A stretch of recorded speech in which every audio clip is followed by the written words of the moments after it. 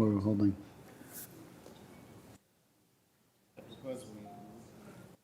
Once we'll be ready to start in just a minute, colleagues, when you can.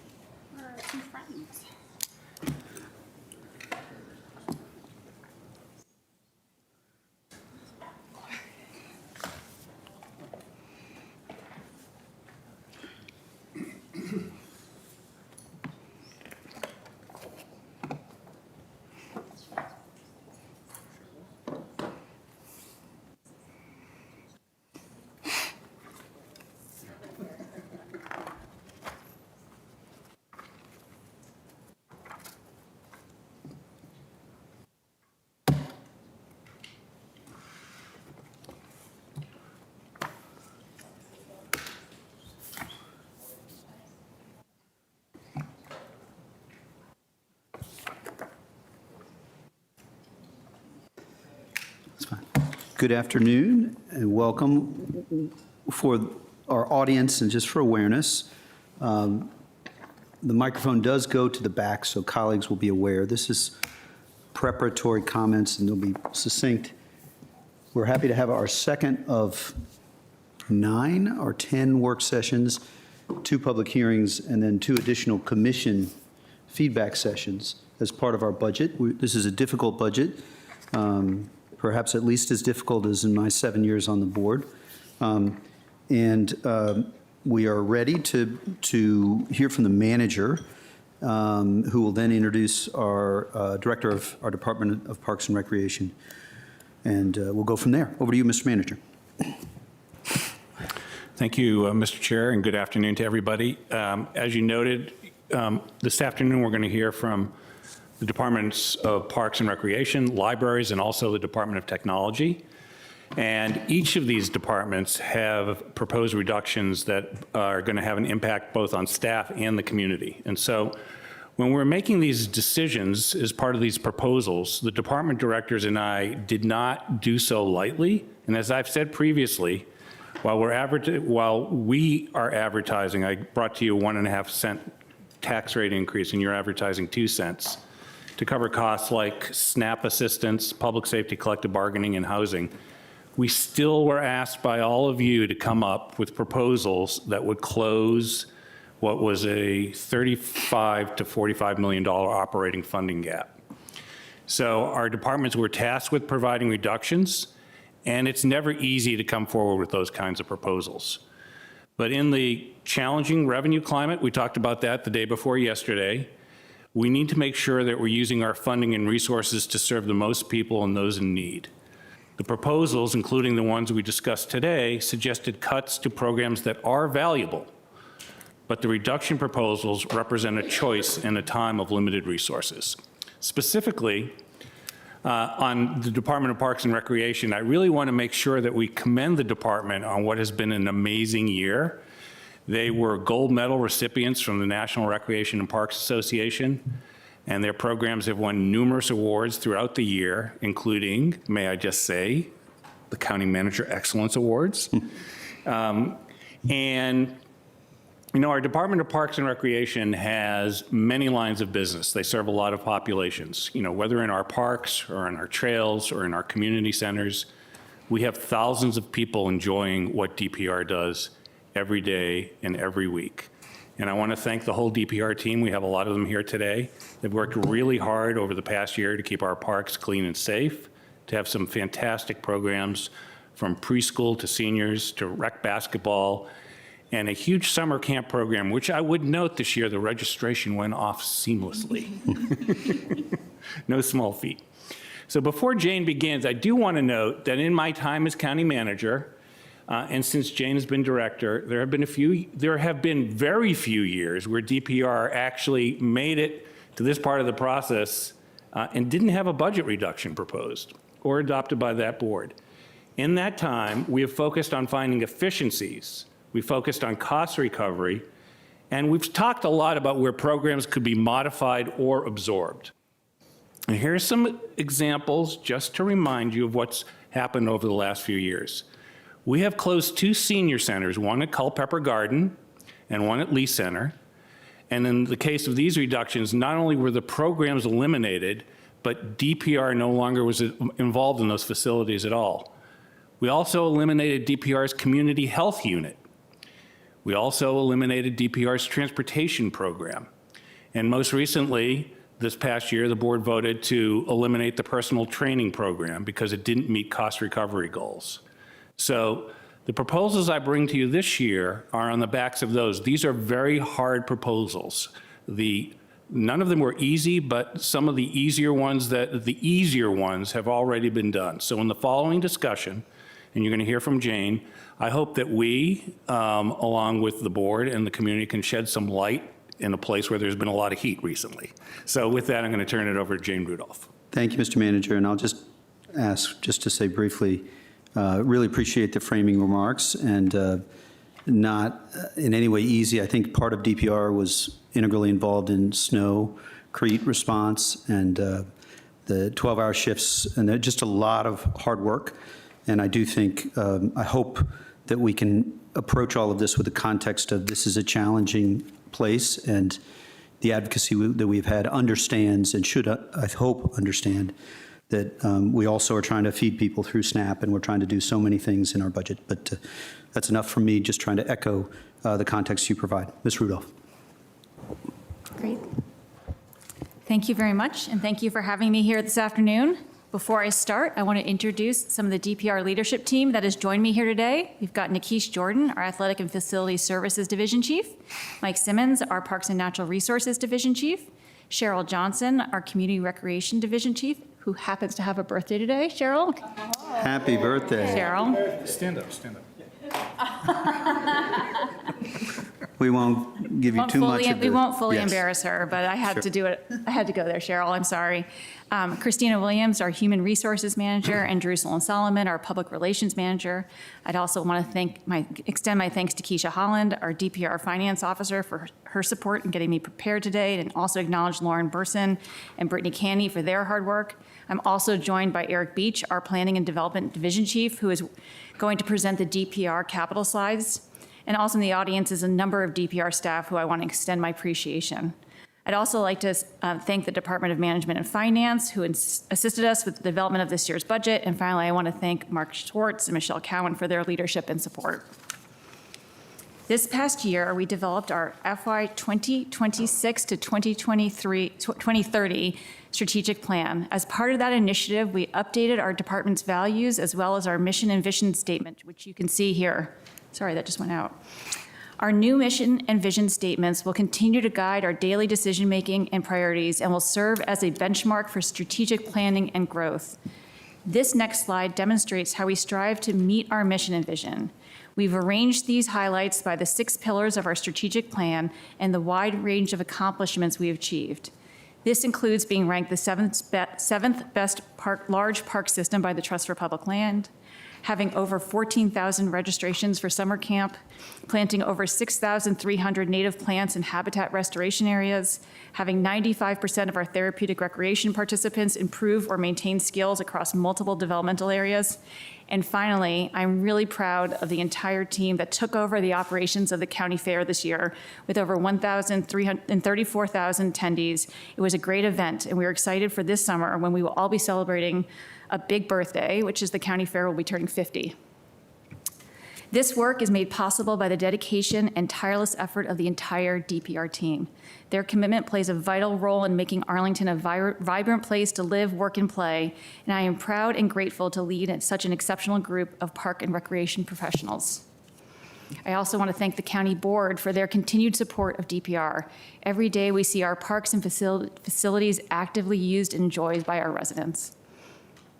So this year, we continue our race and equity initiatives and trainings with our department. This includes training as part of our new employee onboarding, educating staff on understanding race and equity, and supporting temporary staff by teaching them how to prepare, apply, and interview for permanent roles. To enhance our delivery service, DPR's Racial Equity Committee continues to use our Community Vulnerability Index map to identify priority areas for outreach and marketing. We also continue to organize the numerous county-wide special events, such as the Latino Americano Festival, the MLK Tribute, and just a few weeks ago, we had over 700 people attend the Field of Heritage celebration. And lastly, we continue to see growth and success with our fee reduction program. As the county advances its climate sustainability goals, DPR is proud to highlight several ways we are contributing to these efforts. We protect ecosystems through invasive plant removal and deer management. By conserving and establishing and maintaining our tree canopy in our forested areas, we are able to capture and store CO2, mitigate urban heat island and air pollution, reduce flooding, and shade streets, homes, and gathering spaces. Our nature centers and programming increase awareness for climate change and educate participants to make climate-friendly choices. And we have transitioned park maintenance equipment from gas to battery-operated alternatives by using gas equipment only where electric equivalents don't exist. Trails, playgrounds, and natural areas have been strengthened to protect against flooding and heat. And lastly, we incorporate biophilic design in our capital projects. In 2025, DPR was allocated one-time funding to expand existing programming and pilot new initiatives for middle and high school youth. DPR responded by moving from a collection of programs to a coordinated system by adopting our teen services framework. This slide visualizes the teen services framework that aligns our spaces, staff, and programming around access, quality, future readiness, and relationships. We continue to evaluate programs with the county's equity lens and have expanded our free offerings to ensure that we are reducing as many barriers as possible to youth. To make that vision real, DPR implemented the new Teen Pass, reducing barriers to participation and connecting teens to after-school programs, late-night activities, gyms, and fitness centers through one simple access point. Since its inception in March 2025, over 5,000 middle and high school students enrolled in the program. We are able to give parents and caregivers a peace of mind through real-time tracking of teen check-ins and check-outs. For example, a parent can log into their account and see what time a participant left a program to identify approximate arrival at home. We are using Power BI to track where and when our teens are in our centers. From this report, we can see down to the hour what's happening in all our centers. We are able to monitor usage trends system-wide to adjust staffing levels and program offerings. In one instance, we noticed high usage after school in Langston Brown, not one of our after-school sites. Programming staff went to Langston to ask the teens what would make their experience better, and we will be implementing some new offerings this spring. As part of the funding, we expanded our after-school program to 4 locations: Arlington Mill, Gunston, TJ, and Kenmore. Some programming highlights include a rebrand of the program now called The Rec, which stands for Relax, Explore, and Connect. This new name was developed by our teens and selected by our teens. The popular Teen Night series was moved to after-school sites to make them feel more like an extension of their growing rec family, and we have seen significant increased attendance because of this change. We have established free sports leagues at after-school sites. These leagues have kids form their own teams at the beginning of the seasons, and they coach themselves. They get jerseys and a trophy without the barrier of time, transportation, and fees that would exclude them from other organized sports. Over 250 youth play every week in these leagues. We provide free daily meals at Kenmore and Arlington Mill through our partnership with the Capital Area Food Bank, and to date, we have served over 3,200 meals. Here are a few other metrics I want to share to show the impact of the new and expanded teen programming. Through a partnership with AHC, we have continued to coordinate the series of tours to local universities, colleges, art, and trade schools. To date, 420 students have attended these trips. To provide more access to our teens, we have added an additional 25 hours a week of teen and youth-only use of our community center gyms. Our internship programs expose youth to rewarding field of parks and recreation, and we have almost 2,000 teens attending our late-night events, including this past Friday when over 400 teens attended the Amazon After Hours event. But on to budget development and challenges. With every budget development, we face a host of challenges and budget pressures. As you know, this year was particularly difficult. We prioritize programs and initiatives carefully, making strategic choices to maximize impact with limited resource. The cost of doing business is continuing to increase both for our contractual services and our programs. Vacancies and workforce shortages make it harder to deliver programs and consistently maintain quality. We also must balance maintaining levels of service while continuing to explore ways to expand free and/or affordable program offerings to our most vulnerable populations. Now we move on to the specifics of the DPR proposed budget. The county manager's proposed budget includes a $65 million expense budget for DPR and a $17.7 million revenue budget, with a position count of over 377 that are filled by permanent and temporary staff. This total number represents nearly 308 permanent staff positions, and the remaining 69 are temporary position equivalents. The proposed budget includes both the reduction and elimination of positions, resulting in a net reduction of 31.85 FTEs. As you know, reductions are part of DPR's proposed budget to assist in closing the county-wide gap. We have $2.3 million in proposed reductions, which I will detail on the next slides. I do want to pause here. As the county manager said, DPR has had significant reductions over the years, and that have impact on programs and facilities. We do not take these reductions lightly and know that there are real impacts that affect people who enjoy our services. The repurpose of the Barcroft Sports and Fitness Center has a net tax support savings of a little over $969,000. With gymnastics programs specifically, we have had ongoing challenges with recruitment and retention efforts and declining participation, contributing to the program not meeting cost recovery targets. I will be discussing this in more depth on the next few slides. The fitness center and other class participants will be supported in the transition to other DPR community centers to ensure continued access to equipment and programming.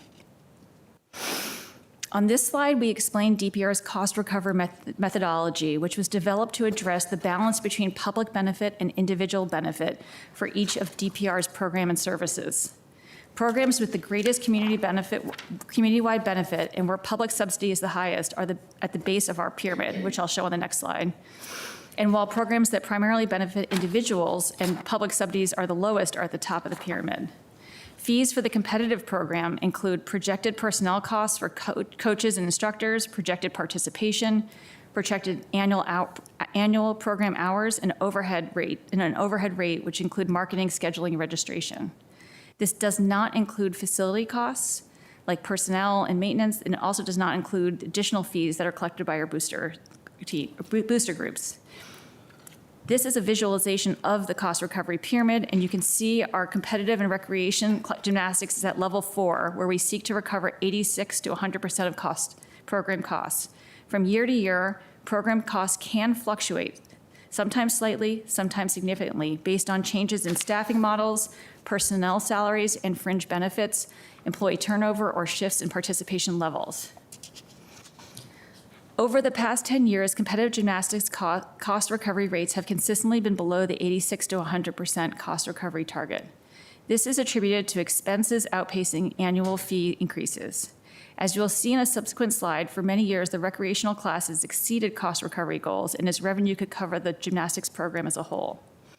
Also on this slide, you can see a breakdown of the program participation over the past 10 years by resident versus non-resident. Gymnastics, due to its highly individual nature of the sport, is a space and staff-intense activity. Girls gymnastics uses 4 apparatuses, and boys gymnastics has 6 apparatuses, and only 2 of these are shared by both. The equipment also needs to be spaced with sufficient clearances to ensure the safety of each gym user. Coaches work individually with athletes to develop and support routines with both technical and creative assistance. With the exception of the floor, only one gymnast can be on an apparatus at one time. This is a visual representation of the participation. As you can see, while we're in the midst of fiscal year 2026, while we don't have complete cost recovery data yet, we could include participation levels. This year, we have 148 athletes in the program. This shows all the groups and levels for both teams. Groups and levels are combined with multiple skill levels to create groups that have minimum numbers of athletes to best utilize staffing resources. Additionally, by combining these groups, this allows us to schedule both teams and classes in limited space in the gym during the busiest program times. Program hours in the gym by the various competitive levels varies widely. The lowest competitive team levels practice about 6 to 8 hours each week, while the more advanced have 16 to 20 hours of practice each week. Like the competitive teams, we also track cost recovery for the recreational class program, which is also at 86 to 100% range. In recent years, gymnastics classes' cost recovery rates have consistently been below the threshold due to programmatic and operational challenges. Participation has failed to return to pre-COVID levels. Since COVID, we've had a hard time hiring new staff for the gymnastics program. Our staff reports that this is not unique to Arlington, but regionally, gymnastics facilities have had trouble recruiting and hiring staff. We have constantly been posting job opportunities on the county website and often have had less than 5 applicants. We did try many different efforts to try to recruit staff. In spring 2023, we reintroduced adult classes because they had been popular pre-COVID, but also in the hopes of potentially recruiting participants as temporary staff to teach classes. To date, this has not yielded any employees. We've attempted recruitment through local college programs at GMU and GW. We've attended job fairs at GMU, GW, and at the Arlington Employment Center. We've encouraged our coaches and instructors to recruit their gymnastics friends. We've asked the boosters to post on their website. We've worked with several gymnastic contractors to provide classes, but unfortunately to date, the scheduling did not work for those contractors. With these staffing challenges and the need for the staff that we do have to support the competitive teams, as we cannot disrupt the athletes' competitive season by pulling staff from attending competitions and meets on weekends, we have had to cancel recreation gymnastics classes. In FY25, we canceled 59 classes, and in FY26, so far, we've canceled 51 classes because we did not have instructors. The adaptive gymnastics program at Barcroft is on Sunday mornings. Over the years, we've offered similar movement classes at Langston Brown and Dawson Terrace. The program at Barcroft is staffed by 2 recreational gymnastics instructors and 3 to 4 therapeutic recreation staff. The Therapeutic Recreation Office currently offers a variety of adaptive programs across multiple age groups, providing inclusive recreational opportunities for individuals with varying abilities and support needs. Should this reduction be taken, DPR will provide gymnastics or movement classes that target the same core skills that are being developed at Barcroft, such as balance, coordination, strength, and flexibility to expand participants' skill-building options. This slide is to give some context about how our gyms are utilized during our hours of operation. There are gaps throughout the day when Barcroft is not heavily used for programs or practices and cannot be activated for other community needs because of the current configuration. For example, during the day, we run a small amount of classes in the Barcroft gym, while at Lubber Run, the gym is often filled with our 55-plus community taking fitness classes. During primetime hours, after school and weekends, the Barcroft gyms are utilized by teams and classes. DPR's approach is to ensure our facilities remain flexible, equitable, and responsive to evolving community needs. As you know, DPR is in the middle of its public spaces master plan refresh process, where we are engaging with the community to look at how it interacts with our programs. While we will have a brief update on the process later in the presentation, I would like to share part of the results with you. Part of that engagement is a statistically valid survey, which will be published shortly. This is an early look at what the data shows as to the spread of the programs people consider most important to them and the members of their household. Gymnastics programs came in with about 5% of respondents selecting it as one of their top 4 choices as to what is most important for their household. This is not to say that it is not important to the people who participate, but it speaks to the specialty nature of it in that it only serves a small portion of our community. There are several non-county providers in the region that also offer similar recreational and competitive programming options. This list may not be fully complete, but we want to share it with you. Okay, so I'm now going to move on to the rest of our proposed reductions. We still have over $1 million in other reductions that are being proposed and will have impacts throughout our system. Yeah, sorry, a little bit. Just to, if it's okay with you, and I did not share this with you, I should have. Let's see if we can pause there, do a round or 2 of questions on these first 27 slides. Having questions on the full 50 plus is, I'd like to just see if we could start there with sort of working through about slide 27. And I appreciate your readiness to move on to the other reductions because they are also on slides 15, 16, 17, some of them.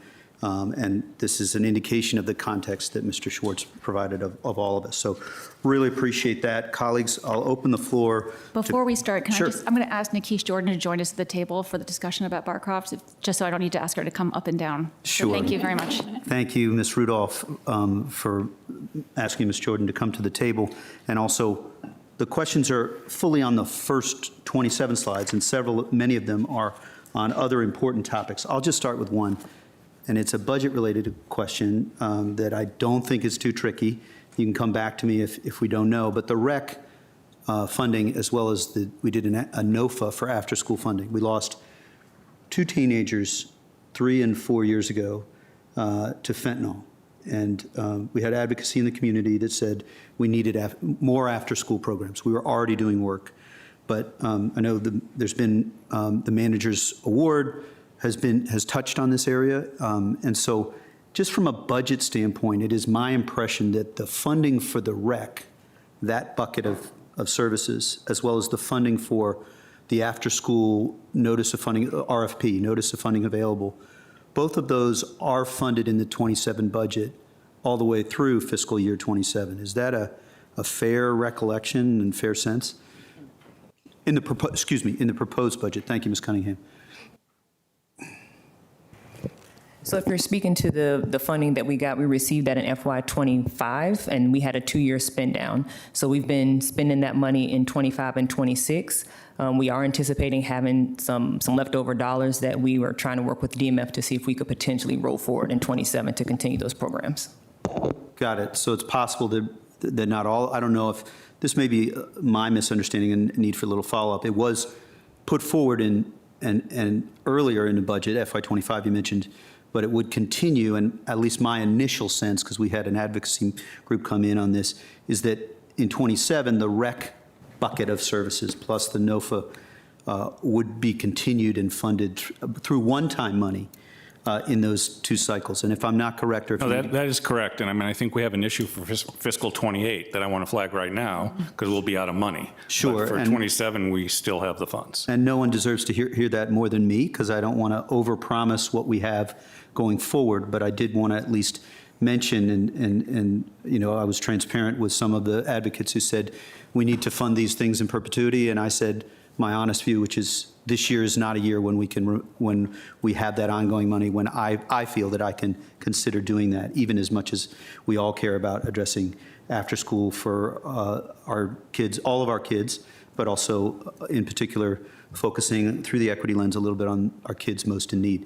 So that's just one question I had out there. I see Ms. Coffey's light, and I'm not trying to, I just wanted to get us rolling. Go ahead, Ms. Coffey.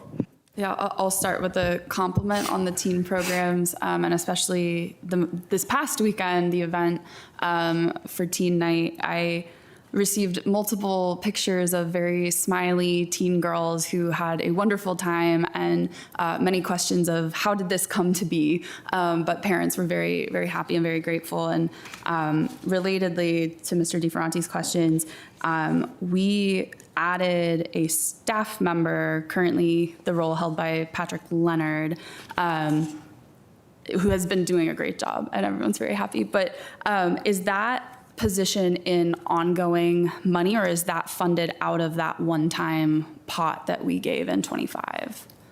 Firstly, Patrick's in the audience, so we can give him a big shout out there. But second of all, that is ongoing funding. Great. Okay.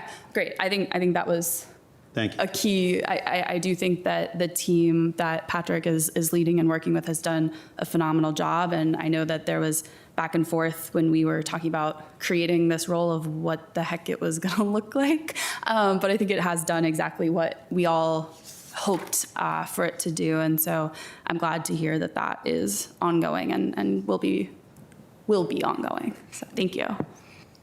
Thank you, Ms. Coffey. I see Mr. Spain's light, and then we'll come back to you, Mr. Carantonis.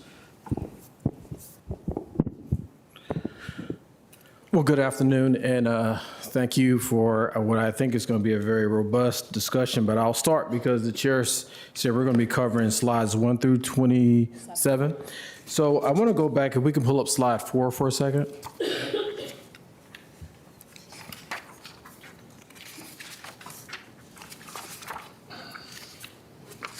Okay.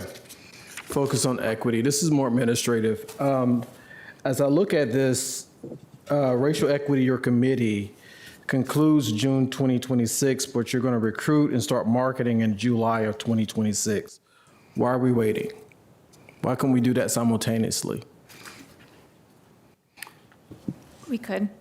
Okay. I think that gap would be, we know that folks are coming to the end of their terms. I don't know why we would wait. I think that would be something we should look into. On slide 5, if we can pull that up. Mr. Spain, I'd just say that, Ms. Rudolph, if there are budget impacts of that Well, request to start. This is part of the presentation, right? Yes. Okay. Yeah, go ahead. And I did lead off by saying this is a more administrative type question, right? Yes, sir. Okay. I'll tell you what, I'll hold off till we get to the budget because there are a lot of questions related to budget and different programming. So I'll hold off for right now. How about that? Thank you, Mr. Spain. And it Okay. was just meant to be assistive in your question. If there are no budget impacts of your question to continue more immediately, that's helpful to know, and I don't believe that there are. So that's great. That's all I was seeking to do. Mr. Karantonis. Thank you, Mr. Chair. And I want to add to the kudos and congratulations to the amazing success that the REC and the Teens program has been so far, which makes me even more jittery about the runway that we have of one fiscal year that we have ahead for that, because what I've seen this year is that this is not only very well received. This any investment that we're making there, it's putting bones and structure and staff expertise that belongs really to the realm of ongoing funding. So for me, it's an open question whether we begin to transition our thinking about this program already today and find and maybe modify our position and posture on this. Moving like Mr. Leonard's position is already ongoing. What these people are doing, what they're building, the amazing work at Arlington Middle and Gunston and Kenmore, et cetera, the ongoing relationship with APS that is now beginning to bear fruits, that is making me to have more respect of the shortness of the runway that we have in front of us. I don't have specific proposals of what money to shuffle there, but I begin to think actively about shuffling. I can see, for example, even in the proposals that we are discussing today up to slide 27, whether this is still ongoing money that we are discussing, we want to take back, and whether we could exchange one with other, et cetera. So I believe that you understand what I'm after. If I could add, when we made the budget presentation to the community on Saturday, seems like forever ago, we had a slide in there that talked about one-time funding that was in the budget that we had moved to ongoing. Right. And absolutely, as we get guidance from the board every year, you signal what your priorities are. I take what you're saying today and your colleagues as a signal. As we prepare the budget for fiscal 28, we move several programs, and you'll see them as we go through the budget, from one time to ongoing. And this clearly would be a top candidate to do that, and we make those adjustments. And I know that a lot of people here aren't focused on all 1,100 pages of the budget, but there are at least, I think, 6 to 10 places where we've done that, and I agree with your point about sustaining that funding. Right, but I even see that happening already because the problem is that the fiscal environment will not be better next year. It may be even worse, and therefore I need to see to discuss whether we can accelerate that.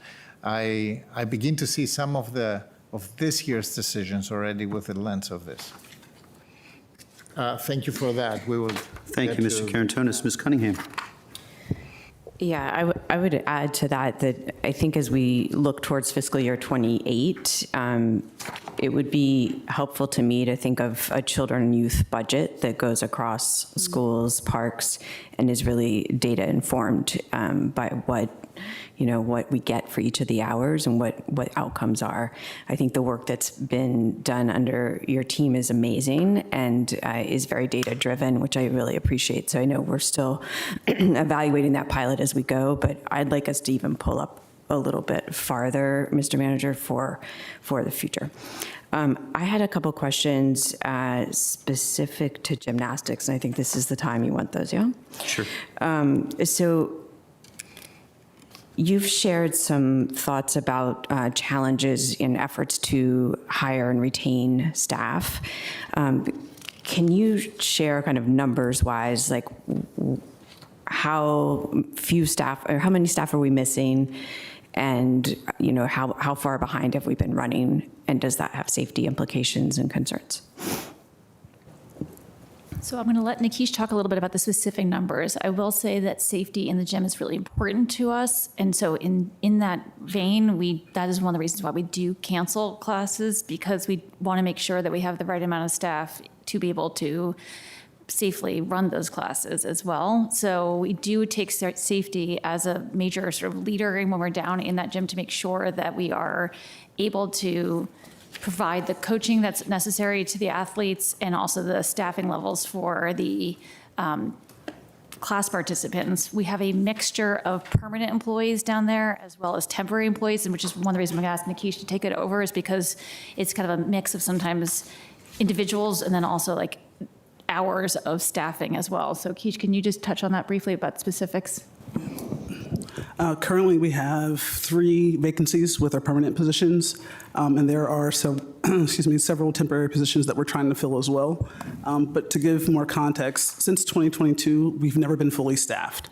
And 2022, since COVID, was probably our most challenging year. So challenging that we had to cancel more than 100 classes that year.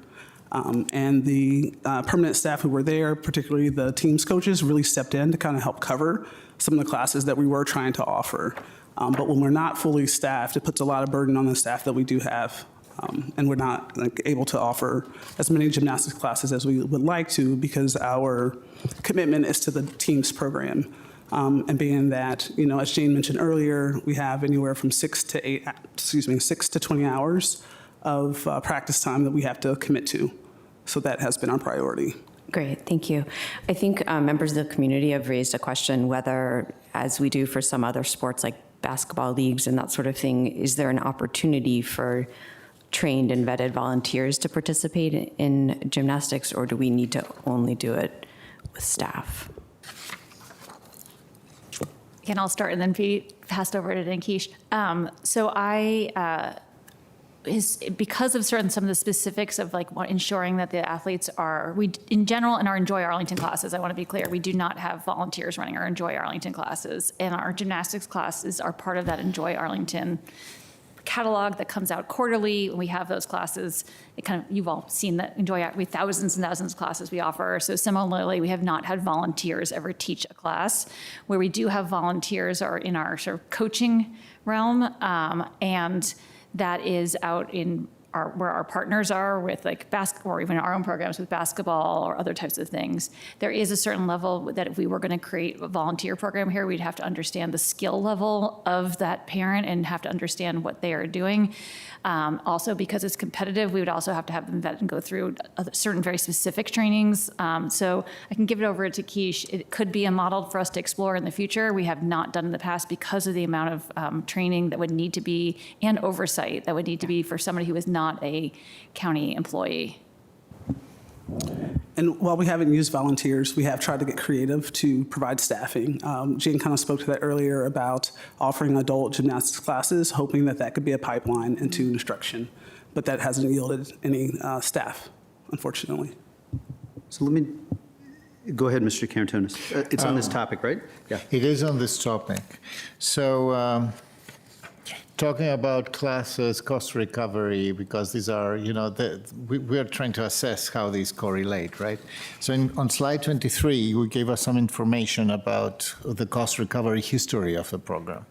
So in year 26, 27, 28, the cost recovery percentage was above 100%, 156, 150, 34, 112. And then I guess, pandemic, and also the number of resident participants was very high, non-resident participants was very high, then pandemic happened, this changed. However, the cost recovery changes already in 2019, which is slightly before the pandemic. I remember that we had a process where the discussion was that we are expecting too much, or that the fees are too high, because the criticism, if I remember it correctly as a resident, was that the denominator, the number of, a standard accepted number of participants was too low. So the program had definitely more of a base, so we could spread this better. We could be more responsive to equity discussions, concerns, etc., and therefore we could charge less, which got us closer to 100%. So what happened after that? What is the key issue today? Is that the number of participants that is not coming back to a level that would correlate with the fees that we are charging, or what is exactly the business problem of the program? So I think what you're referring to, Mr. Carantone, is maybe actually as far back as FY 2014, or even earlier, where there was a issue regarding the department putting forward as a budget proposal an increase for non-resident fees for across the board for all of our programs, but specifically on our competitive side in the gymnastics program, there was concern that we're overcharging for our non-resident competitive, as you saw from the slide, not this one, but earlier ones, there is a robust non-resident participation in our competitive team. So that, I think, is what you're talking about. From that, the fees were reduced as a separate measure by the board later on. Again, this was fiscal year 14. And so those numbers aren't up here. And so we then had a work group that was established that had county staff on it, as well as members of the Tigers, the Aerials, and our Arlington Aquatics Club to talk about how fees would be set in the future and setting fees also for non-residents. But on the class side, which you are pointing to, I think getting back to slide 23, the classes really weren't affected by that work. That the classes or fees are set again in our Enjoy Arlington program. And what we saw here was really, as we got out of COVID, just a reduction of us being able to hire staff. And so as a result, we are not able to offer as many staff. At one point, we did feel that over we were up at 3,000 participants. That was a little too high to ensure that we're also feeling like we're keeping safety in the building. But we know that if we were able to get more staff, that we could bring back more participants. I think when you're seeing the reduction in the non-residents is because we always register our residents first. And so the classes are filling up with residents before there's even opportunity for currently for non-residents to register with us, because we open up our Enjoy Arlington across the board 2 weeks before we open anything up for non-residents. So I think that what you're referring to was a process that was more about the competitive side from FY24, okay. And this is more of a discussion about the class number. I'm trying to just balance that, and that this is about the class numbers. I begin to understand it better. Thank you for that. And I'm happy to clarify anything. Ms. Rudolph, could you also, just because I think it's related, could you also comment about the facility improvements? Because I think that was in 18 or 19 as well. That was 2016. 16, yes. Okay. So prior to 2016, just as you can, just to visualize, but the Barcroft Center has two gym spaces. Prior to 2016, I always get this wrong, but I just say it's the one on the right when you're looking at it, is the one that has always been gymnastics, the one with the pit. Right. And then the one on the left, prior to 2016, had been just a standard county rec gym.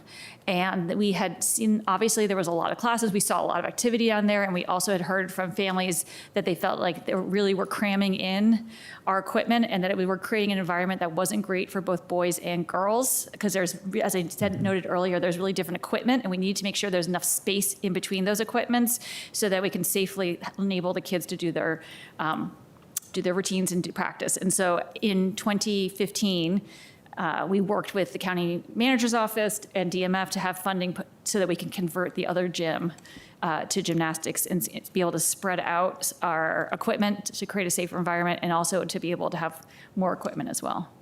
So with other words, while the bottleneck of staffing and being able to serve more classes was materializing as we went on, at the same time, we made the decision to expand the program on both gyms. I mean, we made the decision to expand it the conversation started in 2014 or 15. So it was still, if you're looking at the class numbers, it was still when we had a pretty high club level. The gym was quite active at that time. Right. I mean, from the numbers, I can understand Yeah. the motivation. I mean, We the weren't having CIP trouble hiring item staff at was that time. perfectly justified back then. The question is whether it is still justified today and whether there is any way to think about the footprint of the program as a Correct. whole. So that's for a more wholesome conversation further down the road. Thank you, Mr. Karantonis and Ms. Cunningham. I know probably both of you will have additional questions. I have one before sending it to colleagues that's on one of Ms. Cunningham's questions, which is, from afar, volunteers ensuring safety for gymnastics gives me concern. But has there been any pathway such that those who are quite advanced might then get trained, certified, and become a source for employees? And I'm not prejudging whether that's occurred or not occurred, but I think maybe you covered that in your answer, Jane, but I'm just wondering if either or both of you can speak to that, whether that's something that has happened or not happened. That has not happened. Got it. Okay. Thank you for clarifying. Just wanted to make sure because the finding employees is such a critical piece. I'll go to Ms. Coffey and then Mr. Spain. We'll have additional questions for sure. Great. And I think Mr. Carrington has somewhat covered. One of my questions was around what is driving the class enrollment issues since COVID. It sounds like it's primarily the coaching recruitment ability. Is this trend similar across other rec and like fitness classes, or is this very gymnastics specific? No, our other programs, we do not have the same kind of staffing problems. I would say right after COVID, we did have similar staffing issues at Longbridge. You may recall, we had issues being able to hire lifeguards right after COVID and actually had to reduce the number of hours in the pool. So we have at one point faced that, but we have rebounded from that both at there and at our other facilities. We were having trouble hiring facility staff. This is the one area where we continue to really struggle on recruitment. Okay, that is helpful to understand. And then on this slide, I assume that this is not deduplicated attendees. Like if someone registered for spring and fall, they're counted as both, or is it? This is unique. This is unique participation. Okay. Yeah, Okay. we work hard to try to dedupe as much as we possibly can. So this is in all of our materials. This is deduplicated. Unique participation. Excellent. You Very often hear helpful. us talk about, like, when we talk about, for example, just to give like that 14,000 registrations for summer camp, that is not unique. So that could be Okay. one kid applying for, registering for 10 weeks of camp. Yeah. That is not unique. So just to Yeah. kind of give a sense of when we sometimes use the word participant versus unique participant. Yeah, absolutely. And then if we don't mind going back to slide 14 on the overall budget summary. And I will admit to have not gotten through all 1,100 pages of the budget yet, but so I've noted that even with the reductions that we're taking, our revenue is decreasing more than our expenses are decreasing. And on 755 in the budget narrative, it talks about basically $2 million in expected revenue decreases from decreased participation and fees related to that. Can you talk about what is driving that and why our expectations are such that we're expecting that level of reduction in fees? Sure. So what's driving that number is, in the past years, we've done some analysis and just looking at what our budgetary numbers were based on where we were actually landing each year.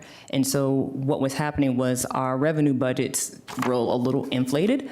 And so what it would do would create a further revenue and expense gap because we're budgeting for $1 million, but we're only getting $500,000. So what staff did this year was really go back, look at some trending information, look at recent participation data, along with the recent fee increases, and realign those budgets so that they were more realistic with what's actually going on. Okay, great. And I think that's helpful also in context of page 758, where the fees actual of 2025 is about 14.6, and the fees projected for 2026 is 17.1, and that is quite a gap there. So I think that seems like a reasonable reflection of bringing us down to earth a little bit on what we reasonably can expect to get. But I just want to confirm that large reduction in our expectation of fee revenue is not because of reduction to gymnastics fee revenue. No, that's looking at recreation programs, all of our offerings as a whole, and realigning those budgets. Okay, great. Thank you. That is helpful. I might have another couple of questions on this, Sure. but I'll pass for now. For planning purposes, we'll go at least through 205 on this, and we may go more. And this will be, just I think it's important to say in this space, no decisions are being made today on this program one way or the other. This is a proposal. We will not take up a full proposal until well into April, and we have a lot of work to do before then. I think it's very important to just name that. Mr. Spain. Great segue, Mr. Chair, and I think for this particular aspect of the conversation, especially when we're talking about gymnastics, it's going to require us to roll up our sleeves and get busy a little bit. I just want to go back to the staff reductions. We're looking at around 16 FTEs, 6.7 temporaries. Just a question. How many of those individuals are Arlingtonians? Do we know? That's a question for later, if you can get that to me. Have to get back to you. Yeah, I would love to know that. And if we're going to shut down the facility for at least 12 months, right? That's a proposal. That was in our proposal, correct? That's in your proposal. Have we done any analysis on, once we repurpose this, how many folks we're going to need? So part of this proposed reduction still includes keeping the facility staff. During that 1 year out, we would be moving that facility staff to other facilities. But should the center reopen, that facility staff would still be there. It actually doesn't take a fair amount of facility staff to run a building. Keisha's, who used to run Walter Reed and TJ, can speak ad nauseum about that. We would need to look, one of the reasons we made the suggestion regarding the 1 year closure is to give us some time to understand the condition of the building, be able to have a conversation about what would be the next steps of the two gyms. For example, does gymnastics, and again, this is all proposals, and I want to be very clear about that. Does gymnastics stay in one of the gyms, and does the other one that used to be a gymnasium go back to being a gymnasium? If that's the case, what's the condition of that? Currently, there is a gymnasium floor underneath there, and then what kind of programming can we bring in there? We do see across our other gyms and spaces during the day that if we have more flexible spaces, we can fill it up with programming. We have a very large 55-plus retiree community in Arlington, and I think it's only growing. And we have a demand from that community for a lot of activities, and we do a lot during the day with that population. It's how a lot of our other centers are sort of filled busy at all hours. So there would be work that we would need to do, and we would be able to bring that staff that we currently have back to the center should it reopen. Yeah. Thank you. Just two more quick questions, Mr. Chair. I want to pivot to the Woodshop programming at TJ. I will be talking, I don't know if we want to wait until, because that is in my slides. 16, well, we're going to focus on gymnastics. So there was a question that the board received, I think it came through one of our commissions, and I'm just going to bring this up. Have we done any analysis on financial need for individuals who are currently participating in gymnastics and those that may be in financial need? If this program kind of shutters, what happens with those individuals? Are we inherently forcing them to have to involve themselves in a private entity and have to take up and pay for that? Or are we going to subsidize? I mean, have we thought about that or looked at it?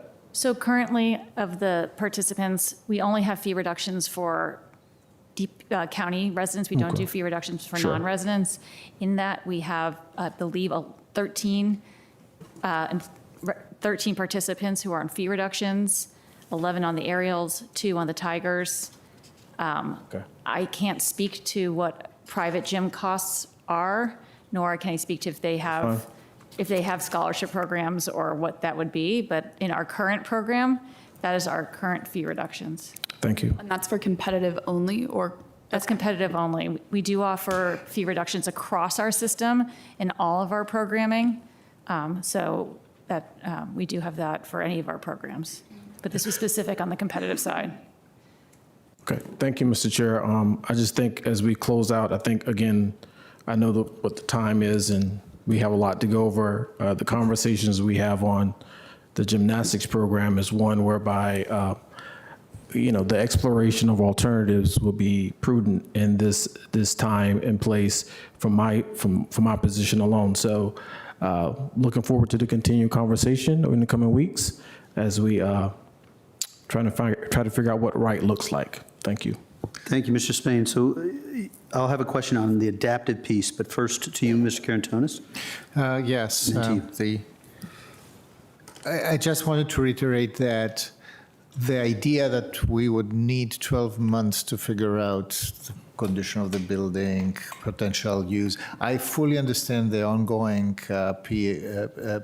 public space and master plan work. I understand that it's a little bit too early to offer a complete answer to that. But I do feel that 12 months is a very, very long time for that. For the condition of the building, we probably don't need 12 months. But it's part of the overall assessment of what DPR delivers, which is extremely important for a ton of constituencies around, to understand what if we move a resource from one side to the other, who benefits, who is burdened. This is extremely important to be as specific as humanly possible at this point. It will help me in my decision making for sure. So therefore, I hope to have more of a robust conversation later on this. Sure, we look forward to that. Thank you. I see Ms. Coffey, but first, Ms. Cunningham. One thing that I couldn't pull out of the many pages of exciting numbers is what the operating cost for one of our rec centers is. So like for Barcroft, which is much smaller than Lubber Run, for Madison, like what are the annual operating costs? And then I know you don't usually include the facility underlying debt and capital costs in there, but roughly how do you equate those?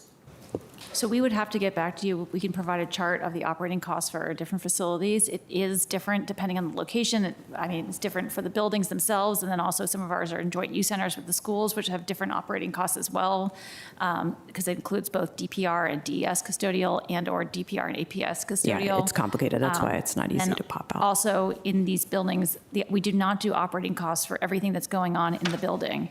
We do also, what I would be showing you is just a facilities comparison, not a, we could if you ask specifically, like maybe 2 locations, we could start to try to do what it was costing to run everything in those facilities. But just a reminder, like for example, we were just talking about Lubber Run earlier, there's the gym, but there's also the senior center, the preschool, and then programs going. So there's facility costs. There's also a fair amount of staff who also work in programs in those centers. So we could do some comparisons, but that is not how we typically look at what we say. When we say facility costs, we just look at what it means for us to have the facility doors open.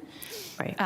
But we could do a holistic look. It would just take us a little longer to do that analysis. Yeah, I think I would be guided by what's doable, but what I'm trying to get at is, is our cost to serve a customer at Lubber Run, which was purpose-built in the modern era, lower or different than it is at Madison, for instance? Yeah, again, it's not no. And again, it's so that when you talk about serving the customer, there's the facility staff, and that facility staff is based on the configuration of the building. And then there's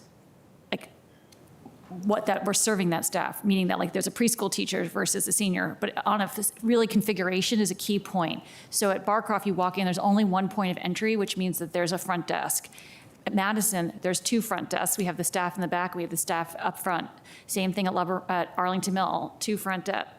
I don't know why you never build a center with two front desks, but two front desks. So, we were very intentional when we did Lubber Run that we created that node so we'd only have one front desk. So it really is more about, not about like being modern or new or whatever. It's actually about configuration. And again, that's about like facilities, again, specifically on facility staff. We get into like how we serve per customer. That's really different because it kind of has a question of what the customer's doing. So if you're coming to work out in our fitness centers, there's all you really need is a facility staff to enable you to come in and check you in and do that. If you're coming to preschool, you need preschool teachers. And some of that has to do with ratios to participants, sometimes, or if you're in congregate meal, you're getting a meal. So again, we'd have to be sort of specific when we start to talk about like per participant fee costs, because it really varies by what you're doing in our facilities. Yeah, But I can gotcha. very easily provide the facility costs for each building. Yeah, That is something we can let's get start back with to. that. The facilities cost, the hours that they're operating, which I think are in here We have- already. That is doable. And then the users. So that would be great. And that's for the day-to-day kind of annual operating costs. There's also a bond and facility side of that. Is there a way to estimate that for each of these, or is it? I think, I mean, it's going to be a little bit hard. Remember the age of these facilities, Yeah. when bonds were issued, pay-go investment, so maybe we can talk a little bit more. So maybe like what it's we're- just square footage instead, or land, Yeah, land that square and footage, right. Yeah. Then I think we would say, where's deferred, Yeah. like many of the bonds that were issued for Barcroft, they have been fully paid paid off at off, this right? point, So yeah. we're in maintenance mode, same with Madison, except for the upcoming, do you follow? I do. It's the profile of the age of our facilities, which I think in and of itself could be a valuable piece of Right. information for you. Yeah, that would be great. So thank you. Thank you, Ms. Cunningham.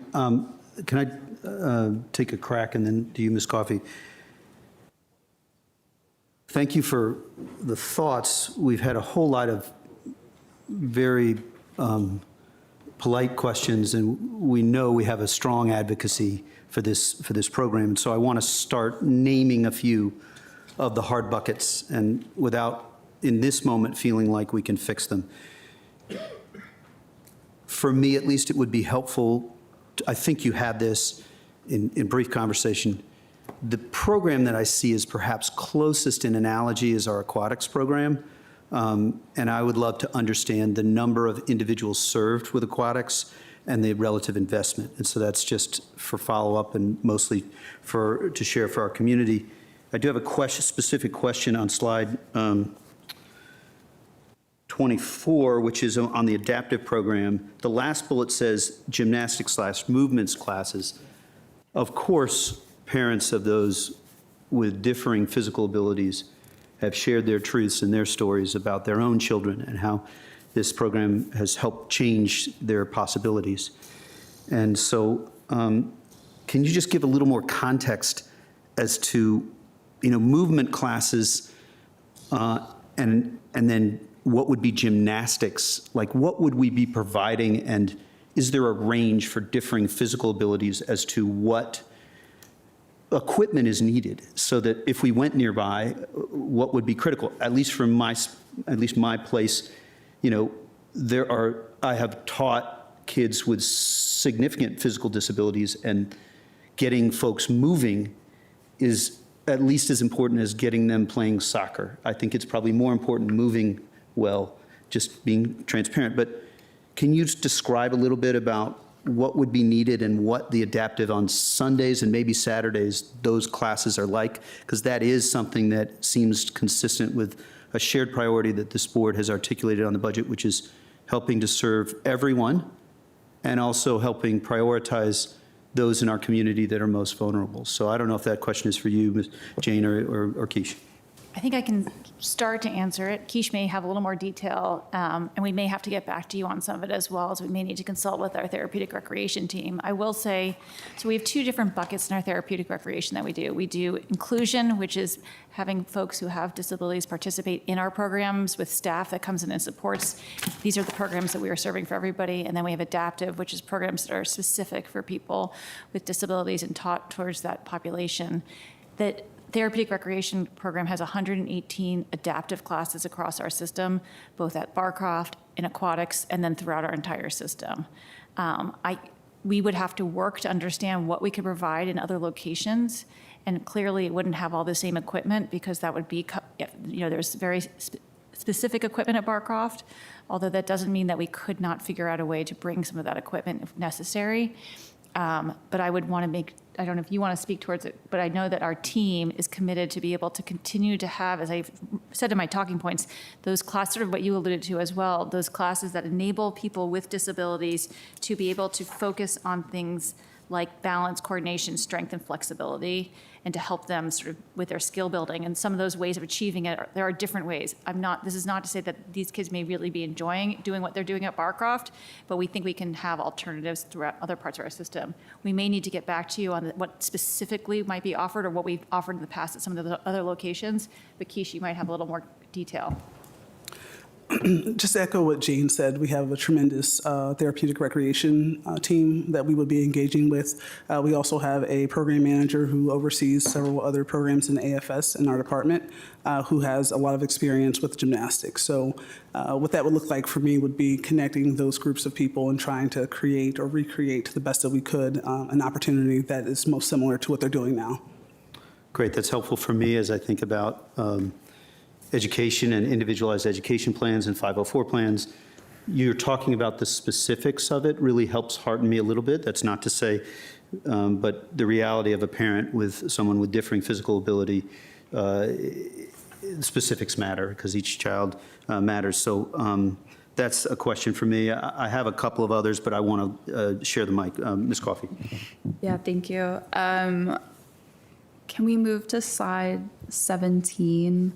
And I'm wondering if you all can walk us through what numbers and assumptions went into the 969 number here, just so that we can understand, how, I know that's the net tax support, and so there's two sides of that coming together. So if you actually, I think if we can, there's two different slides that will show that. There's the competitive gymnastics slide, which came first. I think that was the other direction. So this one, so you see the gap between revenue and expenses in 2025, and then similarly, you see that again on our classes, and when you add that up, that's the gap. Do you see? So Okay. you look for 2025, the gap between revenue and expense for those two different programs brings you to the 969. Okay. I will dive deeper into that when we're not doing live math. Sure, But we're happy to walk you through that too at any Yeah. point, but that is where that number derived from. Yeah, great, thank you. And then I think we kind of probably want to round out this section somewhat soon. I know there's other things for us to get to as well. But I think for follow-up requests, and I think we've talked a little bit about this offline already, but I would like to make sure that we have explored what it looks like to continue the gymnastics classes through the Enjoy program, even if the competitive program needs to be faded out, as well as what it would look like to return to the one gym but not both gyms model, and what can be done that is not a complete elimination, and what does that look like on the budget impact side, and also for participation and making sure that we are still offering what is a very good program for folks, but maybe in a different way than what it is that we've had previously. Thank you, Ms. Coffey. We'll transition. I will just name a couple of other points. I'd love to learn the amount of the 2015 or 16 one-time capital investment to get us to the second gym, because for efficient use of resources, but I'm very mindful of the, and certainly colleagues, we're we're going to have more time on this bucket of the full presentation than the second half. So if you have additional questions, at least one round, feel free. I think I'd be interested in understanding fees, and you mentioned the issue. I'm vaguely aware that we had originally on resident and non-resident fees. I don't know, I think that there could be, I don't know that there are legal concerns if you charge too disproportionate fees for non-residents and as opposed to residents. And I don't know if that's the issue or if it was something else. So fees for greater cost recovery is certainly of interest to me. I would, I think, just like to, I don't know if the slide covered it on other jurisdictions, and whether other jurisdictions are in a public way through their local governments providing gymnastics. Do we know the answer to that question? It is our understanding that the only other jurisdictions that offer gymnastics programs is Prince George's County and Stafford County. Got it. Okay. I guess that covers most of it. I mean, I will share that I think that the local government, everybody's trash should be picked up. We should address child hunger everywhere, though we have not fixed child hunger. And I'm mindful that we have a large budget, but I also do feel as though our resources should focus on those who are most vulnerable. And I think that truth is important to share. And I think it's one that the advocates that we've had on the gymnastics community understand, I hope. But I think it's worth saying out loud. Lastly, I'll say, we've received a number of emails in the last 24 to 36 hours. There's a policy question as to what we do with respect to this, but we have received emails indicating that there's differing views on the facts presented in these slides. And it is, and I think it is impossible for us to have taken those emails in the last 24 hours and incorporated all of those and at this stage. Yeah. But I do think it is absolutely appropriate for us to take those emails now and work through those facts. And I'm comfortable, I feel the slides are solid, but there may be additional information that we want to use, and that is an area for additional inquiry that I would posit that this board might want to consider over the coming weeks as we prepare, as we work towards a full budget. So I've said a lot. I just wanted to say those levels of at least my perspective, because we've been seeking to understand the reality that for your child, this program may be the center of your experience with local government. And I thought I loved all kids everywhere the same, and then I had my own kids. And it is policy-wise easy to say every kid is the same, but when they're your children, it's very hard to, and if your program is travel soccer like mine was, or if it's gymnastics, that's a hard truth to. So I've said plenty. We'll go back to you unless, yes, Mr. Spain. Yeah, this will be my last question. I think we're going to pivot away from perhaps gymnastics, but I do want to bring up slide 26 because the statistical survey was presented, and I just have a question. Maybe I can get an answer on it at some point in time. So in this survey, we are showcasing that about 5% of people who we ask, households, claim that gymnastics is something they want to do, right? So is it possible, if not from Parks, maybe county manager, can I get a cost line that showcases how much money we've invested or put into bike classes, family programming, comparables along this same grid, understanding in each one of those areas that we're going to have different people participating, but from an analysis perspective, I want to see how much money we invest in these areas. Can I get that? By each of the areas that were on the statistical survey, right? So gymnastics, 5%. I know how much pretty much we're putting there. Can I get a number around bike classes, early childhood programs, how much money we're putting towards those programs in Parks? We will do our best. I mean, some of these programs cut across multiple departments, right? So we will do our best to try to give you that detail. Well, we've kind of carved out, we know how much money we're putting towards gymnastics, right? In a certain way. Right. It's just some of them will not be apples to apples, so we'll be clear about what, Sure. some of the stuff that's outdoors is Totally different get than it. indoors in terms of staffing, because they don't require us having like direct staff in those, but we can look to be able I to. would just look, yeah, because if you have this demand, a signal from the community, 5% saying they want X. No, I hear, no, You, we. you get what I'm getting? Okay, No, I just good. want to be clear, as Mark said, I think we can try to do it, but it may Great. not be like, Sure, I understand it's not apples to apples. Thanks. Thank you, Mr. Spain. Ms. Cunningham? I think this is all the facility questions, right? Because the back half of this is more about fees and revenues. So if I had a question about the switching to the other part of the county to Langston Boulevard services and Madison Center, can you tell us a little bit about the analysis and thought about what happens while Madison is closed for urgent repairs, how Langston is functioning today, and how Langston School moving out may change that, and kind of what it looks like to study that, and what happens this year and what happens in the coming years. so I just want to ask the chair, if you would want me to go through my slides, like one of my reductions. Is in there. Is it, well, it's not about that full question, Ms. Cunningham, but it does. Yeah, we can tag it. It talks about the Madison closure because we're freezing our temporary staff there, so maybe We'll I come should back to it on that side. It's definitely an Yep. opportunity. And then related, and let's do these together, is like how we decide which hours at each center and how that flexes when we're closing something. And then the last question I had that I think is here is, you mentioned the fair was awesome. I know last year we talked about being a little nervous in that transition. Did we have net tax support this year, or did it break even? Well, there is net tax support you guys allocated towards the fair last year. We did not go over that. Okay. So we are within budget of what you all allocated for us to do at the fair. And is there allocation needed this year No. as well? Thank you. It was put in the base, and so we are able to move forward.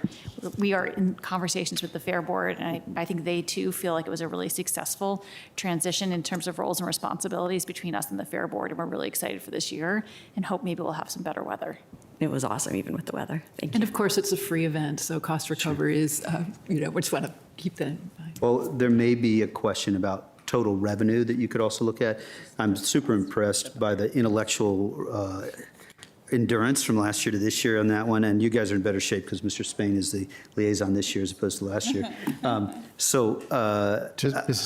Mr. Chair, just to qualify a little bit, well, I fully understand. I'm very interested to see the analogy between what we hear from our constituents in the survey and more or less where exactly the money is in our mouth. I know that what we are actually here evaluating, this is extremely helpful to help us see how our residents see the deliverable, the mix of delivery. So the program intensity is for me the important thing. It's not, the money doesn't always express the commitment. Sometimes we'll spend more money to do something that's more a minority need because we want to keep it, and sometimes we'll spend less money to achieve wellness because it's easier to get it. So I just want to qualify that. I'm getting from the entire presentation a better idea of what DPR is transforming and moving towards as a delivery agency here. And that's, for me, intriguing to say the least, and very satisfying for now. Okay, thank you. Thank you, Mr. Carantonis. So a big thank you for this part of the conversation for you, Ms. Jordan, Ms. Keisha, and Ms. Jordan, and you, Ms. Rudolph, just for awareness, because there may be a few who are focused on gymnastics that are in. The next part of our conversation through about 3:05 will concern, or maybe 3:10, will concern Department of Parks and Recreation as a whole. It will focus mostly not on gymnastics, so if you have to leave, we won't be offended at all. But you could stay to gain context, because some of the cuts in here really feel to me as though they give helpful context. And so now we'll turn it back to you for slides 28, maybe to 40, if I'm not mistaken. Yep. So thank you. And I was going to let Nikkish Jordan step away, but then you asked the question about facilities, so now I'm making her stay. So she's not off the hook. You're kind. So as I was saying before, but we still also have another $1 million of reductions that we need to go through that will have effect across an impact across our system. So we're starting with the continued freeze of our deputy director position that's been vacant since August 2024. The responsibilities of the deputy have been redistributed among existing staff. Freezing the recruitment of this position could mean that certain projects and initiatives will need to be postponed or reprioritized, and other staff will continue to absorb these additional duties, including staff supervision. We also are holding 4 positions that were frozen as part of FY 2026 budget as employees retired from the county. This is in our Parks and Natural Resources division. This proposal continues to freeze the 4 positions in forestry, athletic field maintenance, and the parks service area units. Freezing these positions will result in less staff available for weekend work, refuse collection, leaf removal, snow removal, and longer response times to address requests. The impact of the urban forestry unit could include longer review times for development plans and longer response times for service requests. This next position in our Parks Development Division was also frozen in 26 and oversees the construction of park development projects to include contract compliance, work quality, and code compliance, and contract payment and closeout.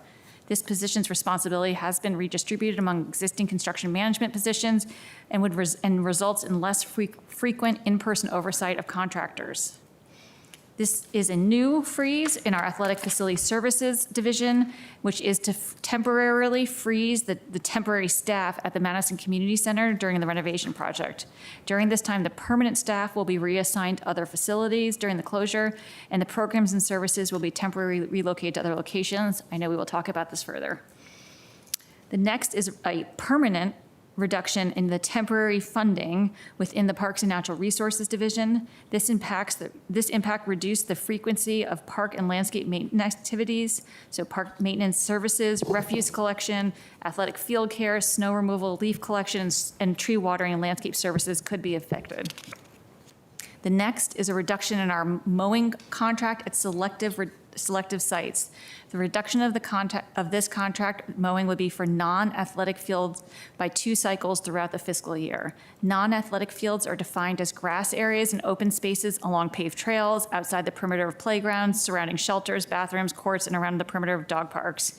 We have reduced the field mowing. We've reduced this already, like the same scheduling on our athletic field mowing a couple reductions ago, and this sort of brings this in line.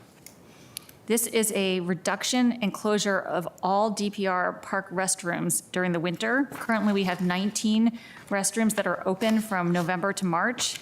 This closure would mean that we have no restrooms available in the winter. Closing the restrooms during this period will save $51,000 on the cleaning contract and reduce costs for maintenance, repair, and vandalism. In recent years, we have seen an uptick in restroom vandalism year-round, but from November to March, we spent about $35,000 repairing and fixing bathrooms. That is on top of the $51,000, just to be clear, that have been vandalized. So this would potentially have an additional savings. This closure will impact users of our parks, courts, playgrounds, fields, trails, and shelters. The next is a reduction of our contractual landscape maintenance, and it will affect 27 beds across our system in October, December, and January. This reduction in mulching, pruning, weeding, litter collection, and the frequency of service. Some sites include Longbridge, Benjamin Banneker, Gateway, and Mosaic Park. The next is a freeze of the Woodshop program at TJ for 12 months. This reduction would temporarily freeze the Woodshop classes in the independent study program at the TJ Community Center. This program has a high cost per participant with limited capacity for each class. The Woodshop classes have a maximum capacity of 4 participants. Participants all are working on the same project and utilizing the same pieces of equipment, causing wait times for equipment use. In fiscal year 25, we had 102 unique participants. The independent study program has a capacity of 7 for each session. Each participant works on unique projects and may not utilize the same equipment at the same time. In FY 25, we had 78 unique participants. Other challenges we have been unable to meet cost recovery in this program, and other challenges have been the high costs associated with materials, equipment maintenance, and just general class instruction. During the 12-month freeze period, a strategic program review will be completed to improve efficiency, long-term sustainability of the program, and ensure resources align with broader program needs. And we also want to increase program participation. So now on to some of the key changes in this year's budget. As far as increase in funding, we have 5 to highlight, which I will be doing in a little more detail. So the first one is our congregate meal program. Annually, a portion of federal funding received by the Department of Human Services are transferred to DPR to support the congregate meal program and offset meal costs. However, due to the current economic conditions, in FY 2027, allocation decreased by $40,000.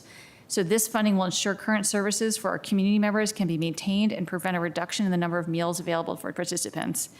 In FY 2025, we served over 13,500 meals. And again, this is meals for people who are over 60 who participate in our programs, and they have lunch at our centers and participate in our activities every week. And this is at Langston, Arlington Mill, and Walter Reed. In fiscal year 24 through 26, we've been given one-time funding for invasive management. The acreage managed in that one-time funding is still in the initial suppression phase of management. The additional one-time funding of $100,000 as part of the FY 2027 budget will support continued response efforts. Without future funding, previously suppressed areas will become reinfested and revert to their pre-management state. The county board is very much aware of all the steps we have taken in the recent years for the deer management program, including changing the county ordinance. This $71,000 will continue to fund the response effort to proactively address monitoring management of the white-tailed deer population via professional sharpshooting services. It is important to note that this is an ongoing annual program that will adjust based on data, and will require funding needed to support the ongoing program. And finally, last year, you recall, NVCT, which is the Northern Virginia Conservation Trust program, was recommended for elimination in FY 26, and one-time funding was provided. This request provides funding for another year to fund our contribution to the MOA from our MOA with NVCT. Okay. But so next we're on to our revenues. So budgeted revenues, and I think we talked about this a little already, but budgeted revenues for FY 27 are just over $17.7 million, which is a 7% decrease. This decrease is partially offset by proposed programming fee changes totaling $726,000, and our fee reduction program continues to grow and to be successful in ensuring fees are not a barrier for our participants. Already in fiscal year 26, we are projected to exceed our $1.8 million budget in providing over 1,500 unique households with fee reductions. Annually, we align our programming fees to ensure we are recovering operating costs in alignment with our cost recovery goals. We eliminate or modify offerings with low enrollment, enhance those that are more popular, and add programs based on community feedback and industry trends. For the last few years, we have increased fees, and as indicated here, to get our programs closer to our cost recovery goals after having several years of unchanged or nominal fee increases. For FY 2027, we are proposing these are some of the specific ones we're proposing. We are actually proposing no fee increase for our preschool programs. We are proposing a 3% inflationary fee increase for most of our classes, programs, camps, sports, facilities, passes, and memberships. We are doing a 10% fee increase for our community arts classes due to increased cost of materials. We're doing a 12 to 22% fee increase for our rooms and facilities and court rentals, and a 25% fee increase for our senior adult travel program. And as I said before, this will generate about $726,000 in revenue. These changes have been advertised as part of the FY 2027 fee resolution, and as our program portfolio has expanded, priorities have shifted and costs have grown significantly. We recognize that it's time to take a fresh look at our cost recovery model to determine whether the methodology and program placement within the cost recovery pyramids are still appropriate. This body of work is a large and complex effort, and we will be partnering with DMF to move it forward, and we expect to get started this summer. So this is just this slide just illustrates some of the dollar impact of the proposed fees. As you can see, the impact varies greatly, as some of the increases are on the lower end, such as community arts classes, while others, like room facilities and court rentals, have larger impacts. This, although in that place, is particularly around fees that we're increasing at the Hendry House, which makes it seem significantly higher, but it is for our rental facility. And then lastly, on Longbridge, our Longbridge Aquatics and Fitness Center continues to be highly utilized facility with over 6,000 active memberships and 1,760 pass swipes generating $3.3 million in FY 2025. Since opening, and general operations and programming costs at Longbridge have been subsidized through the Boeing contribution. Now that we have several years of operating behind us, we have established a solid baseline for projected annual operating costs moving forward. Based on the original projection, the $10 million in the Boeing funding would have fully been expended by FY27.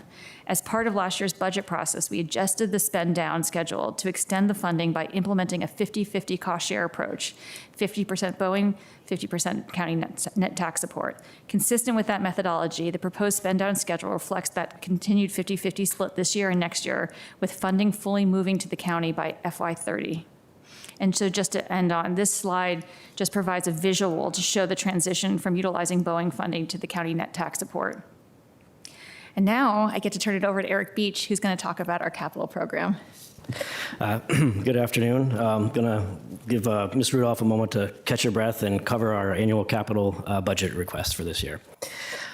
This table that you see here is DPR's annual capital budget request, which is $2,772,000. Which includes $635,000 of outside partnership funds. This compares to last year's request of $2,729,000. There are 4 items that comprise the $2,772,000 request. This first is our capital asset manager, who manages our asset inventory, condition study, and supports assembling our biannual capital improvement program. The second item is the Parks Field Fund, and these are the funds that we take in from our sports field users and that are used towards supporting our sports facilities across the county. The last 2 are synthetic turf replacement projects that are part of our 10-year turf replacement program. The 2 synthetic turf projects are both located at Longbridge Park and are fields numbers 1 and 2. Field number 1 is for $1,270,000 and is cost shared 50-50 with Marymount University. The second field is field number 4 at $1,067,000 and is fully the county's responsibility. And so as that was pretty brief, we'd like to take the opportunity to give you an update on the Public Spaces Master Plan refresh that is underway at this time. The Public Space Master Plan is the comprehensive plan element that sets out our vision for our public space system that was adopted by the County Board in 2019. That plan calls for an update to the level of service for our park's various amenities. The board made $300,000 available for the refresh process in FY25 through PAYGO.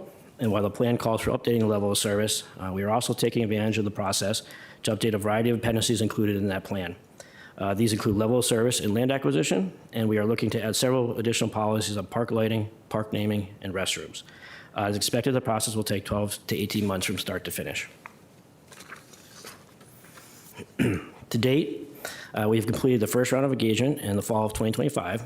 We had over 800 participants through online, open house, and pop-up feedback opportunities. During the update process in 2019, we conducted a statistically valid survey to gauge the needs and priorities of Arlington County residents. And we have done the same again this past winter. We have now received the appropriate number of return forms to meet the parameters of a statistically valid survey and are currently analyzing those results.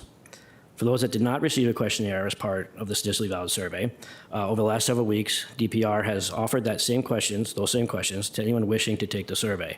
As we have received several requests from residents who weren't able to participate while that was open, we may extend this for a little while longer to provide that opportunity. Just to note, these results will be kept separate from the statistically valid survey, but will be informative to our work overall. We are expecting the next round of engagement in late spring or early summer this year, and are looking to bring the update to the county board for adoption in the winter of 2027. That concludes my portion of the presentation, and hand it back to Ms. Rudolph. That concludes all of our presentation, and we're going to look forward to answering the rest of your questions. Thank you very much, Ms. Rudolph. You and Mr. Beach, you caught us up with an efficient presentation, and so now we'll get to questions focusing on the last 25 plus of the slides, and I will be happy to open it up, but I also will be happy to share when there are lights. I'll start with just one question, which is on fees. And this is not in the politically wise questions to ask, but I'm asking it anyway. 55 plus. We talked about it last year, and we don't have to go into too much detail. They're disproportionate by far. Income in Arlington, like the rest of the country, is older folks, and I'm in that bucket now somehow, are much more wealthy than our kids are. And so I'm just wondering, that doesn't mean per se that we should adjust 55 plus fees this year, in part because so many of our federal employees are facing such challenge. But did you look at this? Is there, can you say anything? Did I miss in the budget that this is already covered to some extent on our cost recovery approach? So one area that I did note was we did increase the fees for the senior travel program. We saw that this program, we've seen our transportation costs go way up, and that felt like there was too much net tax support supporting that program. So by doing that 25% increase on the senior travel program, it brings it up to cost recovery, as we felt that that was pretty high up in terms of a program that's individual need, because it's nice to go. I think the travel program does a lot for people, but it's not a necessary program. We have had discussions about increasing the fees. I think sort of what you alluded to, that this may not be the year to do it, was the route we went to, but I welcome guidance from the board. Should we look for it for next year? Thank you for that. That's helpful context. Ms. Cunningham. Just a clarifying question. Do we have the cost recovery numbers for 55 plus? Is that in here easily, or is that a We can question? provide that with Okay. you. It would be broken down by the different programs. That would be terrific. Thank you. Thank you. Much as I asked the question, I do think that the rationale that you're describing of this particular year, but you got a notional support last year that there are multiple board members interested. That's different.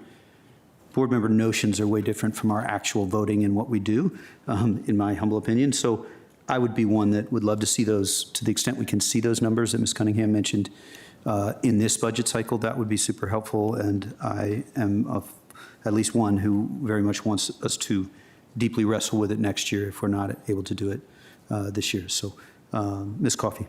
Yeah, thank you. And a favorite niche topic of mine is our bathroom policies for our parks. I understand the proposal for closing them in the winter, and also wonder how that impacts people's experience of using our parks. And I know obviously it's going to be lower in the winter, especially if we have another winter like this. But I guess I'm a little concerned about that because there are so few public restroom facilities kind of at large, and especially if you have people out and about, what are their other options if those restroom facilities are not available to them? And is the alternative of not having a restroom facility at all going to create other problems potentially? I don't know that I have the answer to that. And I know we're having conversations kind of on a broader scale about how to facilitate and where to have bathrooms and where not to have bathrooms and all of that. But I think I worry a little bit about that.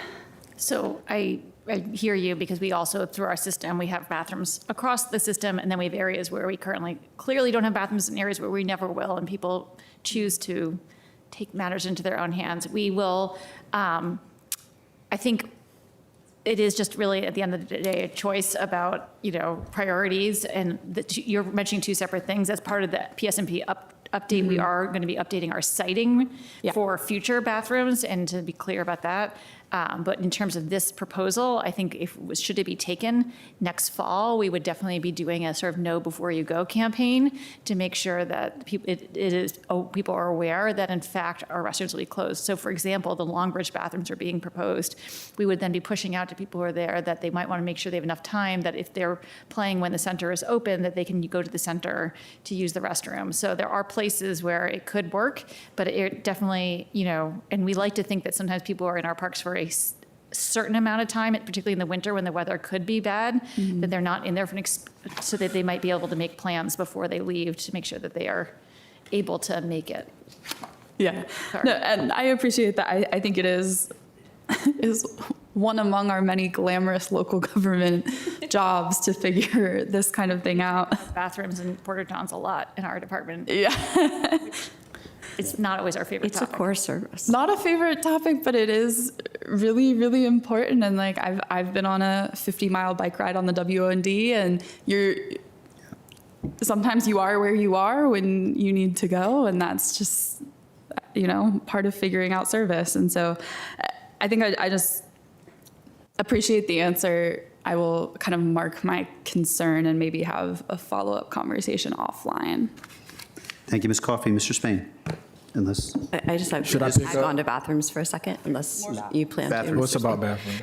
I know some jurisdictions have tried, sorry, did you say yours is about Yeah. bathrooms? Oh, yeah. Oh, go. go ahead, Mr. No, but I will Spain. yield. You already No, started. no, I misunderstood.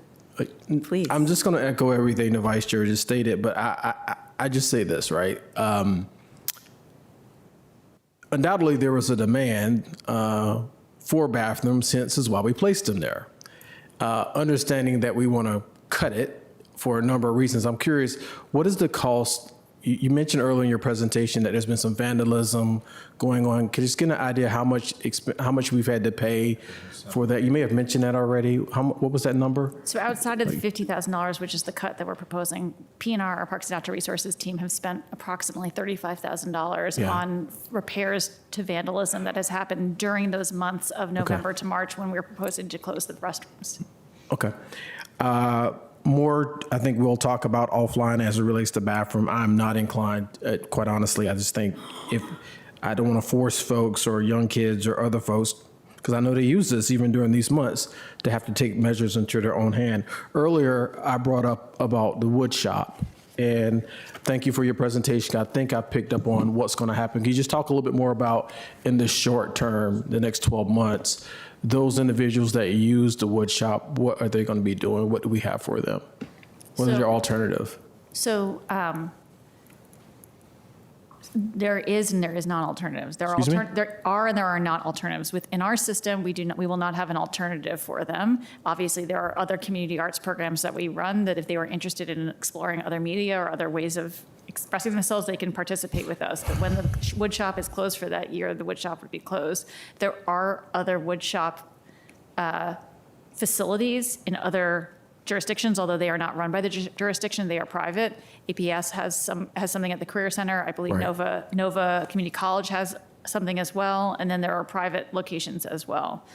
Okay. Libraries isn't here, but I wonder about the maker space at Central Library as well. Well, luckily, you're talking to them next, so you could ask them. Okay, But in the more- makerspace, they don't do, I don't think they're doing wood shop per se. They take Yeah. some pretty very, again, as I noted earlier, there's very specific equipment that they use in wood shop, and we have stations. Yeah. And so you're only able to work on certain pieces of equipment at a given time. Yeah, many moons ago in the late 80s, I took woodshop in high school down in the good old country. It just so happened I have received some correspondence. In fact, there was an event going on Langston Boulevard last week where there are some advocates of the woodshop, and they work in this program, say, save the woodshop, right? And so just looking for alternatives, and I'm hearing what you're saying. Thank you for your presentation. Thank you, Mr. Spain. We'll go to Mr. Carantonis and then Ms. Cunningham, and mindful that you may have follow-up on one of the topics already Thank answered. you. But Mr. Carantonis. I will try to be brief and revisit one of my favorites, which is the Longbridge Aquatic Fitness Center. So from your slide, which was slide number 46, I see a trend that makes me nervous. And the trend is active memberships are going down, fee revenue is going down, even the fee reductions are less. And we see consistently the right bars, the purple bars are 25, and the darker bars are 26. So is the center losing steam for some reason? What is happening exactly here? So I'm going to ask Nikish to answer this. I don't think it's losing steam. Some of these numbers were really year-to-date, and so we just want to make sure that and when they came in, they aren't like year-to-date today. They're year-to-date from when we were developing our budget. So we have seen, because I just remember the slide, because we used the exact same So slide they're last year. year-to-date, so we are good with, so active memberships, for example, we would expect a lot of people to come back in the Correct. summer or something like So that. all of our membership, the way we do all memberships in our program in general are not tied to one anniversary. So to be clear, if we look at the membership and the usage of the center, et cetera, because my perception as a user as well is that it is extremely popular. My perception is still okay that we are looking into an asset that has space to grow and was well accepted and. Yes, and I mean, to the point where we opened it up during, when APS was closed during the snow days for public Right. family swim, the place was packed. We've also just recently hired a new general manager.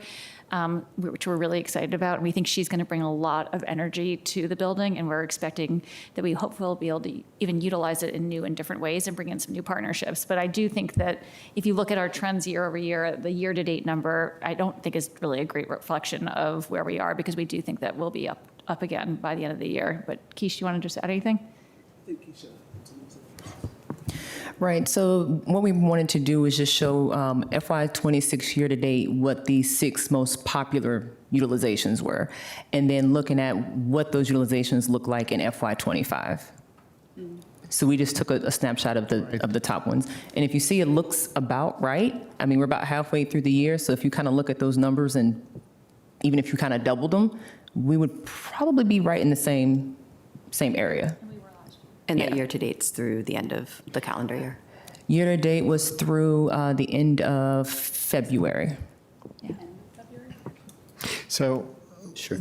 behind this line of conversation here is, this is the typical asset where the goal is to try to increase membership as dramatically as possible. So what's the commanding variable here is cost recovery per person, and then if we have more, then the better. So actively promoting the center is critically important for that. That's not always the case for all types of, talking about the maintenance cost, et cetera. But this is one of the very, very, classic ones.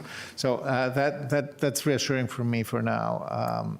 More to come on this discussion, because the runway is there also. The end of the runway is visible there too, and we will discuss the bars of cost recovery through the Boeing grant again. Thank you. Thank you, Mr. Carantonis. Ms. Cunningham. Just following on to that, this is probably a out of this meeting question, but could we get the usage data by demographics for Longbridge versus our others? I know we had a lively discussion last year. We may have some similar discussions this year, that this is ours. You make some seriously good points there. Sorry. It's just your microphone? Is it? Let's try. Test. I don't think so. Is that better? Nope. Manager pushed the emergency button that's under his toe. Very threatened by Try this. now.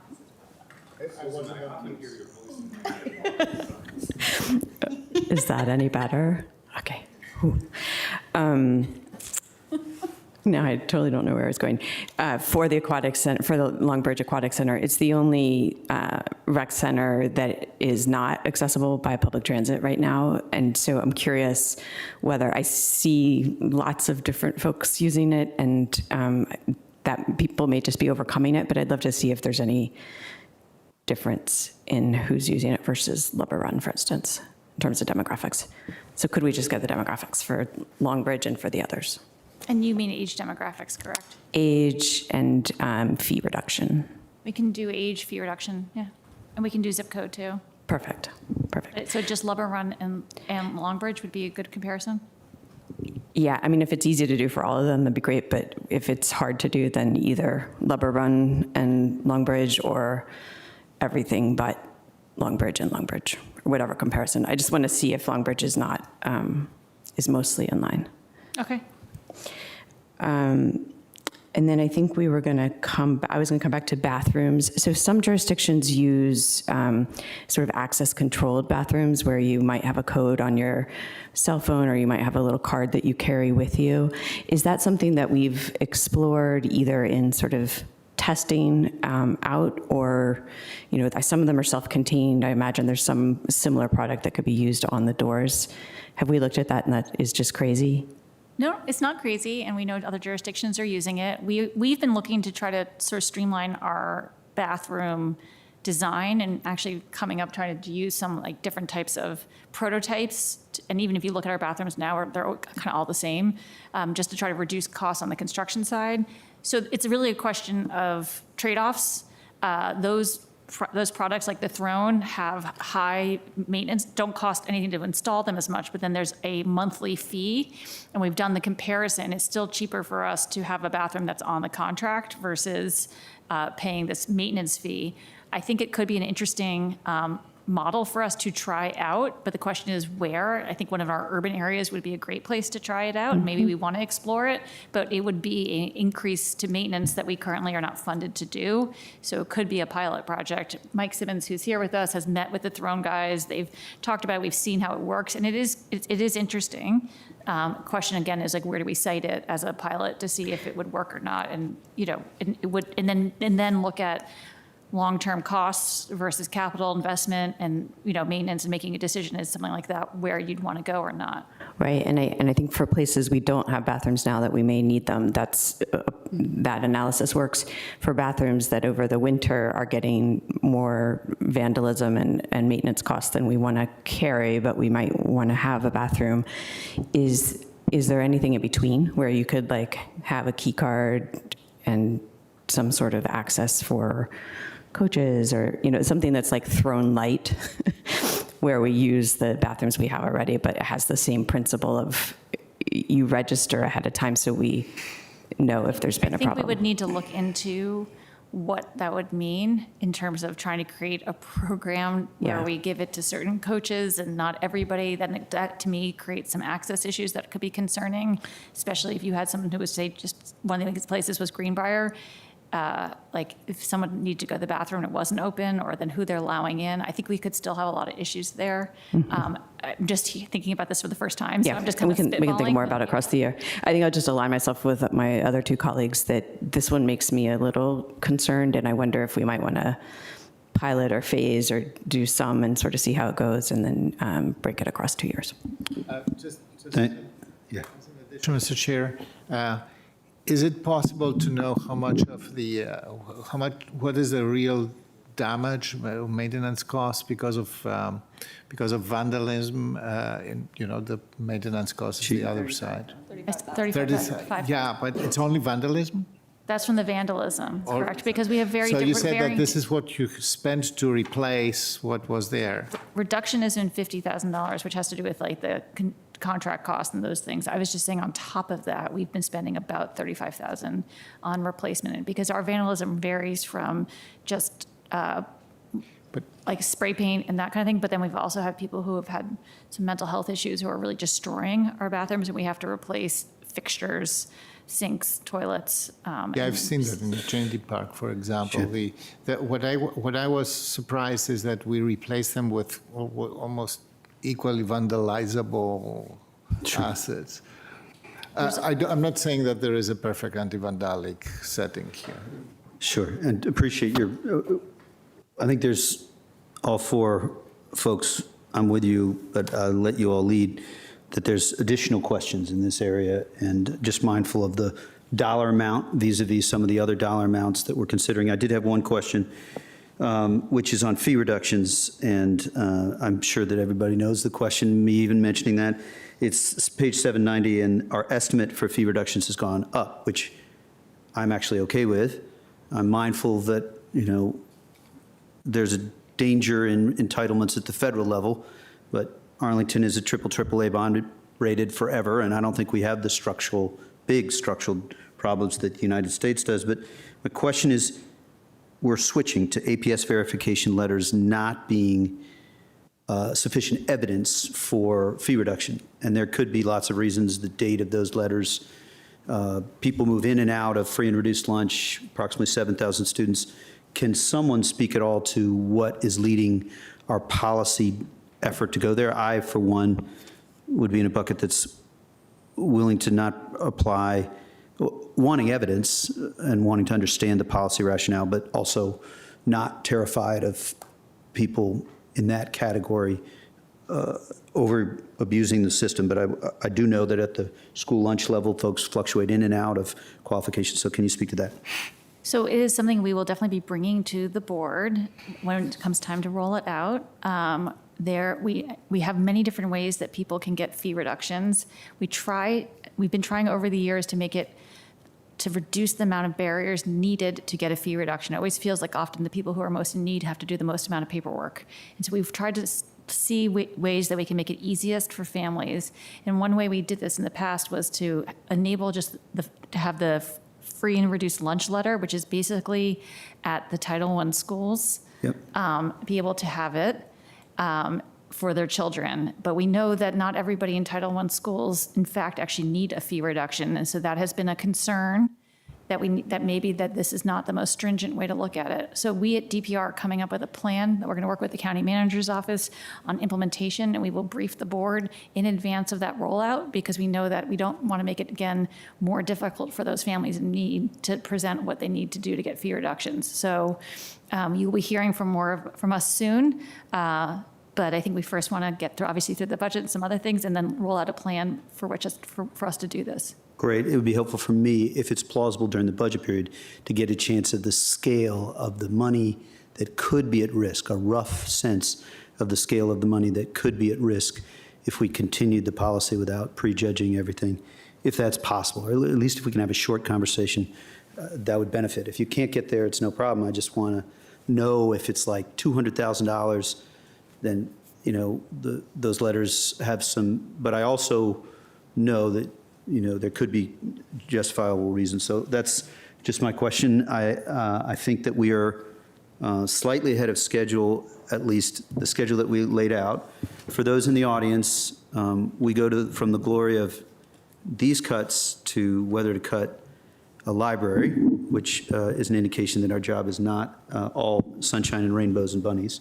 You have additional questions? I do. Ms. Cunningham comes to the rescue when we're ahead of schedule. I would not want us to be ahead of schedule. That's right, and want you to be thorough. I will say, It's $1.7 billion. We got to be pay with us attention. before we go to a 5 or 10 minute break. So you may ask as many questions as you wish. Y'all can walk away as you want, but look, could we come back to the Madison question and the hours question that we tagged earlier on? What are the thoughts about service levels and hours for the north of 66?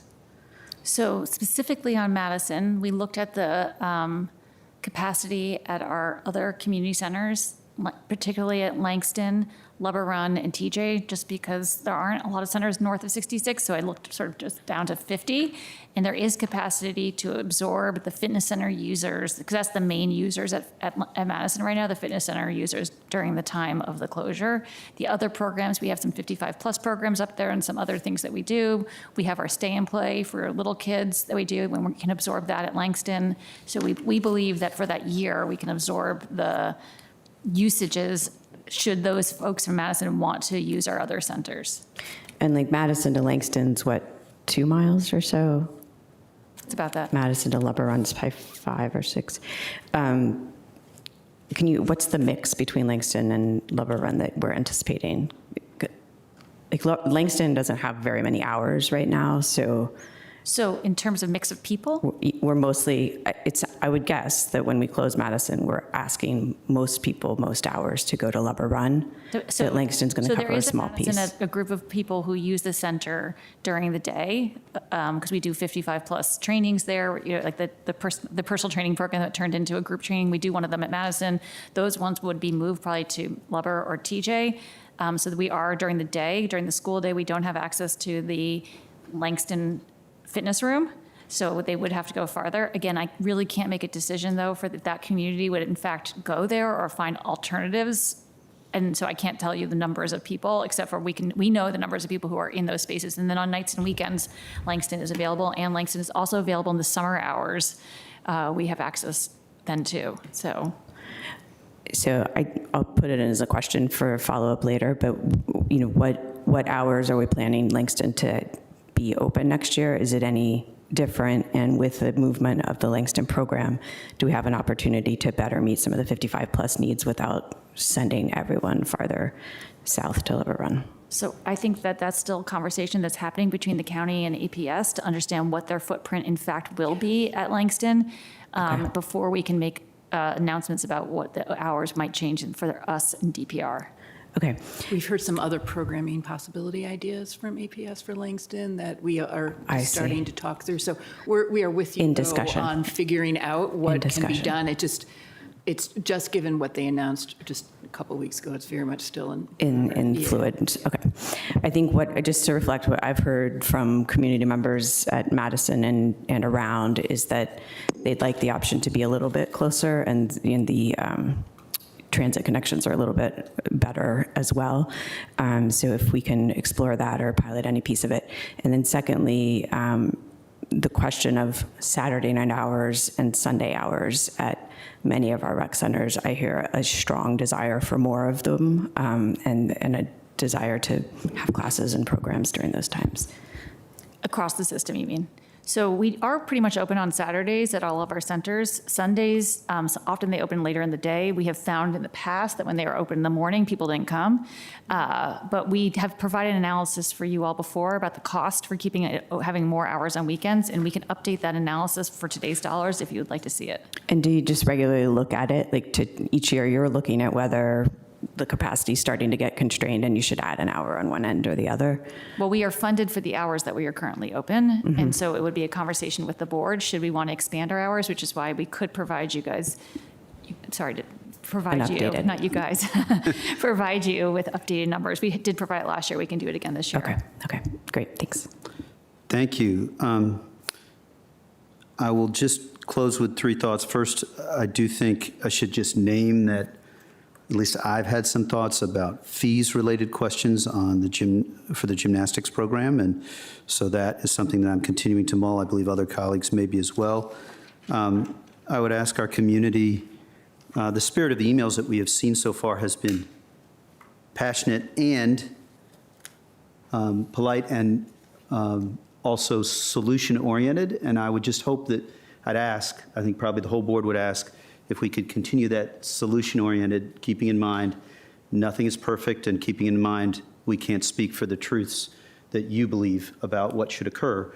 We're trying to solve for how we address a budget that is being undermined in part by an economic environment that is a threat really to Arlington's history as a Pentagon bureaucratic, a government service town. And then, since once upon a time I was a basketball referee in McLean, I think we should all, on the board side, just end by thanking the women and men of the department who are doing the work. No basketball referee actually ever gets thanked, and that's the same thing with respect to those who adjudicate pickleball courts and those who do all of the work that your department does as a whole. And so I know that I speak for the board as a whole, and I think the community as a whole, when we say thank you for so much for what the 300 plus of you do. It's a big piece, and I will ask that the gymnasts and the parents of gymnasts and the board join in. Just a short round of applause for you all. Thank you. And with that, we will go to our break. This is your opportunity to find one of the board members and bend their ear, so to speak, but also at the time, we'll be back in 10 minutes. Thanks. Colleagues, if we can, let's start it promptly at 3:15. Did you have something?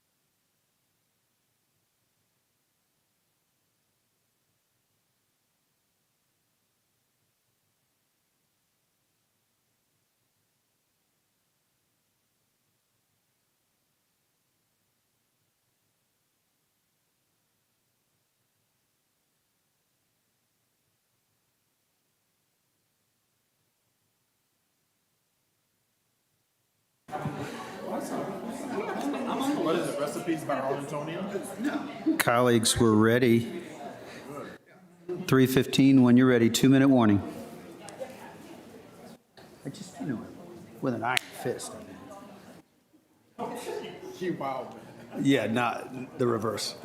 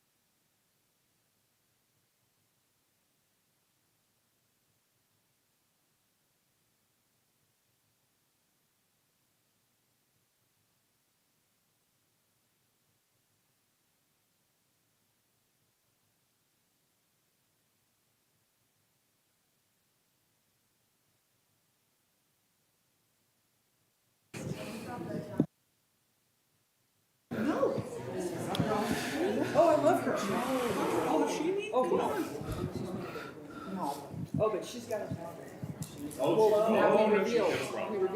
Thank you.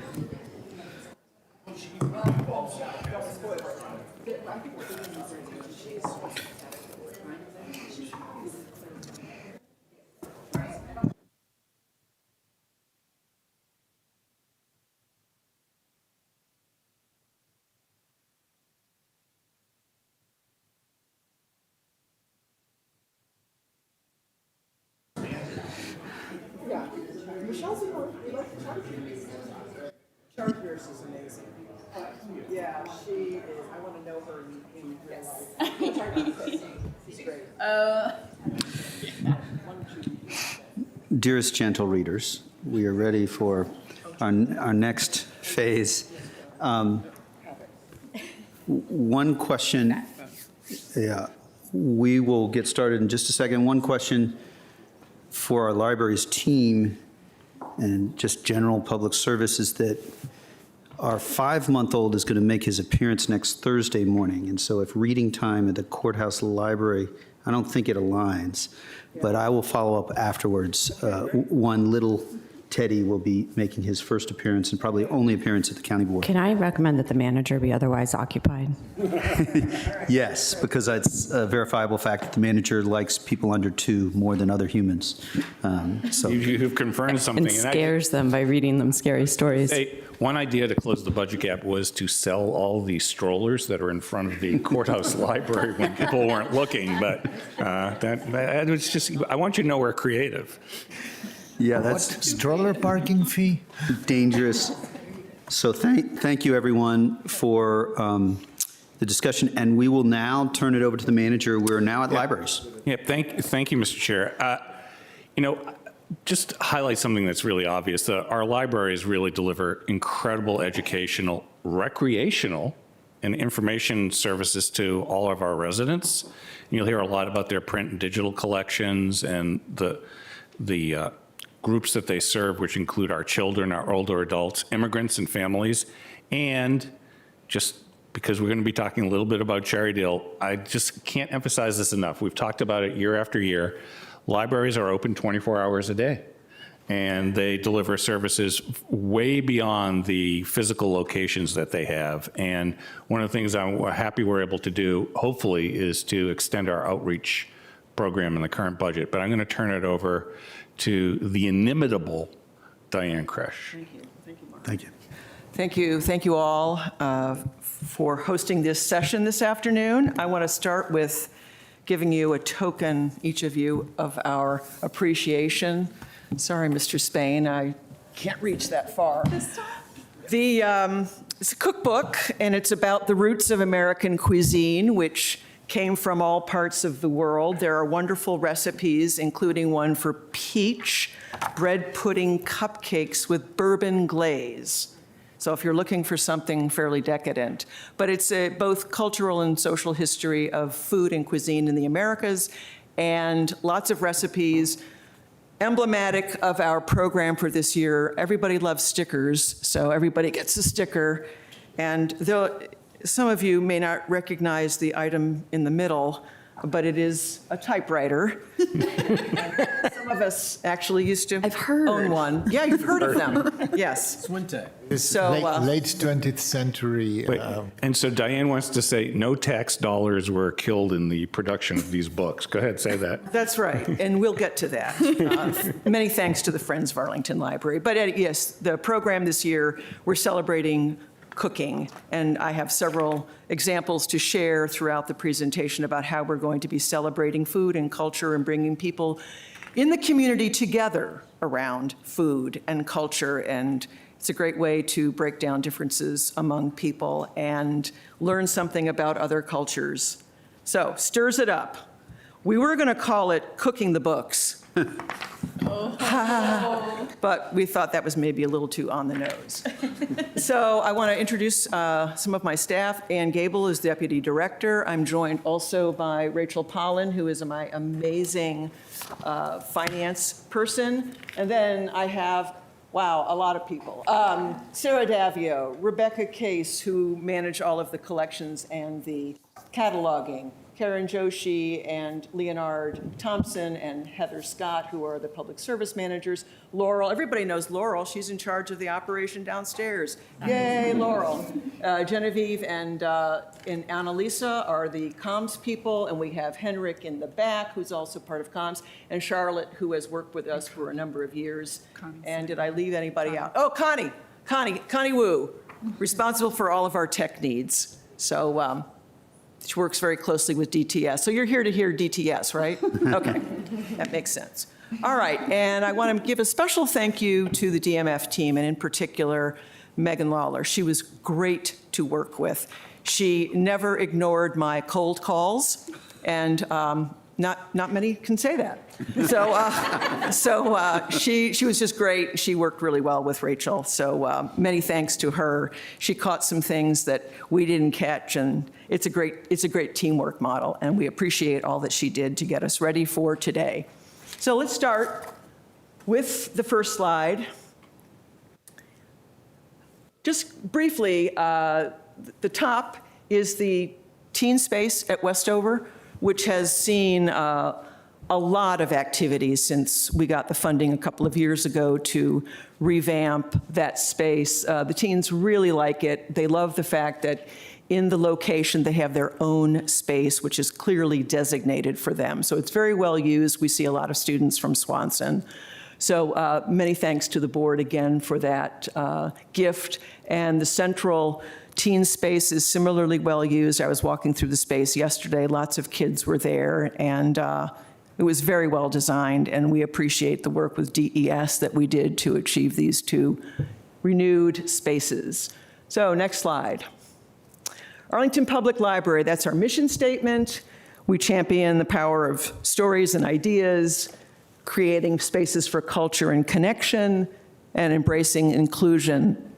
And I want to pause a little bit on the issue of this power of stories. It's not just collecting stories, but it's preserving stories. And in the environment we're living in now, where history is being systematically erased or changed or disavowed, libraries have a moral obligation to make sure that these stories persist. Regardless of whether they make us happy or sad or everything in between, they are who we are. And we have an obligation to make sure that students today and tomorrow have access to those stories. We take that responsibility very seriously, and in a number of ways we will be exploring that throughout the year because it's the 250th anniversary of the country. And who we are is still being, I guess, evolved, if you will, but we have many lessons from the past to learn to make us better citizens, both of Arlington and of the nation. So I take very seriously that responsibility, and we'll be talking more about that. The next slide, the department overview. We have 8 full-service locations, as you're aware. We're on track to have something more than 3.9 million checkouts for this year, for the 2026, and we have 96,000 active patrons. We also sponsored more than 4,200 programs, and that includes everything from the author talks to the story times to the special programs. I know Mr. Carantonis is a fan of the maker space, and we had more than 8,500 visitors to the maker space this past year. We have all kinds of classes there, sewing classes. Alas, we don't do woodworking, although we have some woodworking adjacent tools, but that's something we can have a different conversation about. But we have a glow forge, we have a glass kiln, we have equipment that will allow people to turn analog material into digital material, and Mr. Ferguson was spending some time last year with his personal archive. So, and we're happy always to help people. So the Maker Lab, and I also wanted to highlight winter reading. We've been doing winter reading for a few years now, but this year we, I think, increased the participation by something more than 45%. Winter reading appeals to families. Years ago, we sponsored summer reading, which was mostly for young people, but over the years, we've gotten families involved, and they registered, and they have a high completion rate, and it's just a great thing for families to do together, that intergenerational sharing of books and conversations about literature and building lifelong habits to read, which is also very much important to us. So next slide. I already mentioned the Friends of the Library. Yes, they're responsible for the books and all of our programming. And this just gives a sense of how much we are reliant upon the Friends of Arlington Library. We have the 2 book sales each year, which brings in a lot of money, which we then directly benefit from. And then they have memberships and some smaller events, especially attached to author events.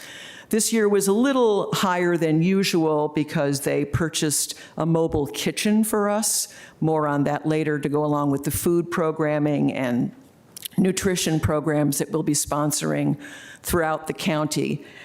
We also rely on them for funding for special programs like celebrating the 250th anniversary of the country and the festival and the other events that we're going to be sponsoring throughout the year. So more on any of that as we proceed if you're interested, but we really depend on the Friends and constantly working with them to build their membership, because it's really one of the best deals around to get access to those terrific book sales.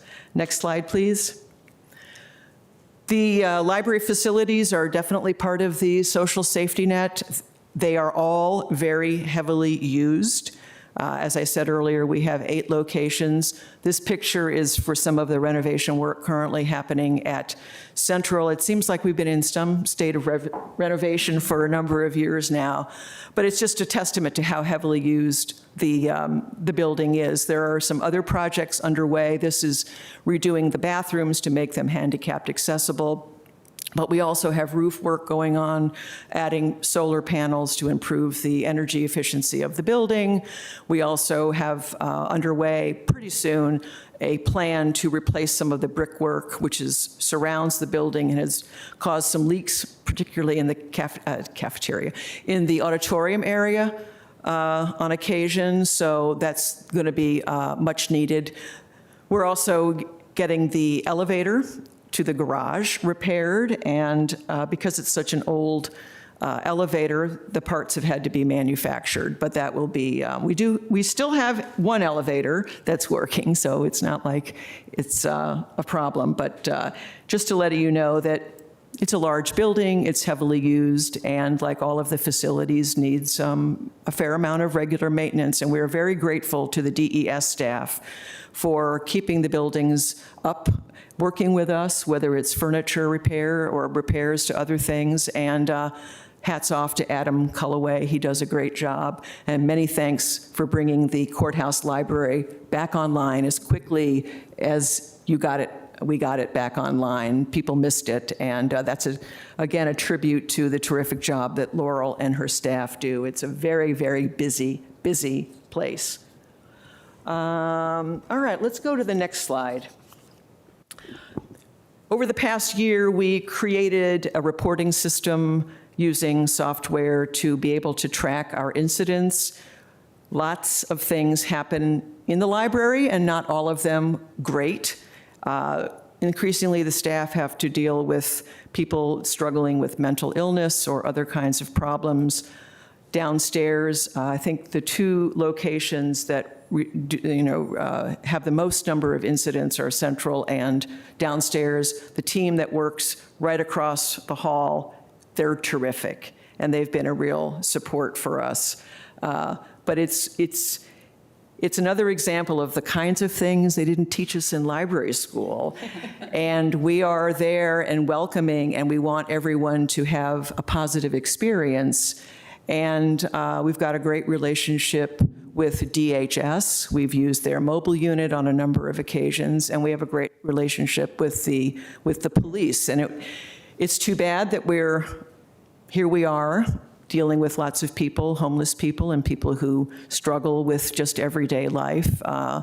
And one benefit from doing something more intentional with the tracking system is that we've been able to identify training needs for the staff and also help them de-escalate situations more effectively. And it's pointed up some of the things that we needed to do in training that we maybe hadn't been paying attention to. So it served a lot of purposes, as well as tracking and providing trending information and just keeping us up to speed. But it's, when I started in this profession more than 50 years ago, this was not the kind of scene we were used to, and it's just a product and a consequence of modern life, and the staff deal with it as well as they can, again, supported by a lot of partners throughout the community.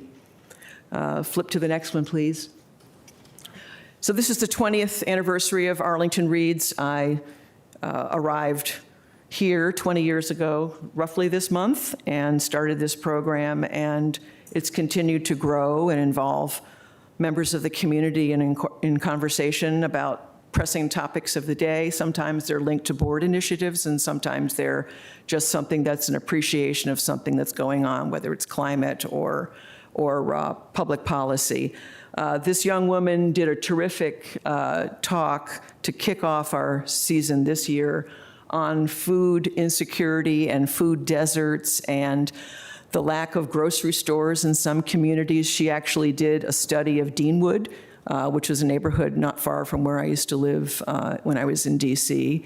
And they had a community garden, which was essential to the community as a source not only of community building, but also nourishment. And so she presented how food deserts are created and what we can do to manage them. And it was a terrific beginning to our season, our year-long celebration of food. Next, please. 250th anniversary. We'll be celebrating, honoring, recognizing, acknowledging that milestone with a number of different programs. We have author talks planned, and we will have a festival day. I think we're calling it Library Fest. If people have better ideas, we're open to hearing them. But it'll be a day-long celebration. The President's Own, a quintet from the President's Own, is going to open the event for us, and it'll be a day filled with music, crafts, things for kids, food trucks, just a celebration of the community, and also a celebration of, again, this milestone. That'll happen in July. I'll send information as we get closer to the date.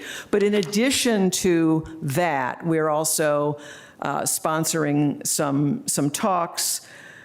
local histories. We're capturing the local histories, some longtime people who have made a difference in this community, whether they're from the faith community or the business community or activists. We do have a very strong oral history collection of like 115. In a different arena, I'm working with Cynthia de Lecheze Torres on the 25th anniversary of 9/11, and we're also similarly collecting oral histories, which will then become a part of the Charlie Clark Center for Local History. We're going to have a big event in May. The community read will be featuring All the President's Men. And those of us who lived through that summer remember it. You were there, weren't you? Yeah. Don't comment. Yeah. And alas, Bernstein and Woodward are not available, but we will do our best to have a conversation, and I think we're going to show the movie as well. But again, grounding a little bit in not only some of the issues of the historical significance of the 250th, but also recognizing things like the value of a free press, a free and unfettered press, which is diminishing as we speak, which is something we will also be addressing. So watch this space. There will be a number of different things. Libraries, liberty, and the pursuit of happiness is our tagline. Some of you may know, or if you don't know, I will tell you that libraries were very much a part of the founding fathers and what they did. Benjamin Franklin started what is in essence the first public library with a subscription library in Philadelphia. Alas, only opened to men, but it's a library that's still in existence today and a foremost authority and collection on Revolutionary War topics. So kudos to Ben Franklin. He did a lot. Sure. Okay, next, please. All right, teens at the public library. I've already spoken briefly to the refresh spaces, and again, thank you for your support of that, and again to the DES staff for working with us on that. The Teen Volunteer Program. We started with a handful of teens last year at Central, maybe 5, and now at Central alone we have 186 teen volunteers. Many thanks to Andrea Willard, who said it was okay for me to mention her name, and she's the brains behind it. She created the program. She's been a mentor, as many of the youth services librarians end up being. I like to think of the library as a third place, but our staff are the third adults. They're not the parents, they're not the teachers, but they're someone with whom you can develop a mentoring, positive relationship. And the teen volunteers do things like help with crafting events, they register people, they do other kinds of administrative tasks, and our goal is to roll it out to all of the locations this summer so that no teen is turned away. They're able to pick their own schedules, they're able to be drawn to the area or the activity that they feel most interested in, and it's all ages. It's not just the tweens who are typically signed up by their parents for lots of things, but it's also older teens as well who use it for resumes and recommendations for college and internships. So again, kudos to the staff for rolling that out. We're also part of the wellness, Teen Wellness Initiative, along with my partners, JDR and Parks. Had the pleasure of meeting the teen volunteers last week. Terrific group of young people, really smart, really engaged, doing incredible engagement work. DHS is also heavily involved, and it's just been a great experience, and we're learning as we go, and it's I'm hopeful that we'll learn a lot. Just being around the young people has been very rewarding. The teen takeover nights, I'm sure you all heard about the Amazon. My staff was helping to support that. Ann Gable's daughter was there. She's also in the video. If you look fast, there she is. But a great evening, and we have hosted a number of those ourselves at Central. Can't compare with Amazon and the DJ battles, et cetera. But again, it's providing safe places for kids to be together doing kid things. And it doesn't have to be high-tech or special or crazy. It just has to be inviting and safe and really and comfortable. Another way that we're really trying to reach teens is through giving them access to the collections. The Overdrive collection has a program called SORA, which we debuted in the schools a few years ago, which enables the students through an interface to have access to the collections, the e-collections in the Overdrive. So that's the SORA program. The SORA program particularly benefits the elementary school students and a little bit less so the junior high school students. Our next opportunity, our next task and goal is to open up the Libby app to the high school students through an APL dedicated card so that they can read some of the adult fiction that they might otherwise be cut off from through the SORA app. I won't bore you with the technical details, but it's our goal to put as many materials in the hands of young people as we can and to encourage those habits of lifelong reading. And then the final point on the teens, some of you may be familiar with the TAB program, the Teen Advisory Board, and there was a program just this week, 200 students at HAM who were treated to an author talk and pizza. I think there were 105 boxes of pizza purchased, and I don't think anything was left. But it's, again, it's a field trip. It's a lot of activity. We do those a couple of times a year, but it's another way to reach students, young people around reading. And the author who presented actually presented on a topic that was very unfamiliar to me, which is eating disorders among young men. So it was a really great program. So the TAB is a wonderful partnership that we have with APS, and a lot of it is funded, by the Friends of Arlington Library. All right, next slide, please.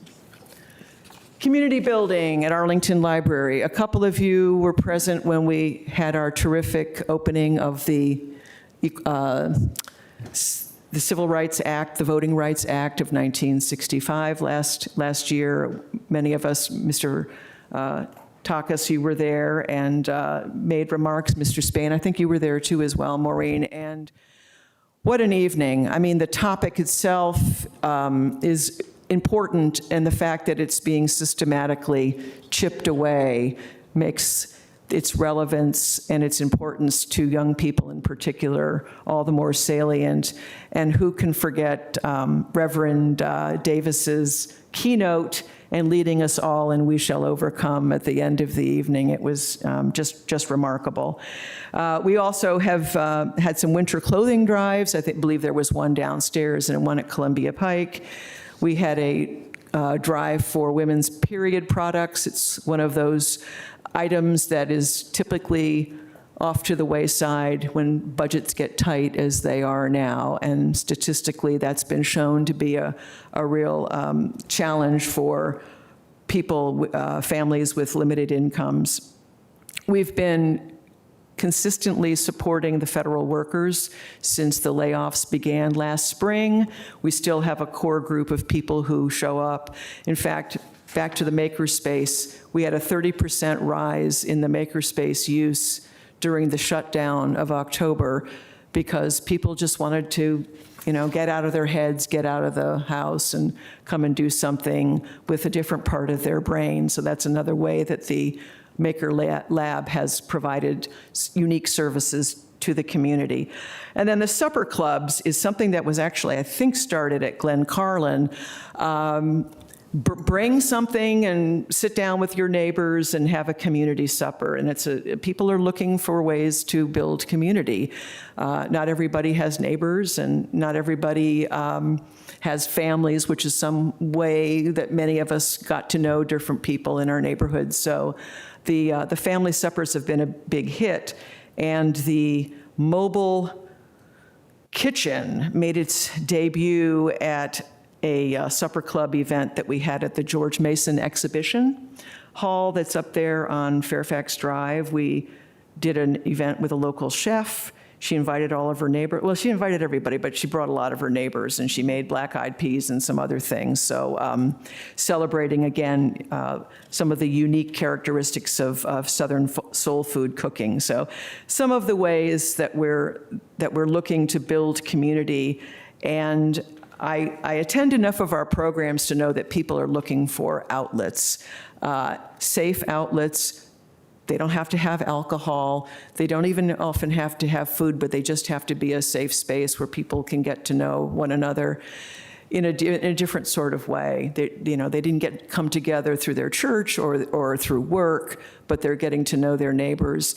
That's another benefit of the volunteer program. The kids get to know other kids, not just their little group from high school. When I was in high school in early 1900, you sort of got in a group and you stayed in that group. And this is an opportunity for kids to get, I was kidding. Yeah. Last century. Right. Last century.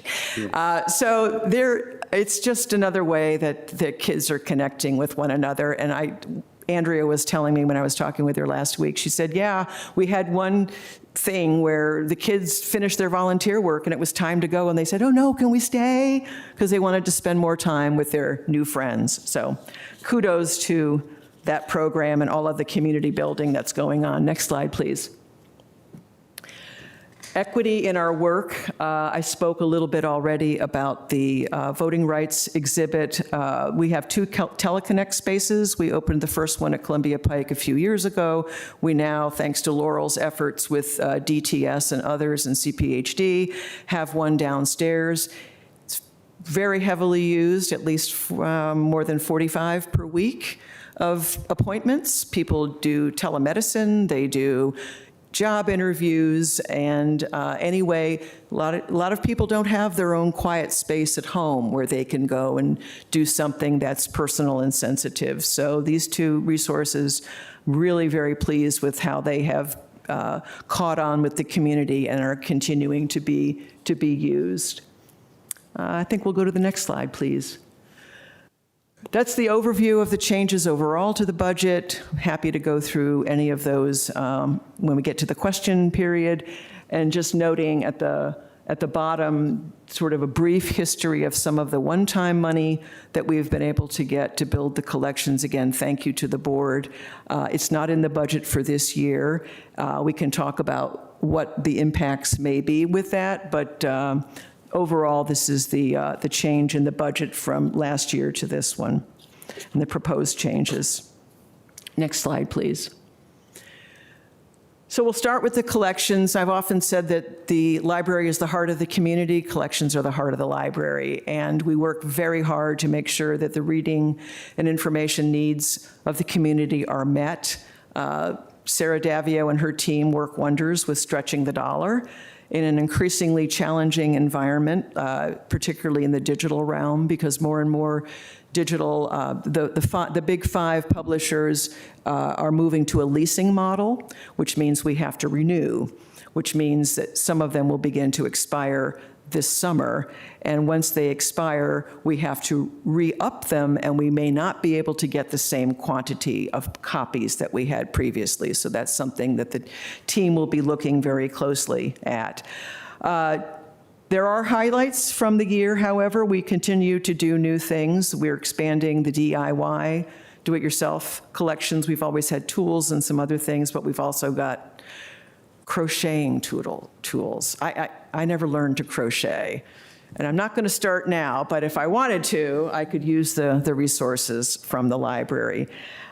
We also have memory kits. Memory kits are collections, jigsaw puzzles, basic texts, postcards used to jog the memories and hopefully happy memories of people who are in that age group where they're starting to suffer either from early signs of dementia or more developed Alzheimer's disease. We do the memory cafes, which are very well attended. And I noticed from the demographic presentation presented earlier this week that the over 65s group is rising. So more and more we'll be turning our attention to the needs of the older adults as the younger end of the spectrum diminishes a little bit. We will still, of course, keep them in our sights, but the challenge will be trying to find and maintain programming for older adults. Blackstone Audio is a great new service that we have. It doesn't have the kinds of restrictions that other audio platforms have through the Big Five. So been very happy with the fact that it's no holds. It presents some authors that people might not otherwise have access to. So again, examples of ways that staff is continuing to look for cost-effective ways of building the collections. Next slide. Summary of collections over the years. We've had some great years where, thanks to Mark and the board, we've been able to add money to the base, for example, in addition to getting one-time money. So this is, over time, the collections budget is getting smaller, and we will continue to do the best we can to meet the needs of the community. The good thing about the community, they love to read. We have very, very heavy users. That is not true of all of the jurisdictions in our area. So we're very, very blessed with the fact that Arlingtonians love their libraries. Next slide. The circulation goes with the funding. I mean, that's sort of axiomatic to say. So the greater the funding, the more we're able to purchase, the greater the use. And the opposite will happen if it goes down. The decision was made last year to focus not on making reductions to the print collection, because print is still very much important to the residents and the community, but to reduce a little bit in the digital area. I myself read mostly audiobooks. I don't know about the reading habits of all of you. I mean, I still like print. Print's fine, but I find for my lifestyle, the audio is better. Next slide, please. The wait times, again, the shorter wait times come with increased funding.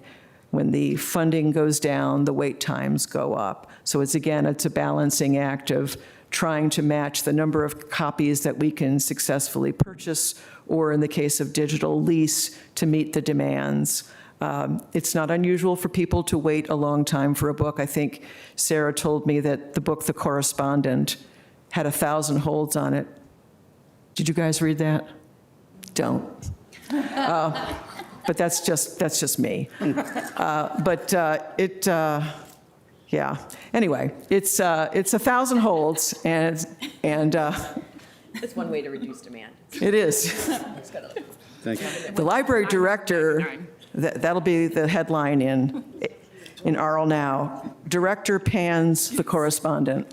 Anyway, but it's just again, it's a constant balancing act, and the staff has worked very hard over the years to make sure there's a supportable balance between the print and the digital, recognizing that the more we spend on digital, the greater the use, because there are more people who are adapting that. But we still have to keep the print collection quite high and deep and broad. And again, a lot of our residents rely on us to get them specialized things, which we've been able to respond to over the years. Very good track record. When somebody doesn't see something that they expect us to have, we get it for them. Next, please. The proposed changes, let's see, the new outreach librarian, which I'll talk a little bit about outreach in a minute, and the Cherrydale location closing, that's the 3.75 FTEs. We do have 2 vacancies there as well. But that's the total number all in on the closing if that were to be adopted. Next, please. So outreach. The person in the photo is the outreach librarian for Children's Services. I want to spend just a minute on this slide, but I think I would like to go to the next slide in order to do that, please. So this is a map of where we go with outreach. She Emily goes to many of the APA and AHC properties, and she does it as often as she can. If you can see the little bubbles, the darker bubble is the more frequent the visit. So up here is Ham, and we were just there this week for the TAB event. So this darkness refers both to the number of people attending, but as well as the frequency of visiting. Down here is where the Shelton is, which Emily said is her favorite property. It's in Green Valley. She has a great relationship with the education coordinator at that location. That makes all the difference if you have a partner who's willing to work with you. But Emily's doing everything from book talks to let's do graphic novels, and every once in a while, she'll get a kid who wasn't very interested in the reading, but is interested in something else. So allow me to demonstrate. This was a surprise. It's a surprise. Yes. So this is like, I don't know, little pieces of wood and little models. So you can make a bed or a lemonade stand or a bench. And it's not as intricate or as complicated as Legos. It's very low tech.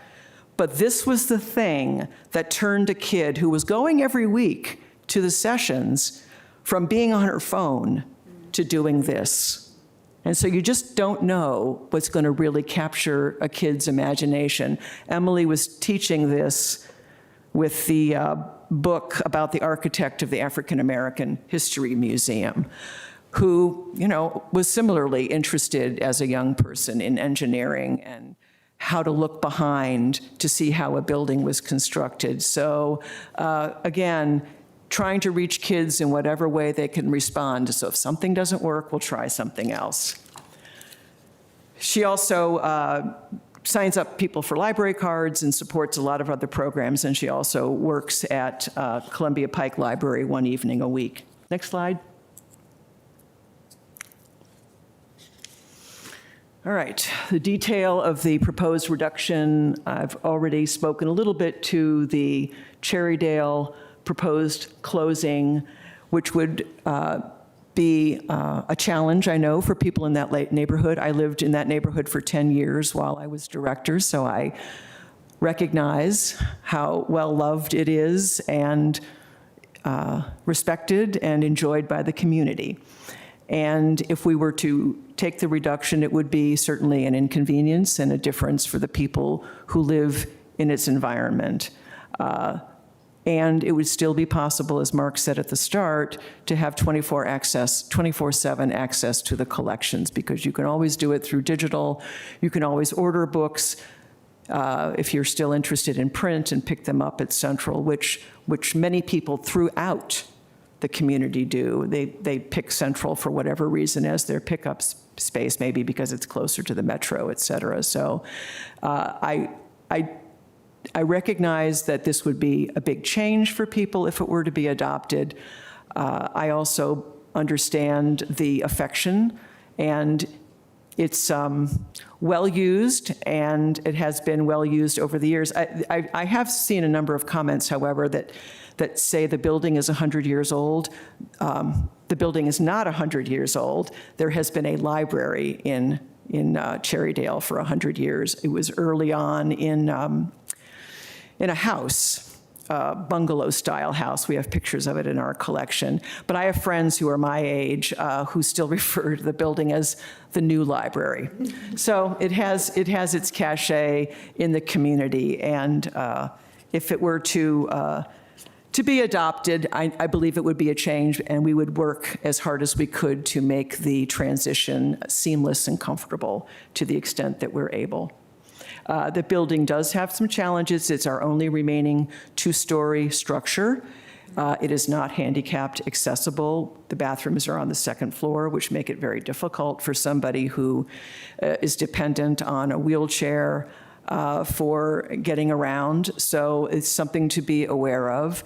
And it's one of the buildings that's certainly over the years shown its age, along with some of the other facilities in the county. So it's something to be thought about, not just with respect to Cherrydale, but what the county does with respect to its aging building inventory.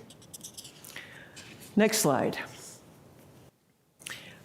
By comparison, we have been lucky. We do have a fair amount of density surrounding our 8 libraries, whereas most other jurisdictions, everything outside of DC, there are many more residents who are served by a particular location. So that's just by comparison as we've looked over the years at what might be the impact if we were to change.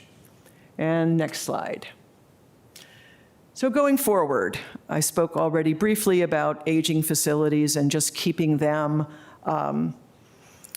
in good working order. We had a terrific redo of the Columbia Pike Library a number of years ago. Then, of course, we're now involved in construction, which has made going to that library a bit challenging.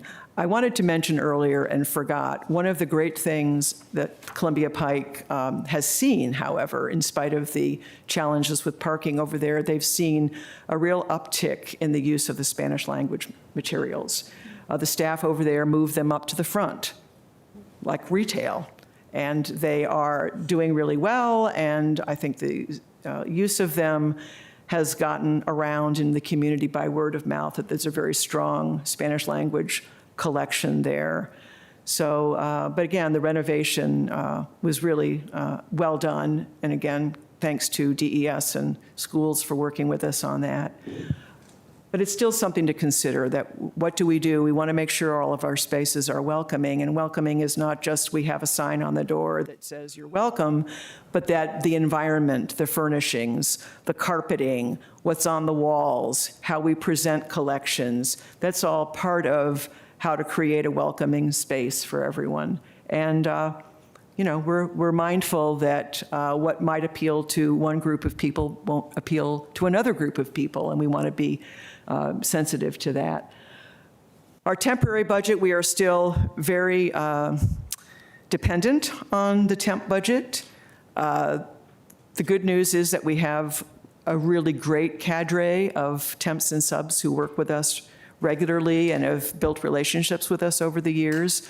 But we do, because of the staffing levels, depend on them a lot. And it's a budget that we watch very closely throughout the year. We do rely on the Friends. As I said earlier, we rely on them for special projects. We rely on them for all of our reading events. They helped us create, if you will, all of the stuff that we have in the shop. Equipment that we would have never been able to purchase on our own or keep in working order. So it's, again, we want to be mindful of not depending upon them for too much, but also being grateful for the fact that they allow us to take on some special initiatives. The collections budget is at the lowest it's been since 2022. I've given some indications of the leasing agreements, for example, which will begin kicking in this summer, which will reduce our buying power. And because we want to be so highly responsive to the needs of the community, we don't like to say no, that we can't afford to get that book. So we'll be looking very closely at how the many ways we can stretch the budget. And then finally, this goes back to what I was saying in the beginning.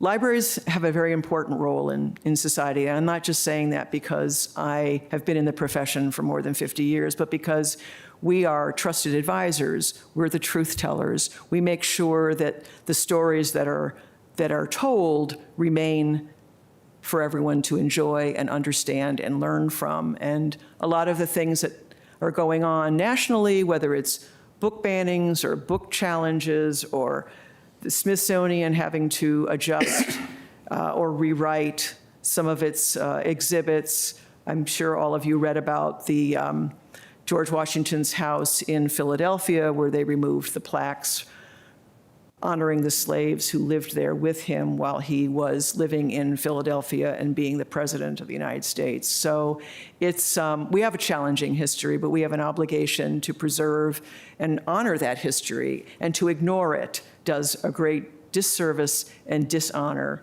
to those people for whom this country was important, a country they immigrated to, a country they were brought to, perhaps unwillingly or definitely unwillingly, but it's who we are, and it's our responsibility to keep that story fresh and vibrant and alive. And I'll end there. Thank you. Seems like an appropriate place to end, and just thank you for that. Colleagues, we'll open it to questions. As folks are collecting their questions, I'll just note a particular level of thanks for slides 5 and 6 on the security tracking. I think one of them mentioned multiple incidents. You may know Metro has done better analysis of repeated incidents that has led to some security benefits, so really appreciate that. I have not been hugely ahead of the 250 celebration. There is a program that was highlighted at the Northern Virginia Regional Commission that is a discussion of the Liberty Amendments that I think Herndon has used, that I may forward. It just seemed like an idea that was particularly powerful as you go through I think it's the 19th or 20th on suffrage, earning the right to vote for women, and then also the 14th Amendment and the 15th, I believe. And, I don't want to add at the last minute to our 250th work, but I do think that is, history has a way of rendering asunder our presumptions about perfection or flawedness. And so I may send you a note, and if it generates interest from colleagues, and if it fits, it actually probably was the town of Vienna that has had massive success of people speaking to their views, their own stories as related. So that's one other piece. And then I'll share with folks, but you mentioned the use of the Cherrydale Library as still being significant. I don't know if our slides had usage. I am mindful of the 24/7 opening and the relative physical proximity, albeit across Langston, and a walk to Central, and a different experience. But I just, can you speak at all to how well used the library is relative to other of our libraries like Courthouse and all the others? I'm not sure The statistics are in the budget book. We track by each location. Okay.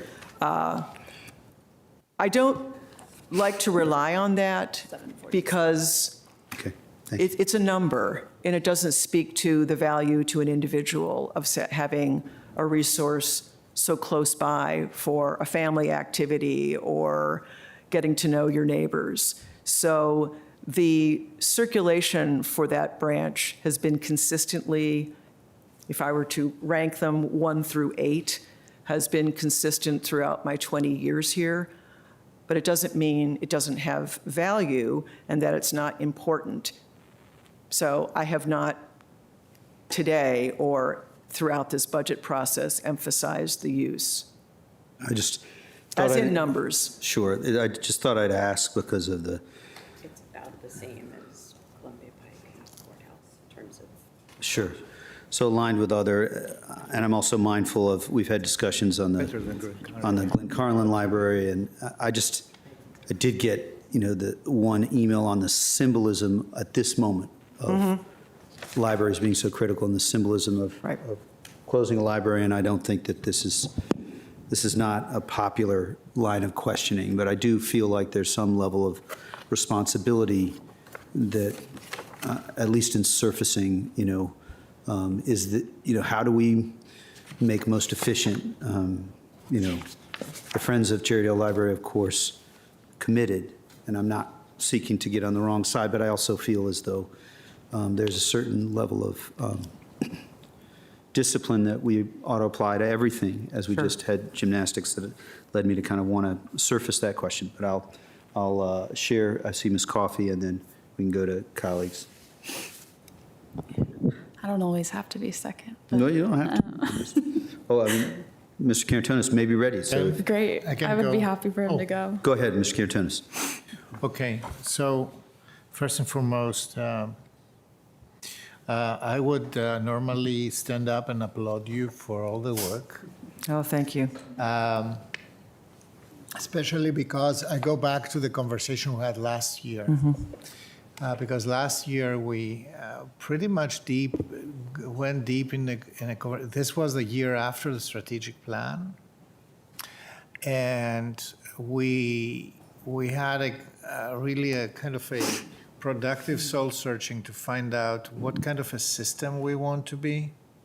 What is our coverage idea? So what needs we cover, whose needs we cover, Right. and how well we do that. I discovered in these 2 years that is an enormously complex, positively, in positive terms, complex system that has so many deliverers that are underappreciated or have been intangible in many ways, etc. What I find every day is that our residents are extremely grateful for the system. If I went out and would ask a Columbia Pike resident or a Aurora Highlands resident whether they see any benefit on, closing a library, their intuitive answer would be no.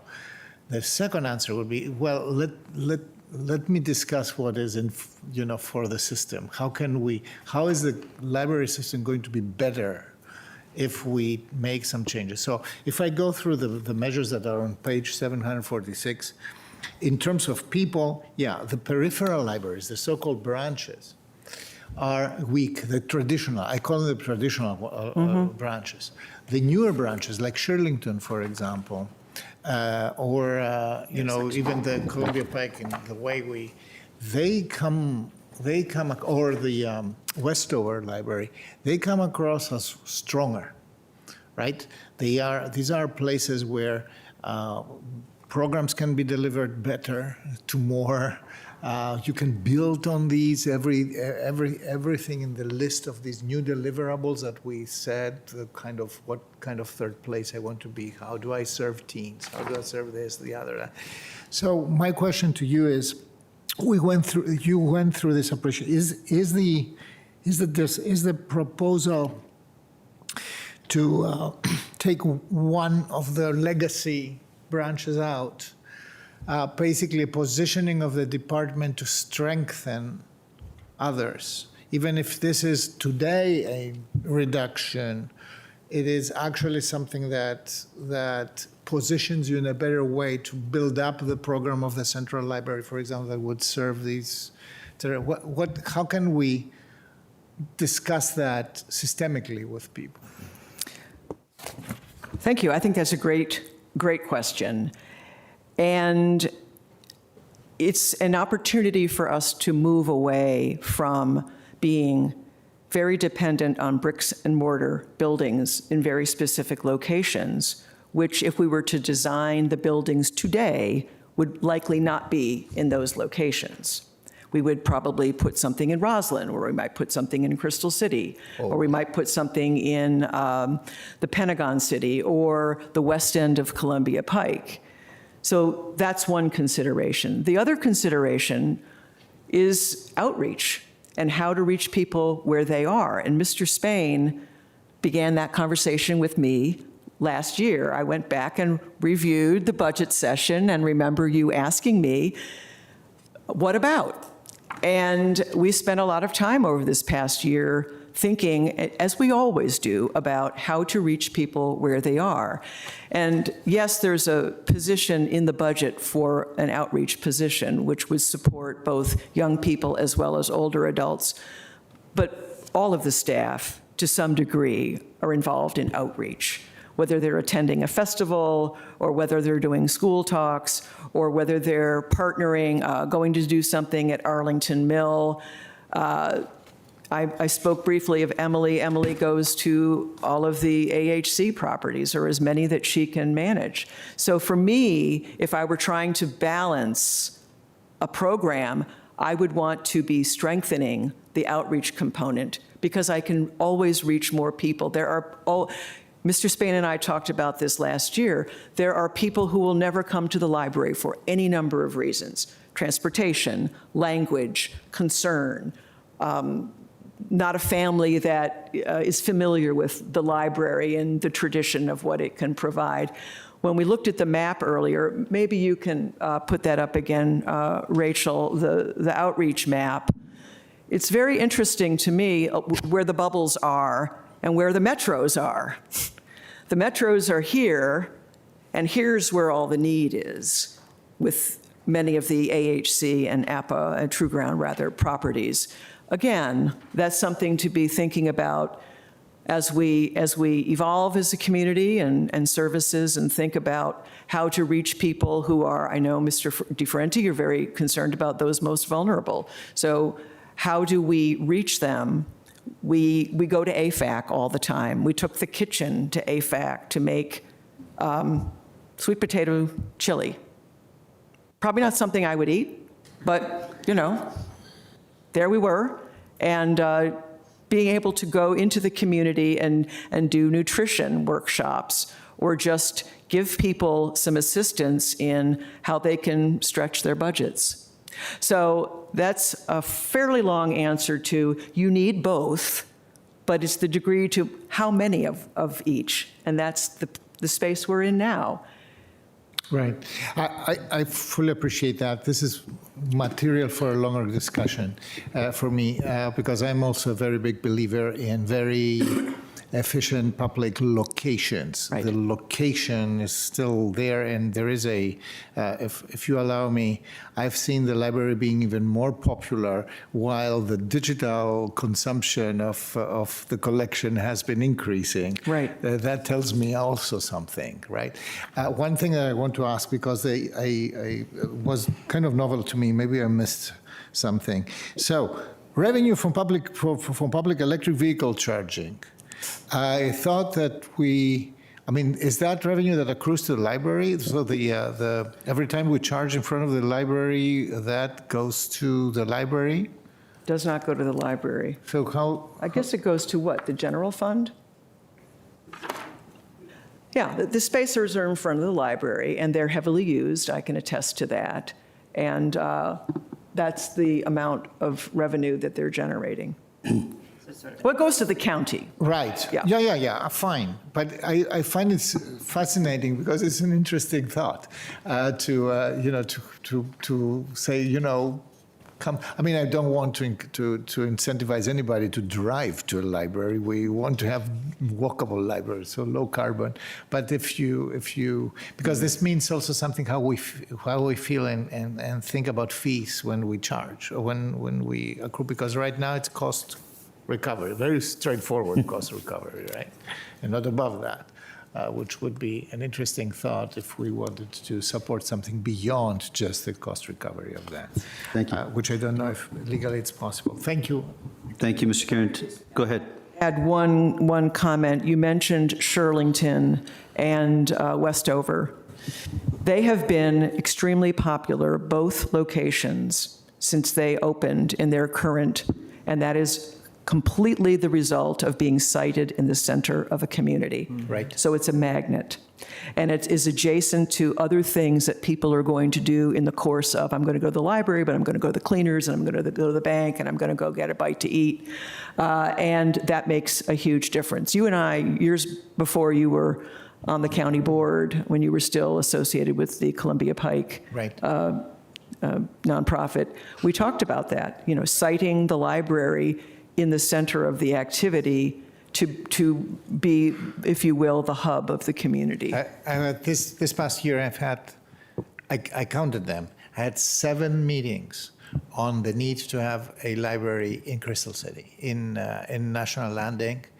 And this is a recurring discussion that's for CIP, not for now. But it's very clear that our residents and the users of the library, the bookish Arlingtonians, want this service to be available in very central places that they can refer to and build their civic life around. Thank you. Yeah, thank you. I know we're now approaching a little off schedule, so I'll just share that. Ms. Coffey. Now go ahead and ask as much as you want. So perhaps all 4 questions will I save just some for later. sharing that it's possible also to save for later, but go ahead, sorry. No, I understand. Hopefully one relatively quick or easy one. Are the supper club programs directly organized by library staff, or is that a Friends? Are the which, please? The supper club program. So there's a library volunteer who organized, I think, the first at Glen Carlin and kind of created the model. The one most recently that I referenced was in partnership with the George Mason exhibit gallery there on Fairfax Drive.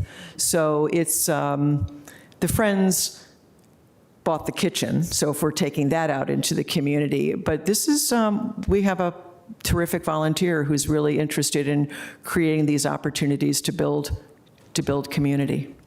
Yeah, not for now, but would love to put our heads together at some point. I know we've talked about young adult and young professional programming, and I know the libraries is a place that a lot of my peers love and go to naturally. And I wonder about doing some sort of like intentional young adult supper club. But we can talk later. That'd be great.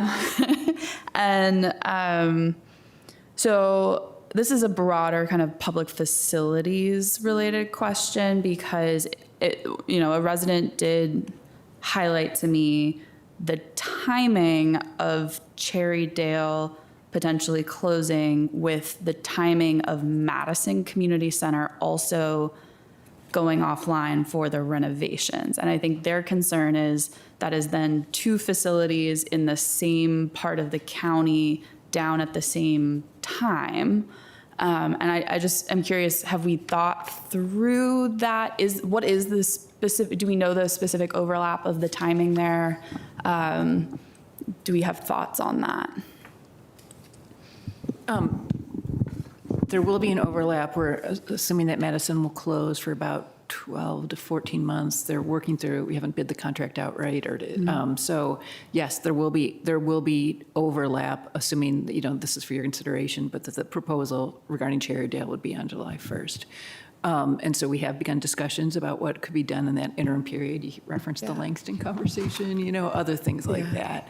I don't know that we have a sense of overlap of use. We just talked about what Madison is primarily used for.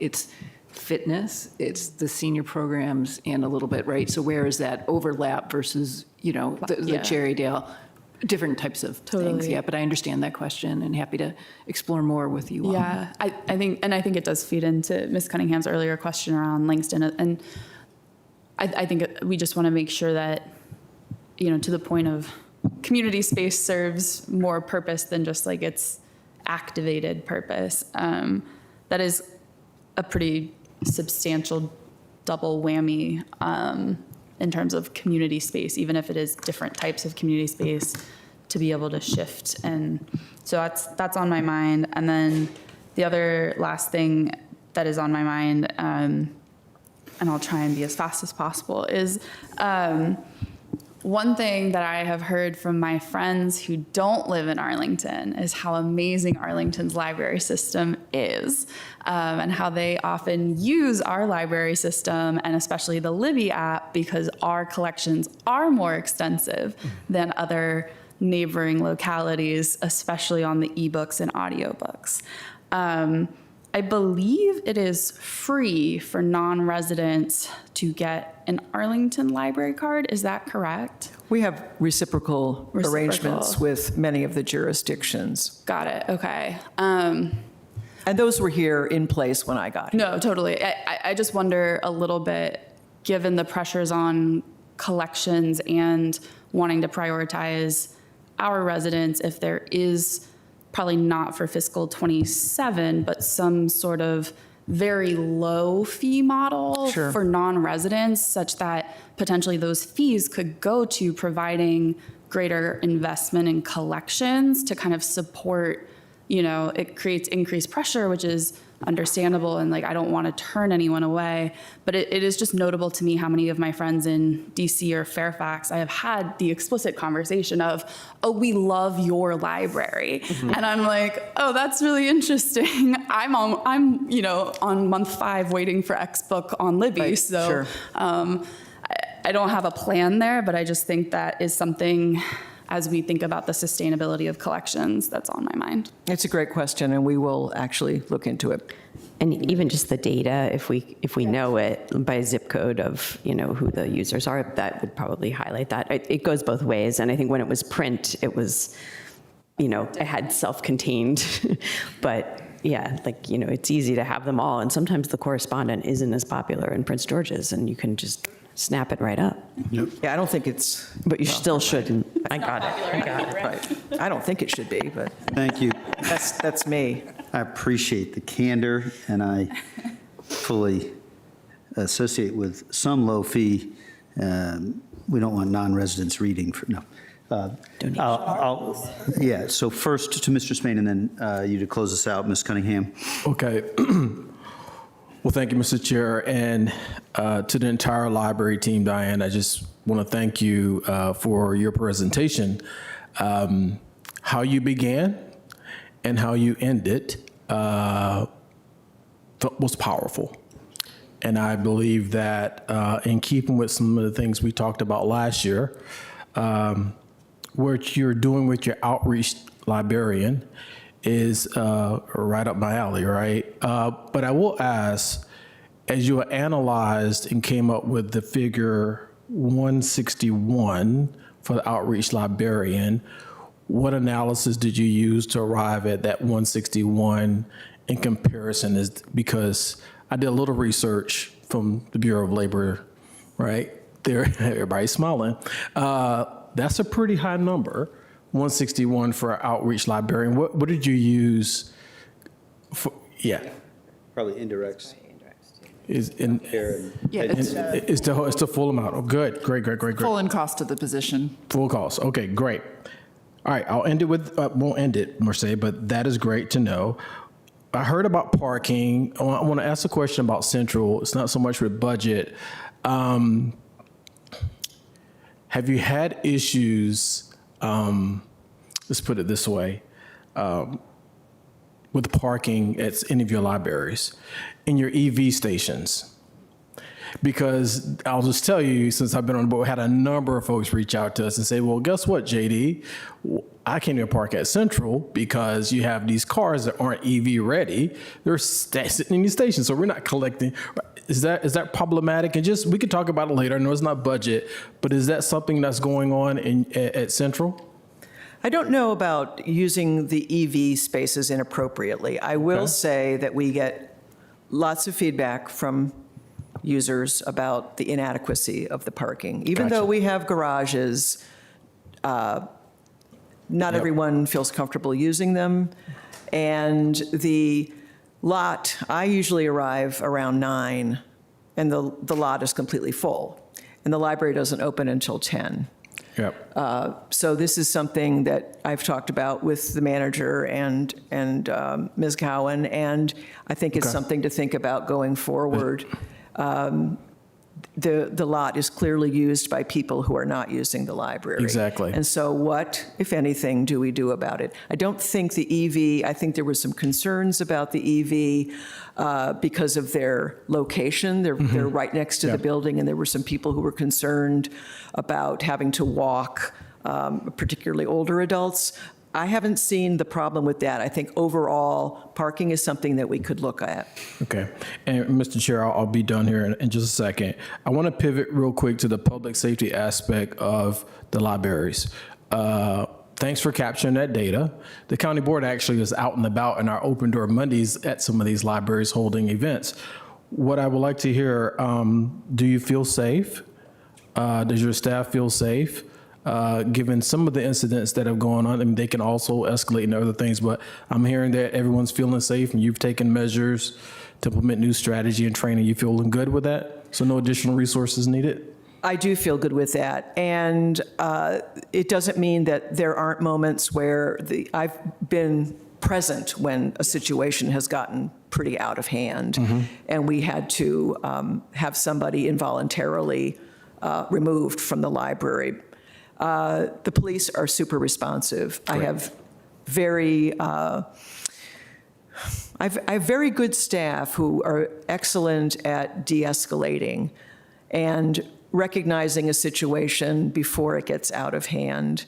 And part of the impetus for tracking was seeing a lot of repeaters and saying, okay, this clearly is a situation that we need to get a better handle on. And now with this tool that we have, we can spot that somebody is doing the same thing a number of times, and it's time to initiate some kind of action, whether it's you have to leave for the day, you have to leave for a couple of weeks, you're going to be banned, and the banning comes from the police in some instances. I don't want to speak for every staff person. There are some staff whose threshold for risk might be different than mine. I do believe that the staff knows that the management team is fully supportive and will do everything they can to make them feel safe, to include training. We've had EAP talk to the staff. COVID was a very difficult time. So we have taken a lot of measures, as I said at the start, to improve the training, to identify gaps, and we're seeing some situations that we didn't see very routinely in the past. So again, I have a great relationship with DHS and the mobile van. So I think the best way to say it is that we're vigilant. We pay attention and we notice and we try to get into a situation and avert a bad outcome before it happens. Parks has also been very supportive. There's an outdoor bathroom on the back of Central Library, which we pay attention to because it's often a place where somebody is wanting to get out of the elements, but it does take over a facility that might otherwise be used. Yeah. Well, I'm going to get ready to pass it over to my colleagues because I know the chair wants to keep pushing up. There's more to talk about, especially when we talking about Cherry Dale and what's going on there with that library. Thank you for your work you've done over at the detention facility. I've read and looked at page 746 of the budget where you've kind of did some great things there. And lastly, Ben Franklin and Thomas Jefferson talked about testing a free society. You also talked about the moral obligation and this social experiment, basically, of our community in America. And I just want to thank you for staying firm on the battlefield, because the libraries are some of the very last spots in our community where people find a place of solace and reverence and be able to clear their minds and read the true history about America, right? Thank you very much. Thank you very much. Thank you both for the conversation. And we'll send it to Ms. Cunningham to close us out. Yeah, I'll close us out with some asks that can be done outside of this meeting because they're faster and the chair won't hit me. One is, could we get the facilities cost for Cherrydale at least, if not not all the libraries, like we did for Barcroft? Yes, certainly utilities and things like that. Right. Very often, I just want to make sure. Not the capital, librarian just staff, the facilities. Right, you've got the staff numbers here, so it would be the other side of the equation. Right, I just want to be thoughtful that if you try to do an apples to apples, then with the parks facility, you're going to be initially just receiving facility staff when these guys are programming staff at the same time. Okay, Correct. Great, Yep. Perfect, we're on the same. It's the same question, but I'm not really planning to compare the two. I'd like to see Cherrydale, fully loaded, not just with the staff. And then I think we mentioned the Langston Boulevard third spaces problem challenge opportunity is great. I am also a little uncomfortable that we haven't resolved that. We closed Lee Center. Dawson's pretty light. Gateway's Park's about to go offline, and we have to take Madison offline, and then Cherrydale's like the cherry on top, the Cherrydale on top. So I would like to hear some thinking about what that planning might look like, when it might happen, and how it intersects with these two. And then the last one is benchmarking. So it may be in here. I did read it, but I didn't digest it all perfectly.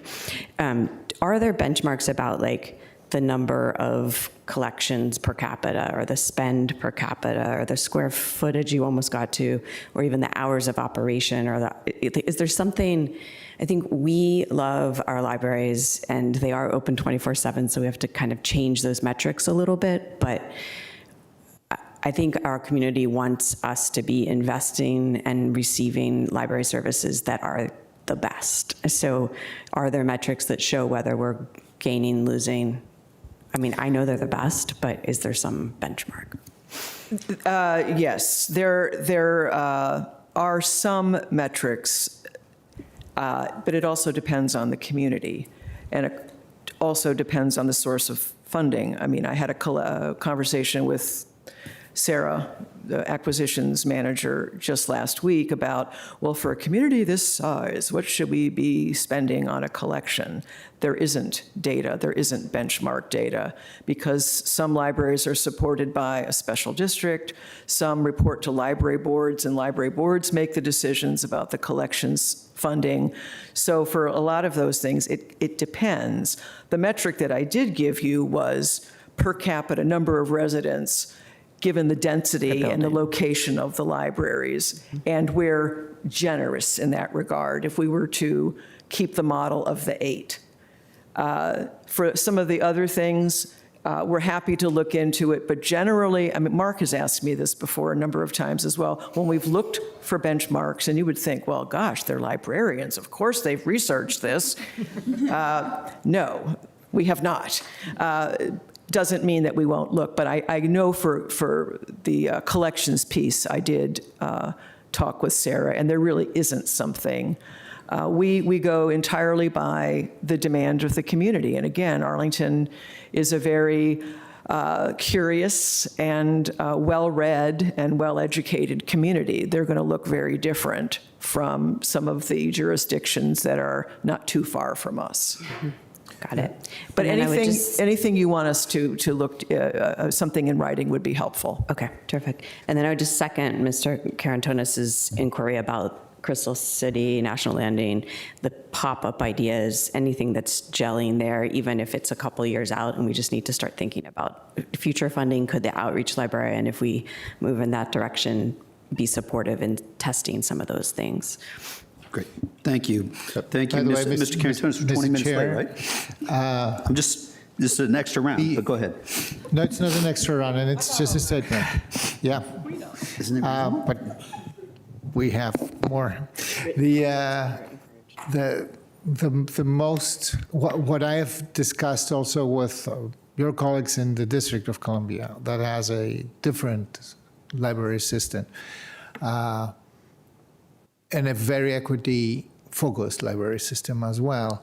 They were always telling me that the quality and update of the collection is the single most important variable to predict how attractive a library can be. The ability of a system to update and continue with their collection is in their mind critical. Which offers us here a policy problem, assets versus being able to invest in the collection. That's for me an open discussion. I would welcome an ongoing conversation. As I said earlier, if the library is the heart of the community, collections are the heart of the library, and it's the one thing that we offer that no other department does. So would welcome an ongoing conversation. Thank you. I'm sorry to be a grump there, but thank you, Mr. Karantonis, and thank you, colleagues. We will thank you. I think Mr. Spain said to our staff, we want you to be safe. We also want libraries to be a place where those who need to get inside can do so in an orderly fashion and get the, and that is something we stand with you, Ms. Koresh, and with the entire library staff. That is plenty. There's stories we could talk about. I wouldn't have bet against a more honest telling of our story over the next 3 years. I'd say that. Thank you so much for being here, and we will go on from that, and we will ask our technology team to come. Thanks very much. Thank you all very much. I'll be sending you pictures of what I make from this because I'm already very excited. Oh, yeah. I can send you those. I'll be able to make those. We've got not this. those.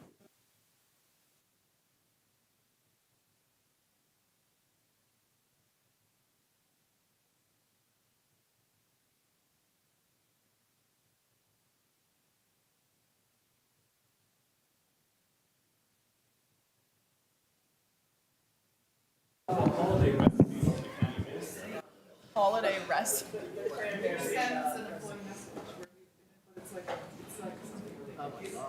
love that. Oh, yeah. It's a mark rest. It's yeah. That makes a lot of sense. Sounds smart, to be honest. Okay. Thank you very much. So we'll encourage Department of Technology Services to come on in, and we have Mr. Schwartz to kick us off, pull us in. I just want to go on record, Mr. Carantonis, as being against intellectual curiosity right now. So We are against intellectual curiosity. All right. I am if it means another round, but Okay, so before I turn it over to Holly Hartel, we have our Department of Technology Services is really the operating, think about it, it's the operating system for the county. So it's just got to do that. You can't do any of these other things we talked about without them. And they have a lot of things to balance. And I will say this because it's pretty clear. This is another department that has been strained a little bit by our budget situation, and you are going to hear, I think, an excellent presentation, but we have some things we cannot let our technology fail, and it is constantly subjected to challenges from the outside.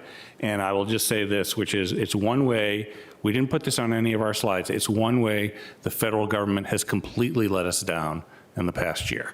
And so we've had to address that. With that, Dave Breitner, I'll turn it over to Holly. Wonderful. Thank you all very much. Thank you, Chair Ferranti. Thank you, Vice Chair. Thank you to the rest of the board and the county manager. I'm privileged to present the operating and capital budget for our Department of Technology Services. It's a unique opportunity because there are connections between the two. I'm privileged because last year also I was sitting in as the acting. I am now not the acting. But as I stated last year, I'm here because of the support of the leadership team and their staff.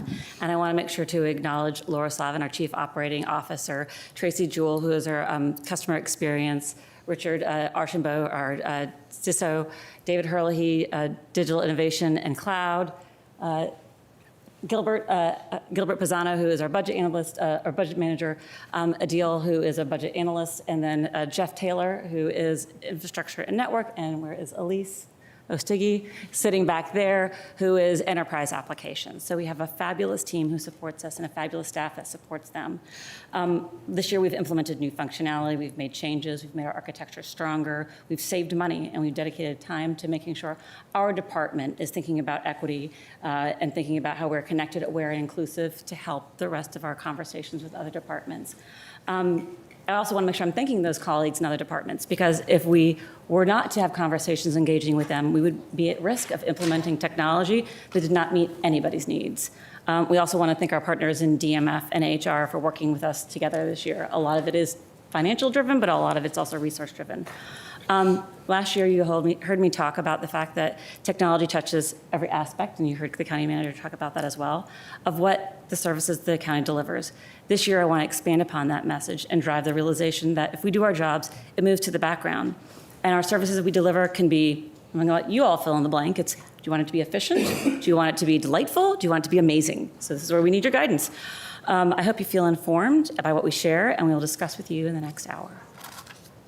All right. Next, our slide. So this is our mission statement. It is an AI-generated visual representation of our mission statement. And yes, it's a little intentional to feel modern and it's kind of abstract because that's the world we're operating in. What you see is a person sitting at home accessing county services. Our mission is to provide excellent and support excellent customer service at every interaction. Whether you're a person sitting at home, a constituent who comes into a county facility, or county staff. The county staff is where we are an internal service organization, and our internal customers should have the same experience, because by focusing on our internal customers, giving them the access, tools, and connectivity, we're ensuring that our departments are able to spend their time where it matters most, with their customers, clients, and performing their job functions to provide services. The DTS staff is living in a technology world every day. We're curious, driven, and aware of the changing technology. We use our expertise and technology leadership to help all of our staff embrace existing and emerging technologies to support business capabilities. We are driven by our strategic goals and priorities to keep us focused on what is important to serve both the internal and external customers. And a sample of the actions we have done you see in the mission statement picture above. Next slide. So we are also planning and building for tomorrow. So it's funny, we just talked about libraries and stories. I'm going to walk you through a little story and a version of a person's journey. So imagine the first side of it is someone realizes it's nice weather and they want to take advantage of the mulch delivery service for the county. They prefer to talk to somebody and ask them questions. They find the Arlington website and find the phone number. They call the county and they wait on hold until they reach an agent. They talk to the person, they ask them questions, the agent gives them the online form. The customer has a good experience, but it's a high tax on the agent. Now imagine the same scenario on the left side. It's a nice day, they pull out their phone, they find the number, but instead of going to a live agent, they're engaging with a virtual live agent. That's Ava 3.0, who can still answer questions and share them with a live form. And the individual still gets a great experience, but instead of using people to answer those much more complex questions, you're routed first to not a live agent, but a virtual agent, and then if you need to, you can go to a live agent. There are many different versions of this story with slightly different beginnings and endings. This is where technology and the relationship with the departments and connecting with the goals of the county are important. It's also tied to budget resources. I also want to state an obvious fact. I'm using mulch because it's simple, but the store could be substituted for libraries, for human services, for many other services that we provide. We are building a scalable solution. So let me talk about our accomplishments. So we first heard me talk about Ava, providing analytics for staff to help identify people connect and understand gaps of where outdated information might be, but it's also helping us secure and responsible design of helping us connect with our data and help people find information. We are not sharing personal information. We are using public data, but it does serve as a key pillar for the broader enterprise AI strategy, as you just heard me talk about. DTS continues to expand on our award-winning application for document search. It has 7 different collections, 145,000 different documents not historically available on the county website. So the document types include search contracts, board meeting minutes, county code. The searchability of zoning determinations. This is an example where the decisions that were made are made public, so it's beneficial to both the county staff as well as the public, and giving you a sense of transparency of how county code was determined and interpreted and decisions were made. If you want to use something new, you have to have a basic understanding. We've spent a considerable effort thinking about AI education. We've utilized existing training where available, such as on LinkedIn Learning. We've partnered with other departments to speak about the impact of AI, and we have a pilot program where we're using actual hands-on experience to give people the understanding of what AI can do for them and help generate ideas, which then create more ideas. We have also partnered with the County Board Office and the CMO CAPE team to deliver a substantial set of features and streamlining processes on CMAP, the Community Message Action Platform. CMAP supports how staff track, manage, and respond to community inquiries, issues, and feedback across the departments. The update simplifies the user experience and enables more cost-effective enterprise collaboration and business capabilities. So you're getting hot topics in a dashboard and an email to help us understand information faster. You heard the Commissioner of Revenue and Treasurer talk a couple days ago about the collaboration and enhancements between our teams. We've done quite a bit this past year. I want to highlight just one right now on just understand that the technology role. So over the past year, we enabled web notices and replies to ACE to improve communications. So previously, this was handled through an email. So now with web notices, taxpayers who receive an email notification can now view the notices and connect directly into CAP. This creates a centralized, auditable communication thread where customers can submit replies and attachments, and other staff within the county can actually engage with it. So by moving it out of email, it's more accessible. The Windows operating system is a system that runs your computer.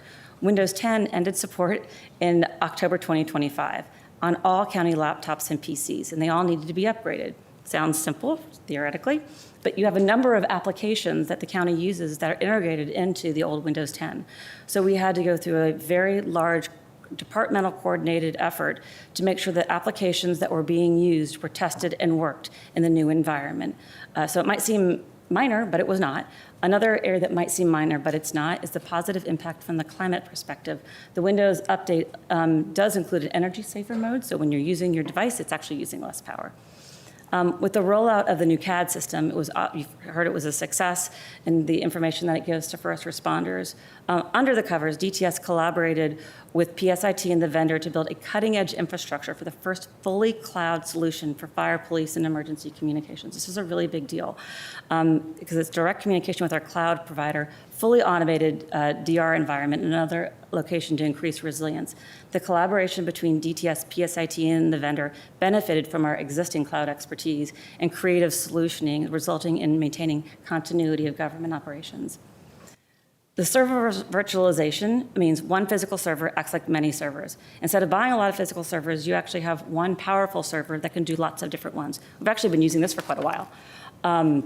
But, I think since I actually started with the county, I know it was here. But this cutting-edge technology, there were some changes. Price were going up significantly. So we saw this coming, and we knew the contract was going to end in 2026. So seeing the contract increase, we went through a very large project to plan and implement a new tool that could better integrate with our existing technology stack and have a significant cost reduction. It was a significant effort by our hosting team. Each virtual server was migrated, meticulously planned, and the overall migration lasted several months. You'll hear about the accomplishment and the budget reductions.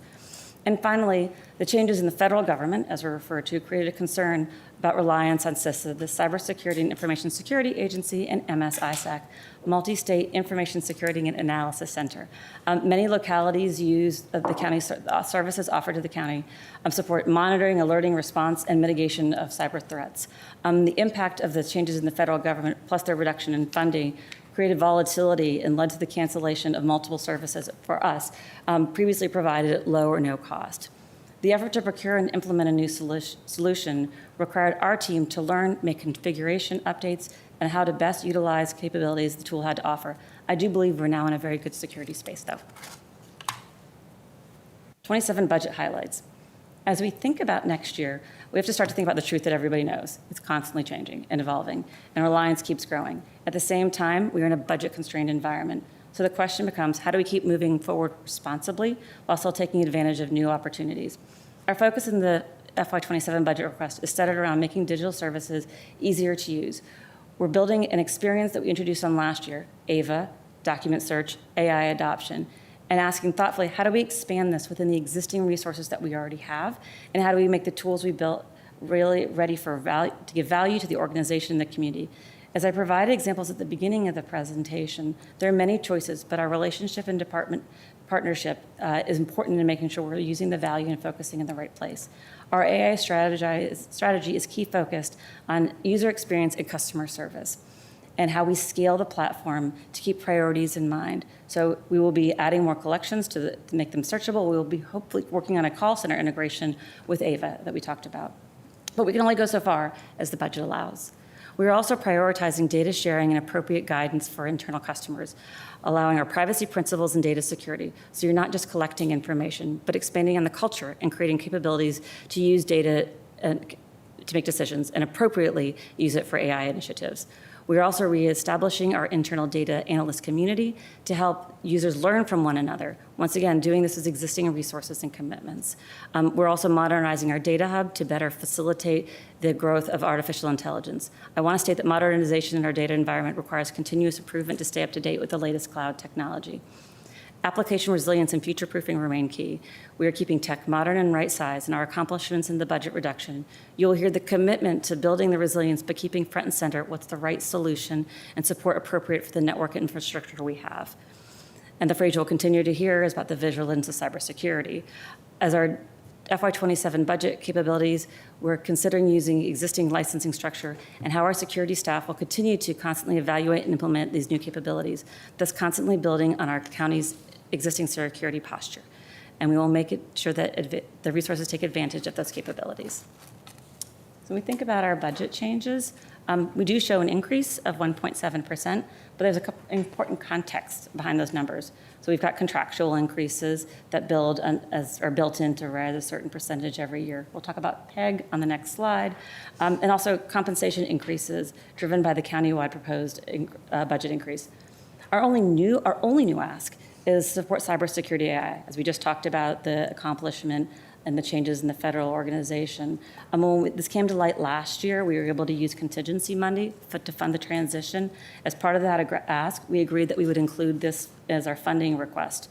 So this allows the DTS to continue to procure similar services to what we've just implemented, or keep up with what we just implemented, and maintain our existing levels of cybersecurity readiness. The county's continued commitment to protecting our applications and network and data is one of our highest responsibilities, and we continue to focus there. We did have another operating need that did not move forward. This is a request in funding that was aligning with the county board auditor. That was listed the IT systems across the county. As I said in the audit meeting, it was important, but I do feel like we have got compensating controls that keep that intact. But if we had the extra money, we would take it. I want to go to the PEG funding. So you don't have to read this in detail, but as we've talked about in prior fiscal years, the public education grant, PEG as I just referred to, has offset the general fund to support Connect Arlington infrastructure. Several years ago, when the fund had significant money, a significant fund balance, the revenues received were much higher, and we shifted some of our general fund support across to the fund. As we discussed in prior fiscal years, the revenue received from cable franchise is decreasing, and you can see that happening in this slide over the years, and we now must begin to shift that operating budget back into the general fund, similar to the funding you heard about in Longbridge. As you can see from the table, we've projected revenues and fund balance by FY28 will only support a small portion of the Connect Arlington operating support and the Arlington Video Group equipment replacement. If we want to go to the next slide, we'll get into the detailed of our proposed reductions.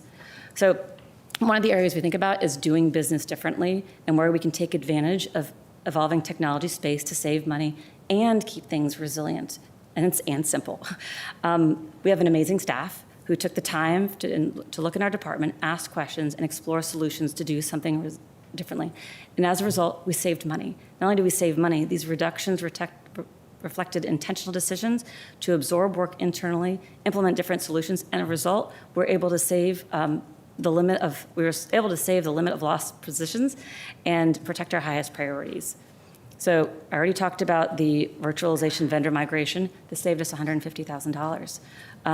Our support needs have also changed. We looked at some of our contracts, some of our older contracts, and realized that they didn't align with how we're operating today.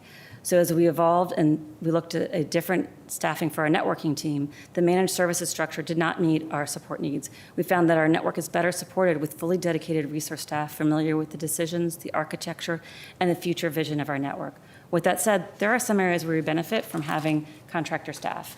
Those are areas where we might still be evolving or it's temporary. Those services can be procured through other staff augmentation or potentially another contract.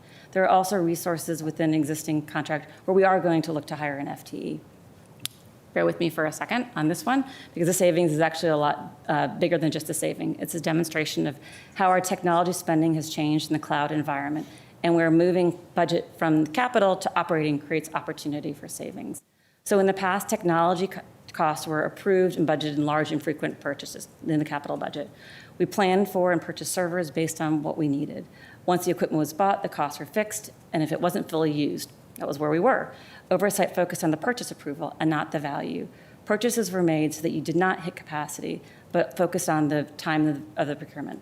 The structure of the modern cloud environment is significantly more dynamic than it was years ago. Instead of buying a server, we pay for the cloud services that we use, not purchased years in advance. So costs change month to month and based on management and usage. Spending decisions are ongoing, not one time. This requires a management. We are doing that today actively. You heard me talk about specific savings. We are at the tail end of the enterprise records management service, and we moved it to the cloud. That movement to the cloud, we now could see actual usage and storage needs are not what we had before. That can give us the confidence that we could reduce our spending by $45,000, which is pretty significant. I also want to highlight the savings of $20,000 where we made a purchase based on what we thought the planned network traffic was going to be, based on actual performance and utilization. We're finding that it's lower capacity, and so we're downsizing the equipment to actually still protect us, but give us our network, cover our network traffic needs. And then finally, we have a contractor conversion where there's a position that has been filled by a contractor since 2021. We could not hire for that position several years ago, so we had a contractor. We now believe we can be successful in that hiring.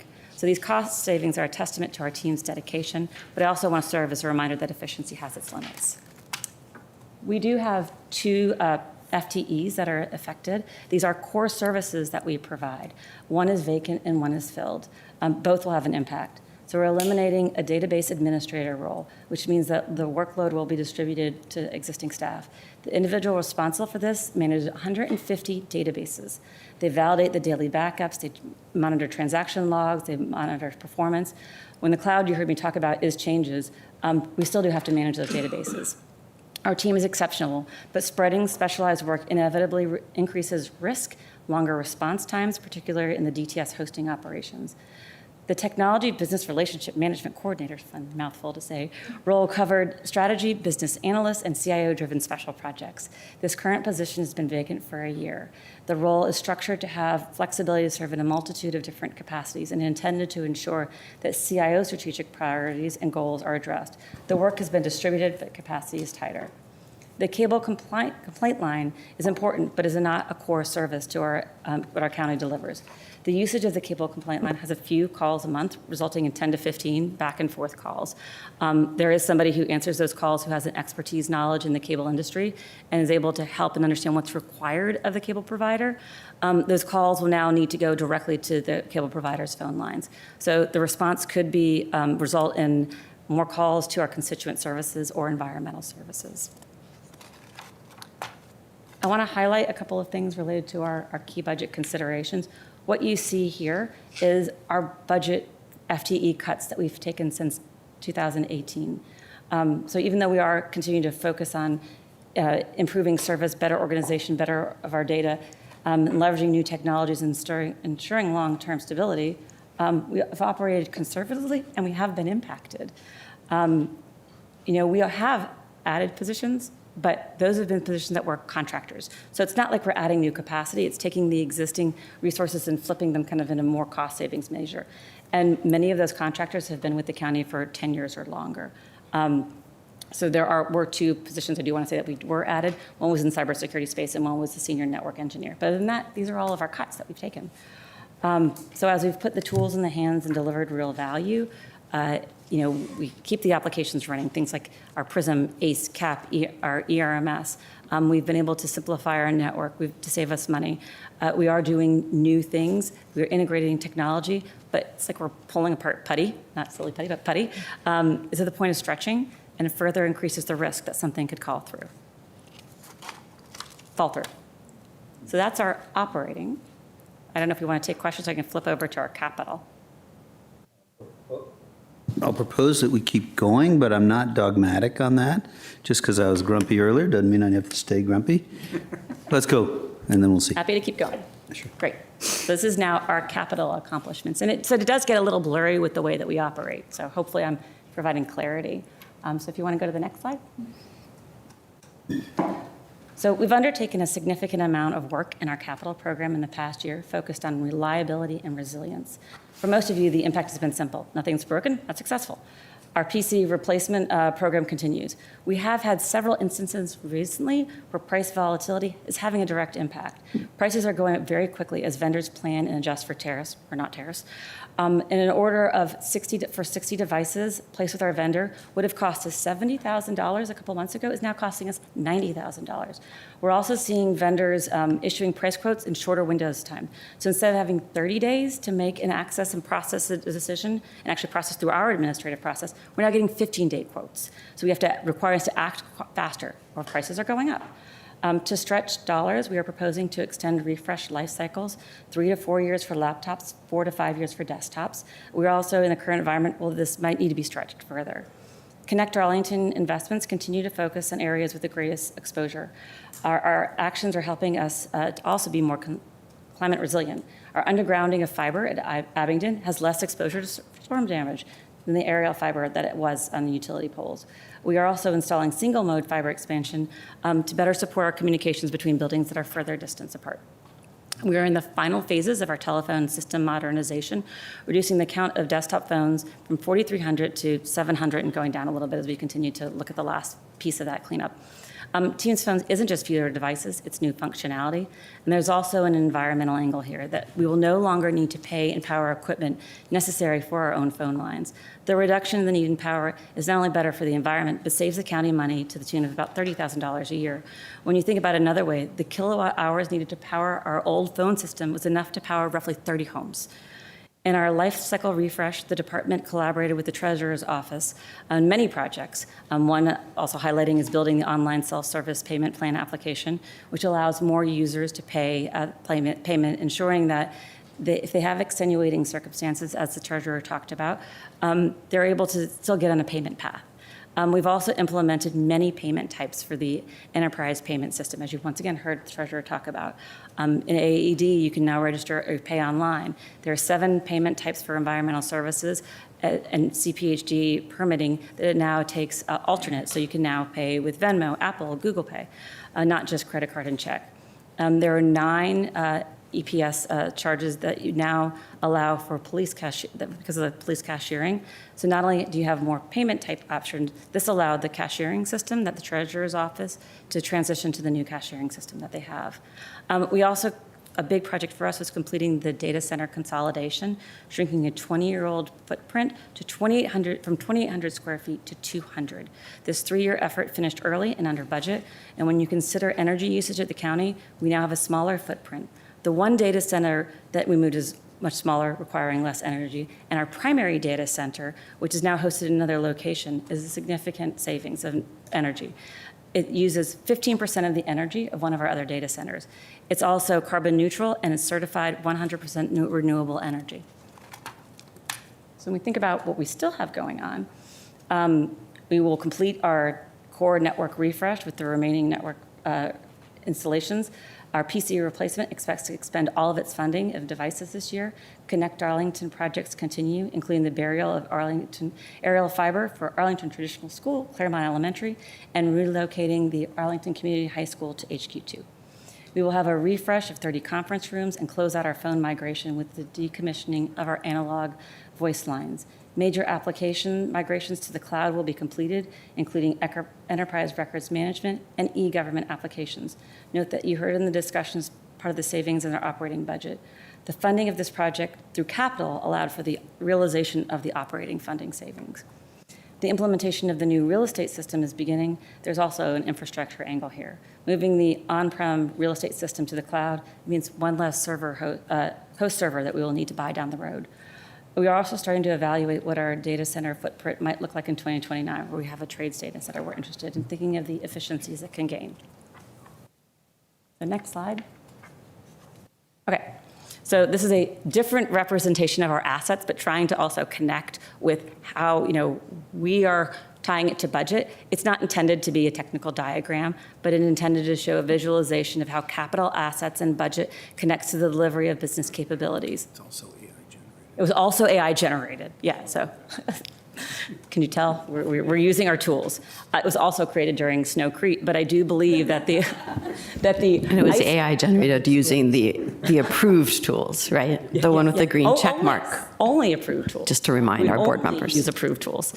I think it also represents kind of in the iceberg, what you see at the top, there's so much more below the surface. What you experience first is the device and audio visual in the conference room. If we do not maintain our device fleet, everything under the waterline becomes less impactful. This is our largest budget ask. You access applications. 160 of them are enterprise applications, and a significant number of department applications that support county services. These are applications like PRISM, the application you use for our finance and HR system, ACE, CAP, Enterprise Records Management System.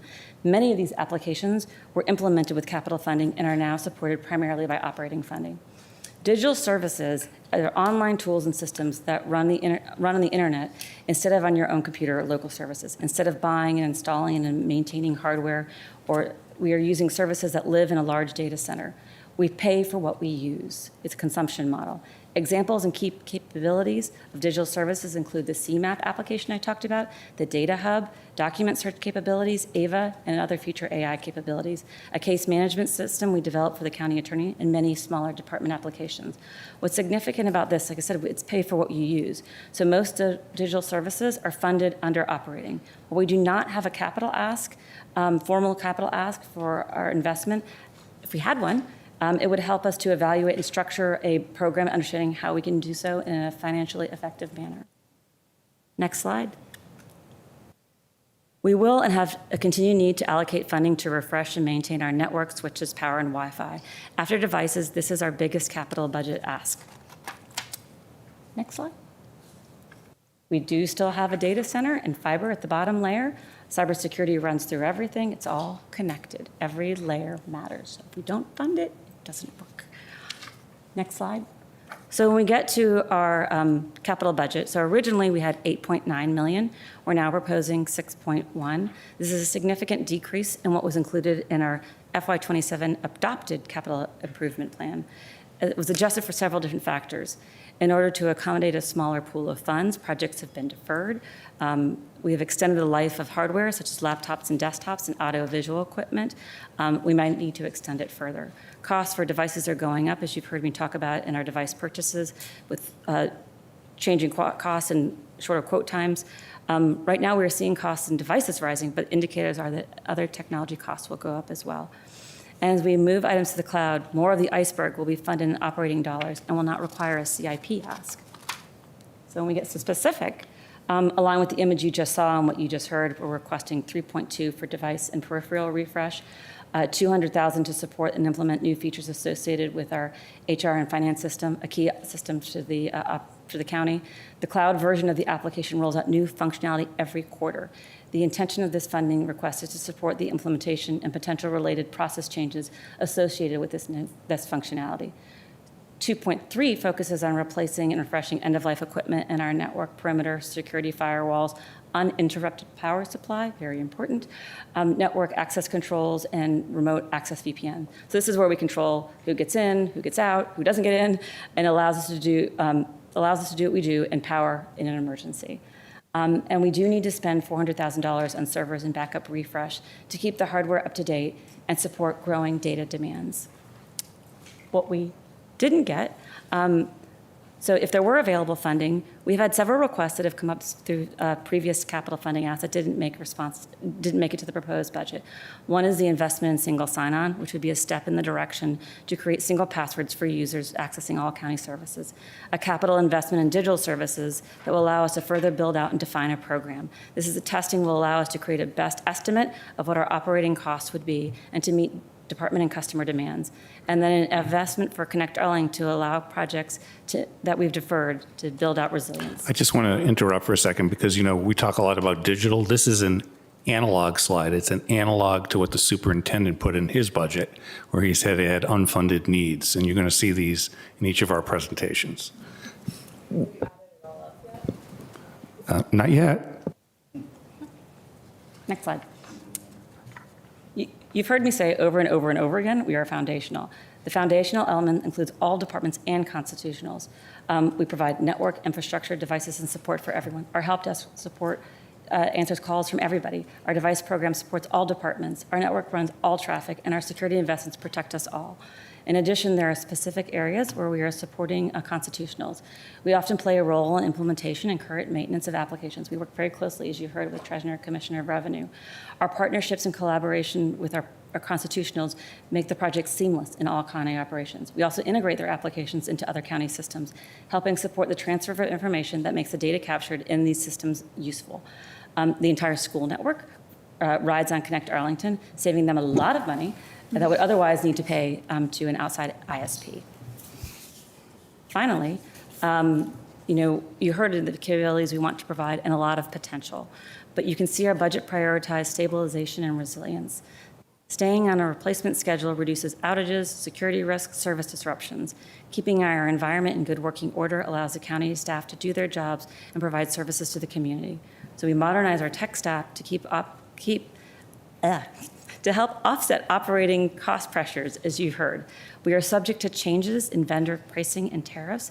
I hope the theme that we continue will be we are asked to do more with less is very clear. We want to do more, but resources and budget are a factor. I know we've covered a lot. I hope you have found what I have shared valuable, and I'm interested in hearing your questions. Thank you for your time. Thank you, Ms. Hartel. We start with congratulations on addition. Yes. Yes. 30 minutes, right? I don't know. That was efficiently delivered, and in fact, the speed with which you covered a lot of ground actually heartens me that we've made the right choice in your leadership. And not that I wasn't already there, but I could speak fast. The only factor, yeah. that you can have so many things that you're juggling, you and the team, and sort of mindful that I'm not the expertise in this area. I guess I will be succinct. The combination of the two capital slides, both the options that we might wish and the decrease is, I just want to thank you. I don't know how that was agreed to, but that is the sort of budget that we're in. And I hope that the budget wizards with the questions will also have a list that is things we need to think of next year, so that we are not perpetually, to your slide of the reductions. I don't know enough to know what is bone that we cannot cut and never, if we replace it, we are exposed. And so, next year, I'm not in the bucket that thinks next year's budget is going to be worse than this year. I think it will be not good, but I don't think it'll be worse than this year. And so I just want to come back to that for next year, but the two slides read in conjunction is the right thing for this moment. And I do not have any other questions. I'll kick it to colleagues for questions.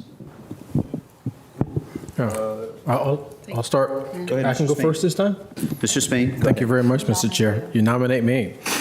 Great, thank you for the presentation. Just a quick question here.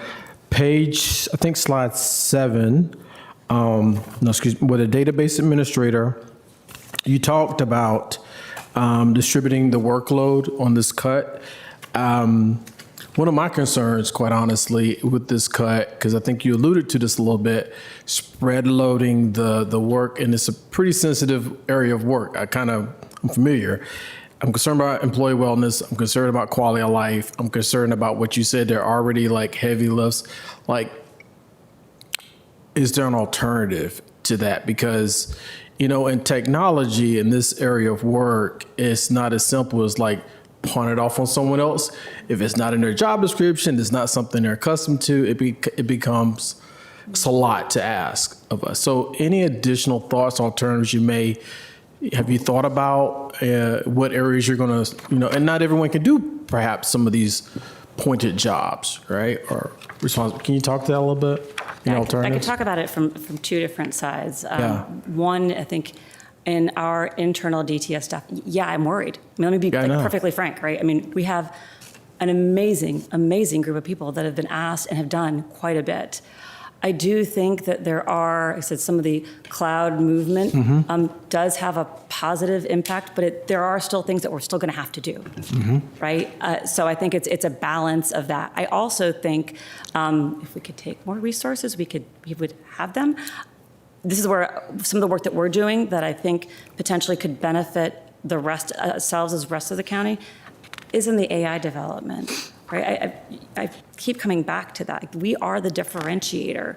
Where do we take the tools that are being developed and being used and help make us more effective and efficient as a county, that we could then think about where all of our resources are being used. You saw the example of right now, and I've heard from GES where we use mulch, but that is a place where they get more calls than they could take. If we could offload that and we could be better, how does that help us? So I see that AI development being something that helps all of us. I also think the moves to the cloud are something that's going to be helpful for us. And then my last answer, the same type of, one of my big things is how do we make things easier for everybody? So we are working on processes internally, both on, can we find our documentation? Is it easily accessible to everybody? Are there internal processes that are seamless? So I think there is some area where we can improve there. But I also will say, we're thin. And I do get nervous. Yeah, I'm already nervous. I think, I'm sure you did your level of risk analysis with movement of this type of workload. We can talk offline about what that risk may be. And Mr. Chair, I think I'll have one more question. I took the moment to look at, very, very interesting, the Connect Arlington. And if you go into the budget, there's a hyperlink you can click, and it's supposed to take you to this page where you'll be able to see usage rates, who's connecting to our Arlington wireless. Yes. Somehow, I don't know, maybe someone can look into it. It does not show the usage. I mean, it gives you several layers. I couldn't find it. But ultimately, my question is, how many folks are really tapping into that network? I knew you were going to ask. You knew I was gonna... That was because I get a report every couple of months. There's a reason I'm asking for all that. Go ahead. It is slowly, incrementally growing, but not significantly. So we still have the 28 sites. You should be able to get access to that. I could talk with your team afterwards. The reason I'm kind of setting up this question to thought perhaps are down the road, because as we see folks pivoting right from the cable market, tying themselves into the fiber market, aerial fiber, opportunities that may exist even here at the county from a revenue space and creating something else, an alternative. You're smiling. I like that. Mr. Chair, she's smiling. Sounds good. Good. All right. Thank you. I'll lead a great presentation. I'm concerned about the data administrator, and we'll talk offline on it. Thanks. Just a clarification question. Were you talking about the outdoor wireless hotspot usage?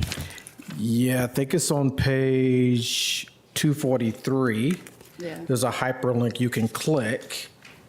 Let me go back to my notes. That's the budget book? Yeah, 243.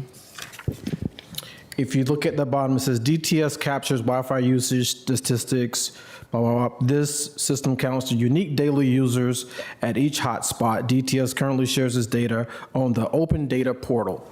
When you click that, here it is. So where's that data at? Is it that hyperlink should take you right to that portal? It should, yeah. That hyperlink might be right. I just pulled up the open data portal. I have it. I know that it is on the open data portal, so that we'll get with DMF about making sure that information is still there. I'm sure it's in there somewhere, right? But if I'm reading this budget and I'm out in the community and I'm like, click this, it's not taking me to the location where I can capture this data and, in an aggregate form. It should, and it is. Y'all are DTS. Of course it should. Thank you very much. Thank you, Mr. Spain, Ms. Sartell. And so we'll see if maybe the two or three of you, and if there's the magic budget question person, if you can start an email string between those two, since I think your aide may be out today, then the meeting and the solutions can happen. I don't know whether I'm lucky enough that actually will happen, but that's what I suggest. Maybe Ariel can help, maybe someone else. Ms. Coffey. Thank you. So I'm the hater of the group when it comes to AI. I am highly skeptical, I think, of both the environmental energy impacts, the kind of ecosystem around AI and data centers and the financing of it all right now. And then there's also kind of the moral, cognitive, how do we all process information side of it. And so that's just kind of prefacing, have we thought about developing some sort of governance framework around our use of AI as a county? Because I think there is, to me, a huge difference between something like, the CAD, like emergency management. There's a true utilization of that for an important and clear purpose. And then there is asking AI to write your emails for you.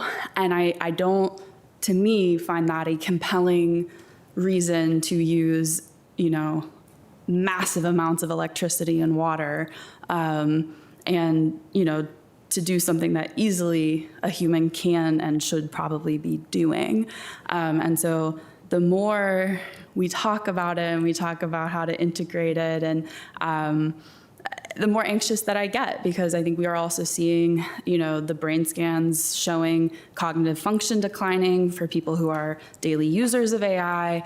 It is not all sunshine and roses. And I just, have we thought about that? Are we thinking about that? How do we make sure that as we integrate AI in reasonable ways, we are drawing lines that prevent it from becoming a hyper-reliance, especially because, again, back to the financing side, I do think that there is a future cost escalation risk here. These companies are trying to get everyone hooked right now so that in the future, because we know what they're charging at this point does not even remotely cover the cost of the computational power that they are having to exert for each utilization of AI. And so these are all the questions in my head. So it's quite a bit. Well done. Yeah. So mostly the governance question and how are we thinking about it? So we absolutely are thinking about it from the governance side, because I agree with you. I mean, this is one of our fears, right? And we have a AI acceptable use policy. We're looking at coming out with the version 2.0. We've got guardrails. We tell people, like, this is what you should use and this is what you shouldn't use. We are also, and I talked about the pilot program that we're helping people kind of think about the different ideas. It's creating that connection of, all right, it's not just AI for AI, but how do we make sure that it's doing something that's making a difference? But we're still the idea generation. And so this is where, like, we're doing it in these small, little slices, right? And I also am worried, I'm very worried, because those fences, it is very easy for cost all of a sudden to go up. Right? I mean, on people trying to do the right thing, and I think you're right, those companies are, all of a sudden, we're going to have used all of our AI credits and we don't even realize it. Mm-hmm. Someone accidentally crossed over that line. So that's where I feel like some people are like, well, you're not letting us go on AI fast enough. I'm hearing about it everywhere. My kids are using it everywhere. People are coming into the workforce using it everywhere. Why won't you let us? It is because of that concern that you just talked about that helps us keep, why we're keeping it a little bit more controlled. Now, knowing that, it is also, I mean, every vendor that we talk to, right, is bringing it in some ways. And that's where, going back to the governance side, are we thinking about it from, we have county data. What is county data that is, we have to think about from the privacy side, and what's not, right? Because there are some that's not. And how do we make sure that we're getting into those conversations with procurement, with the different departments, and kind of building that understanding? That's where I talked about the AI training. Like, it's educating people what these things mean, because it's coming fast, right? And creating the relationships that we are actually building on the relationships that we already have with the departments, but also kind of showing them, all right, this is what this could do, right? AVA is so simple, honestly, but there's so much more that we potentially could do with it. And then going back to the environmental side again, like I hear you on that. It's also, I can't say, no, we're not gonna do it either, right? So it is a balance for us. Yeah, I'd be interested, I think, in a longer term follow-up on how we account for kind of that climate impact of AI, because I think one of the problems I find with how AI has been rolled out, and like you said, it's coming so fast and it feels so unavoidable, is also that the incurrence of cost on AI is so distant from the user of AI. Like, when you hit enter in Copilot, you have no idea what that question costs, but it shows up in your energy bills and in our water and in our climate impact. And I think having some real accounting of, you know, there's the cost for the license and the program and all of that, but then there is the cost we're not even really aware of as users. And so that's of interest to me. I don't think that is this budget process conversation. It's not something for us to solve for, but it's something for us to be aware of and kind of take into context when we're making our decisions. I think that's right. I think that's right. Hopefully less complicated question. So one of the public-facing technology services that is most utilized by our residents is the Report a Problem page, app, whatever it is you want to call it at this point. How involved is DTS, and particularly Tracy and her user experience team, in the Report a Problem technology? Because I think we hear a lot of issues in the user experience side of that. And it's never quite clear to me who owns that, so to speak. So right now, I'd say that's primarily driven by DES. Okay. We do not have involvement in that. It is one of those potential, I know we just talked about the bad things about AI. It is one of the potentials that, hey, how do we connect Ava and AI into Report a Problem? So you've got that one entry door, but we have not gotten there yet. Okay. But that would be an opportunity. Yeah, that's interesting. Okay, I think that's for Susan Thank and I. Interest in the Report a Problem. I would just have one last question. Sure, go ahead. I think the single sign-on is of massive interest to everyone, and I know that it was in the capital portion. Is this a CIP-able fund, or is it too short-term to really be counted as that type of capital? It would be capital, but it would also flip to an operating. Okay. This is where a lot of the things you're hearing in technology now, right? It's like you implement with capital, but then you have to make sure that you have the operating fund. So I do, and it is not an inexpensive offering. That's the other piece, right? So I get it, right? When we're trying to make decisions, we want to make things easier for people, but you're balancing it against other decisions you all have to make. Yeah. Okay. Thank you. Thank you, Ms. Coffey. Colleagues, I can live with being a little tardy. We do have to get over close. A couple of us have to get over by 6. I would hope you can work with me to get us done by 5:45 and then not hold me accountable for being 30 minutes late. I do have one conceptual thing before we get there. I have a close friend whose daughter was very sick, and the doctors got the diagnosis wrong. He used AI to get the diagnosis right, and he saved, his daughter was in Virginia Hospital Center and very sick. And what it feels to me like, I don't disagree with the thing that you said, Ms. Coffey. I don't honestly feel as equipped as I would like to be to know what I don't know. And so for me, that friend I've got to go sit with one Friday afternoon for 2 hours and say, what do I need to know? And I guess I would like to think about whether some finite 2 or 3 classes might be appropriate so that the county board would know how to attack the problems that, and some of them are unknowable. I mean, the generalized feeling that energy companies in Loudoun and out are taking us to the cleaners through Dominion Energy. I just said out loud, I kind of think, but I don't know whether you can adjudicate that question. There's the Washington Post articles. There's a whole detail to that. But I just think that 1 or 2 or 3 classes might get, we have been the technology leaders, and in this moment, this board member probably feels that there's some due diligence I need to be good in working with you on AI investments. And so I've taken up 2.5 minutes of the 15 or 30 that is left for you. And if you feel strongly that that is possible, not really possible, there are other sources, not a workable idea, I'm open to all of that. But, when I read that a whole bunch of lawyers who do document review are going to lose their jobs, that makes me excited because I hated doing document review. And it makes me excited because it's stupid. You shouldn't be doing it. But that doesn't mean that I don't share almost all of the concerns of Ms. Coffey. So I don't know if you have any thoughts, and I'll give you guys grace. Just really quick, of course I have thoughts. We have an amazing staff who are very well-read, very well-educated, and would be happy to talk to you all. I think, not a class, but like have an engaging conversation so that you can ask questions and respond to what you're hearing, kind of help you get a bigger, deeper understanding. Perfect. I feel like every briefing is better when it's more interactive, and thus, in a half hour or an hour, you might be able to say, this guy's useless, we can't do any more education, or this guy, because honestly, that's the way, ultimately, to use AI, we need humans who are proactive in owning control over the system rather than being told essentially what should be done. So you guys got plenty of grace now, starting with Ms. Cunningham. Yeah, I would just layer on to Ms. Coffey's question about reported problem and sort of pivot it to, we have over time had a fairly decentralized technology stack so that each department has a lot of autonomy.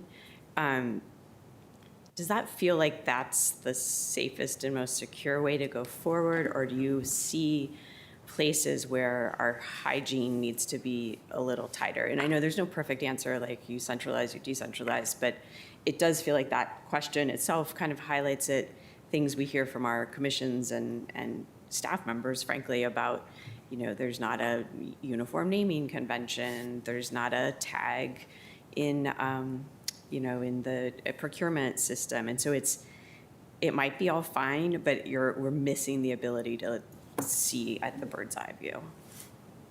I feel like let's talk about first the tag that you're referring to. I feel like you have to think about the reason of why. Why do you need that tag? What information are you trying to look at? Is it that bird's eye view for the purpose of benchmarking against what other localities are doing and to compare? And that might be one reason, and there's some apples and oranges conversations that could be had about that. Or is it to get a sense of, well, do we know everything? Are we involved in everything? We do have a procurement process, and we do require, and this is part of the IT governance audit, that these things come through us. And so the one finding that we didn't have a list, but it does come through us. And I think it's also dependent on our relationships. And this is where our relationships, both at the executive level, at the management level, and at the level of the people who are actually doing the work, kind of helps keep us in check and keeps those compensating controls of what's happening. There are benefits of having it centralized, there's benefits of having it decentralized. I also think that having the awareness of each of the individual departments and what they do, right? They know their applications. They know what they need to do. We just need to make sure we've got those right relationships with them.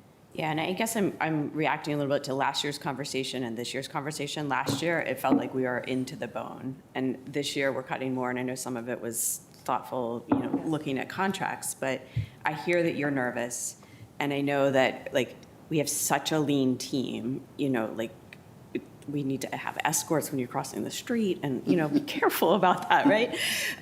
So it just feels like we might be getting to where we need more of a corpus centrally to make sure we have resilience and redundancy in the people, not just in the systems. I can see there's value in that, to be honest. Yeah, as okay. well. And then to that point, when you listed some of the unfunded needs or opportunities, it's in the capital section, so maybe that's why, but are people, would you do single sign-on before you would bring back 3 more people? I mean, this is where I think the guidance from you all, what is your priority? If you bring back 3 more people, that gives us that resiliency, right? And that gives us some of the ability to be able to focus on some of the future capabilities. If you give us that, well, we still need the people to do it, so it's a little bit connected. I don't know that you could, I know I could do the things we've asked for. It would just not be as good without the 3 people. Right. So I think I think Chair DeFronte had mentioned this as well, that I think we need a multi-year look ahead here of when we're making these decisions this year, how's that going to roll through? And I think we talked about it last year in terms of the software versus, software as a product or whatever, capitalizing things. But I feel like I don't quite know how to make sure we're making the right decision here, and I sense the nervousness, and it was stronger last year, so I reflect it back to you and to the manager. It shouldn't feel like it was stronger last year because I said You were brand new. Well, I think where I feel okay this year was that we didn't have to take FTE cuts because we made adjustments in how we were looking actually at our technology. Right. I don't know that we could do that next year. Right. Right, and so does that mean we're But back in you the still same? took 2 FTE. We still took 2 FTEs. Right. So are there more things that we can trim? Are there more contracts that we could look at? And then as hard as it is for me to tell you what the right answer is, because I'm not a specialist, if you're down in another department and the technology is getting more complex and the multi-year thinking is getting more complex, it just feels like it might need to be closer. I'll just leave it there. And I think for us, it feels like we need to have a longer view of what the costs and benefits are of the spending we're doing, the spending we're not doing, and the organization of all of our technology. I also feel like the connection between our operating and our capital is very unique because of the changes that are happening in the technology environment. I mean, I talked about the one example of our ERMS that was done by capital and it saved money in operating. I mean, it's more complicated than that. Right. I mean, that was simple. And so, but it is all connected when we think about that bigger picture. I think it does need to be looked at together. Right. So I guess my question and challenge is, can we come back to the board with a approach, whether it's right now or it's multi-year, to get to a better visibility across all of that and to make sure that the expertise that we have centrally about weighing those two things is done uniformly across the departments? Seems to me that is a great question and one that we have to name and then put on the parking lot that we hope someone who's watching from above will then implement, because otherwise it'll get lost, and it does need enough specificity. We're copying Yeah, questions. so, I have one more, but I would defer. No, go ahead. Just on the support to other non-county departments, do we size that in terms of how much it costs us? So I think it's like all the constitutionals and APS in terms of capital and I think some of those operating. things we can. I mean, we could say how many devices we have that they use. The network is harder, this cybersecurity, I mean, you could put it in a percentage. APS, you could probably get to an estimate on that as well. But I don't have those numbers now. Okay. I think to the extent we can get partway to an estimate this Yeah. year and then get a system in place to refine it as we go. Or maybe it's on page 900. No, I mean, I think we, and I talked a little bit about this, I think, on Tuesday, the support we provide to the constitutionals, we have some hard numbers when it comes to salaries and benefits, but when it came to DTS and DMF and HR, we were at the point where we were listing the kinds of things we did. We have not fully costed them out, and we can do that. I will just say that based on what Holly spoke to, I'm just going to pick a number, like at least 10 or 15% of the work they do every day is focused on, our constitutional partners. So use that as a rough baseline, but we can try to refine that. And I think it'd be fine if it's something like that, 10 to 15%. It's this range for this year, and then it's tied to the tagging and other things too going forward. But I think that'd be helpful just so we have a whole view, because we do keep cutting, and I appreciate the effort to get there, but it makes me nervous. So both constitutionals and perhaps departments, Mr. Carantonis, you've been super patient in an area I know you care quite a bit about. Go to it. But I'm not going to editorialize on AI. The carbon footprint is a very long known problem. Before the current, so the last round of the CIP, the government, the COB, the government council, the digital services in the world carbon budget was 7%. This is more, that was already above aviation then. So imagine what it is today. Every time I switch on my Teams in video, it's 7.5 times more of a carbon footprint than if I had it on voice. So, but this is known. The problem, it's not How much this is what the rest of us do on this side of to get the proper source of energy and the proper sustainability criteria implemented. The problem is that our nation is going backwards and not forward. So that's the number one thing. The second thing is very, very relevant to that. So AI development, we are in places where agentic AI begins to be a reality. That means basically departments, everybody will have to write their own applications on a model that we will be implementing at some point. So literally the operating system will be a flexible, extremely responsive, almost intuitive space. So what do we invest in preparing our workforce for that? In hard learning. My chair needs a course. Our clerk has been taking a course. I have been taking a course.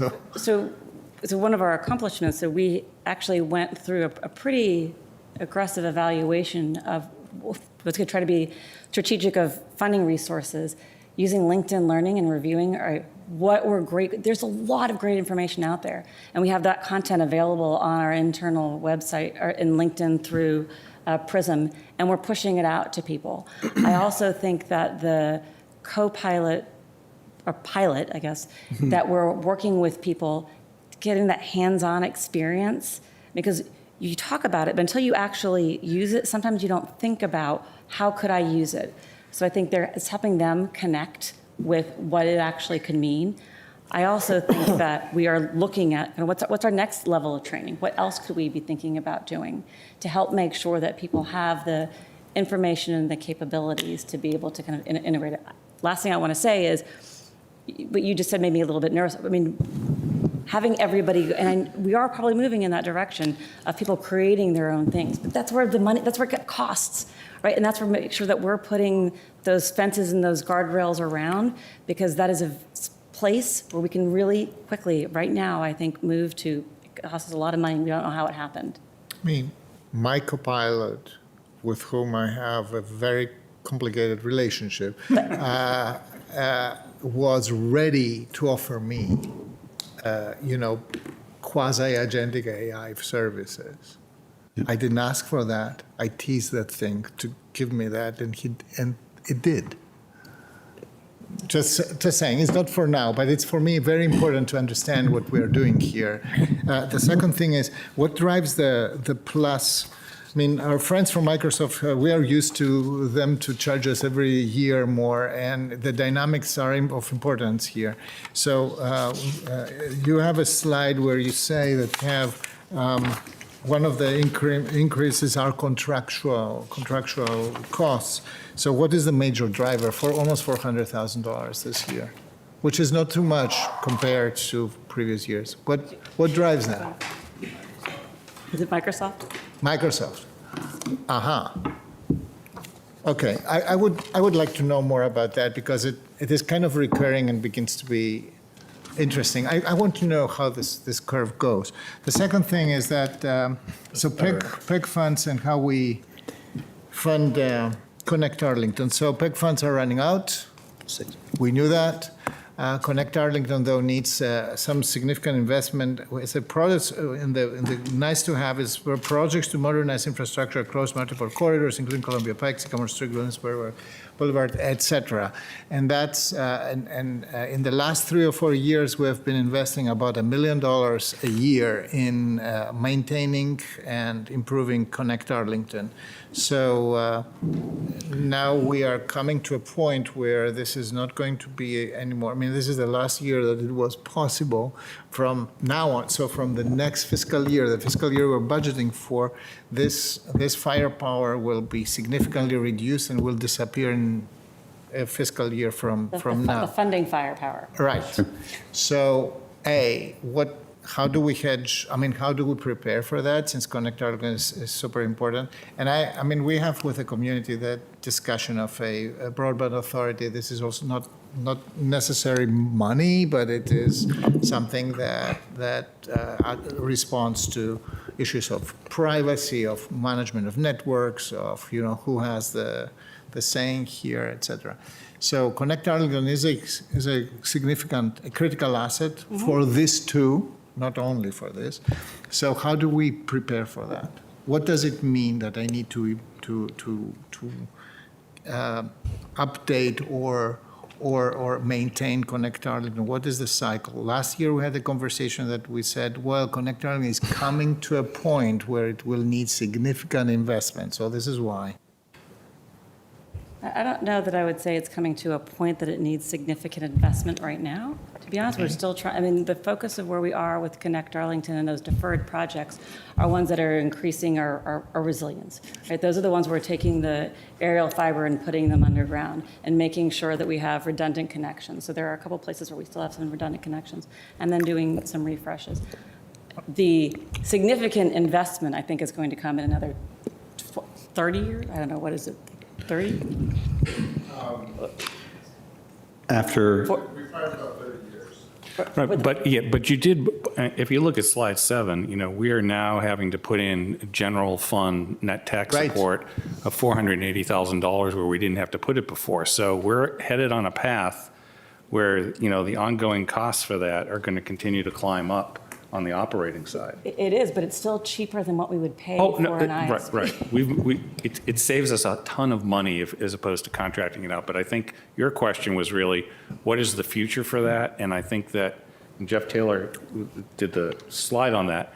We are going to get to a point where it will no longer make sense to actually put things underground. It just like to get across 395, we just got to actually, we can't put it underground. We've got to have it hanging out there somewhere. But we're getting to the point where we will have done all the capital build out if you give us the money that we asked for on that extra slide.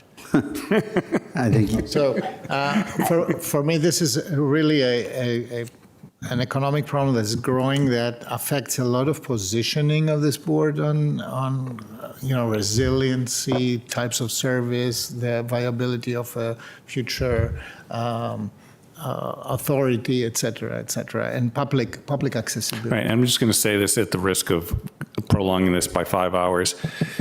In Arlington, we have a lot of connectivity, okay? And the question is, and as we point out specifically with Barcroft, we're making that a condition of the upgrades there, that there be the connectivity provided to the residents there in a way that makes it affordable. The question about whether we need to do additional investments there, I think needs to be brought into that specific project and make sure it's delivered to the residents so that they're not without. Right. It's not for now, and it's not a budget item per se. So We do have a plan that the next iteration of our telecommunication master plan, what do we do with Connect Arlington, is something that we do need to look at and study after we finish a couple of these other projects. Okay, so that's for now. By the way, you're absolutely right. Device prices are driven to amazing heights. For those of us who from time to time build something, we have seen like 40, 50, 60% increase in the last 12 months. thank you, Mr. Karantonis. Mr. Spain asked for one question, and I'm hoping it's quick. It's going to be one because I know you have to go. You head out to a meeting because I asked this question, I believe, last year, and I just want to set the stage. In 1999, a movie by the name of Matrix came out, and in that movie, they talked about what? AI. I was around 27 years old at the time. In 2019, COVID. Think about what has transpired in the past 7 years in digital technology and how we had to move at the pace of need. And even these kind of meetings, right, there was not a lot of virtual stuff going on 7 years ago. We've had heavy emphasis here about AI, whether it's Copilot or other things. I came from an environment before I came here where you either get on board with AI or you go elsewhere. Anyway, I get the environmental aspects of that. My question to you, and I think I asked this perhaps last year, what are your thoughts on building out an AI, somewhat of an apparatus here with an AI ethics officer, AI team, given the uniqueness of AI and what it brings? The chair asked about training, which we need. I'm talking about strategy, managing AI projects, the ethical decisions that need to be made around AI, we need subject matter expertise in that area. It's not a collateral duty. Your thoughts? I think we already have that. We have an AI officer? We don't have an AI officer. We have a digital innovation and cloud officer who has a team that has an area of expertise. And what they've built, because they've actually built our internal AVA, and they're building large language models. I think they do have that expertise. I think the focus on our AI strategy involves components of what you're talking about and making sure, and I think there's a foundational element of making sure we're being safe, thinking about our data, being ethical. That has always been foundation of why we've been doing what we've been doing. Yeah, and if Arlington is going to continue, we're going to be an innovation hub, and we're going to move at the pace of need. To what Ms. Cunningham was talking about, I think we're going to need those subject matter experts, and we're going to end up having to build that out over time to address the need at any given time. Thank you, Mr. Chair. Thank you. I do want to say, Go ahead. I do want to say that while we do have the expertise, their team is extremely small and single-threaded. So it's going to take money to develop that thing. Good point. I would just say, at the risk of getting into another issue, David Hurley is here, and he heads up that team. But Mr. Spain, you raised an issue which I think is even broader than that, which is we've had conversations about, do we have ethics expertise independent of the departments, and almost like a team, I hate to say it, a team that focuses on the moral issues that are being brought up by some of this. The AIP. And I think that, we need to have that conversation when you have the county attorney in front of you and when you have me in front of you, because I think that is something that organizations, as we wrestle with these really are almost metaphysical questions. David's phenomenal, but he's not a theologian. We almost need like a theologian on staff. That's you. Let me be on record as not supporting a theologian in this budget. I will say this. It's fair. I will say this. In a different way, Mr. Spain articulated, you are doing a lot of things, and you're so busy doing the things. Come get 2x2s with us and teach us a little bit about what you're doing. Happy to take you. Thank you.